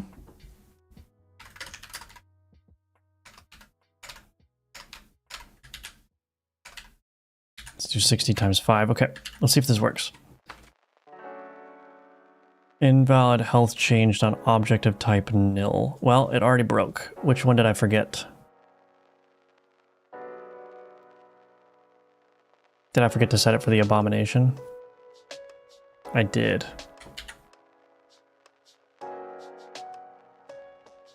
Okay.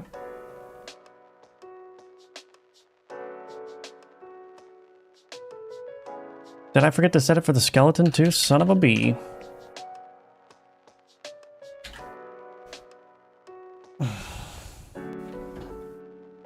Okay. Let's see if I set it correctly for all the enemies.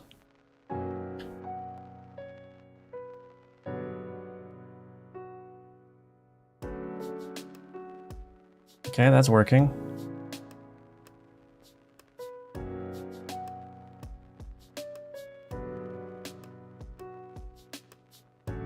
Yeah, looks good. I think everything's working. I spawned all the minion types and I spawned all the enemy types, and nothing's crashing, and there are no errors.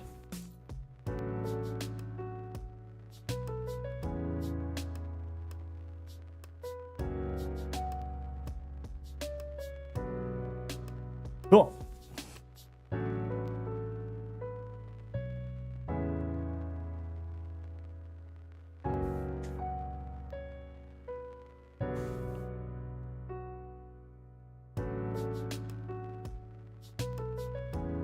Kind of fun to watch all of them.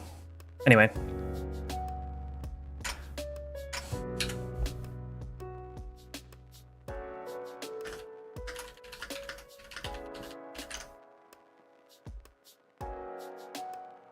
Okay. Your progress is looking strong. Love this Fire Belly. Thank you.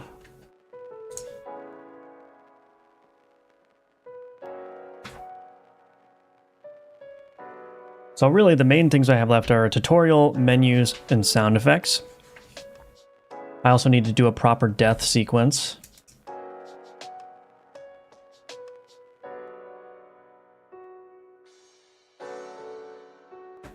So yeah, I think it'll be good.